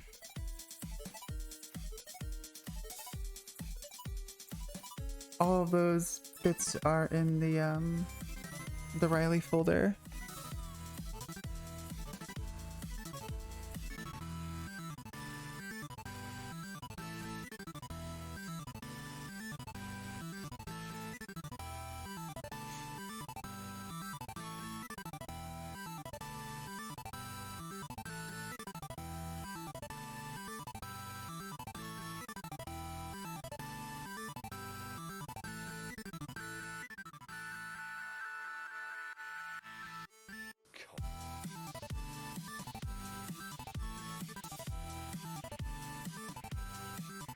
I'm trying to figure out what this one person on Discord is referencing.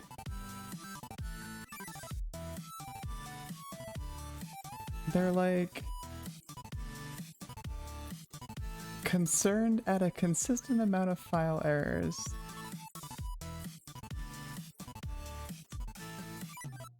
And I'm just kind of like,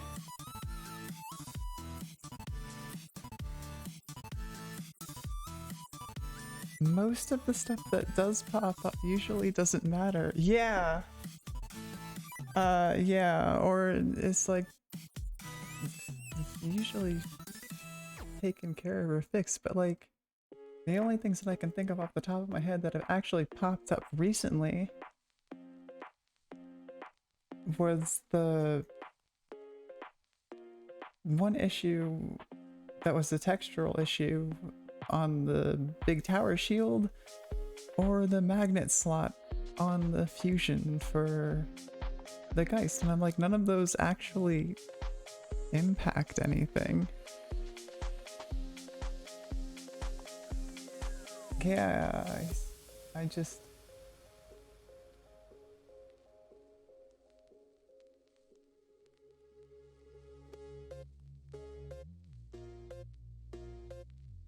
I don't know, it feels weird.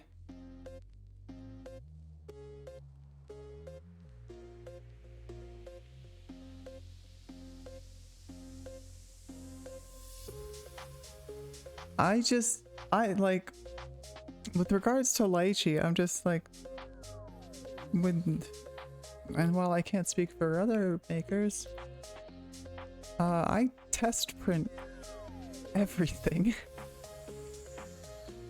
And yeah, no, in some instances, if you go to fix my files with lychee, it'll actually break them more. Like the Gobi, it just like straight up removed parts from them.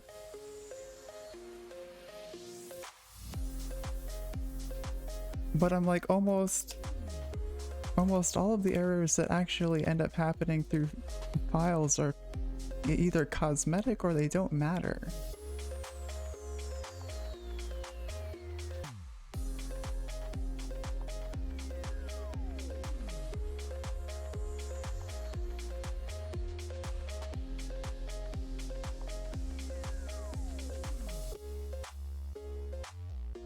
And then like, it's not like I don't fix things, even if they are just cosmetic.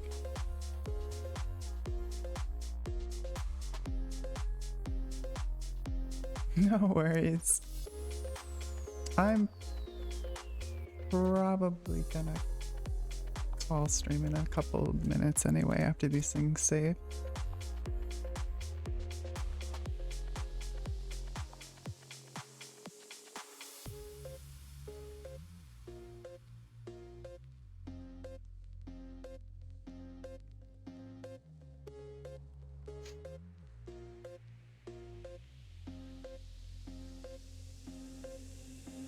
Let's see. That doesn't need to be open.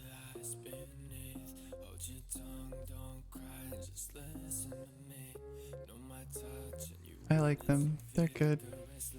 Good and tippy.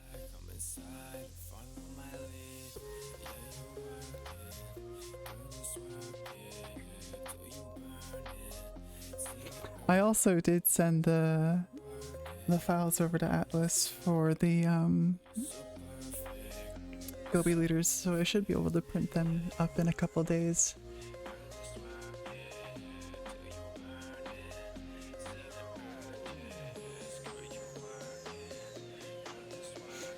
Okie doke.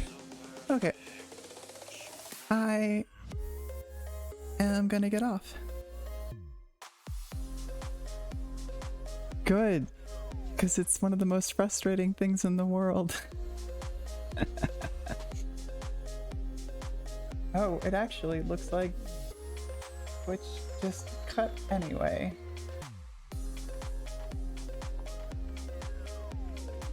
So convenient. But yeah, I'm gonna pop off. Have a good night, everybody, and I'll probably be back tomorrow. Night.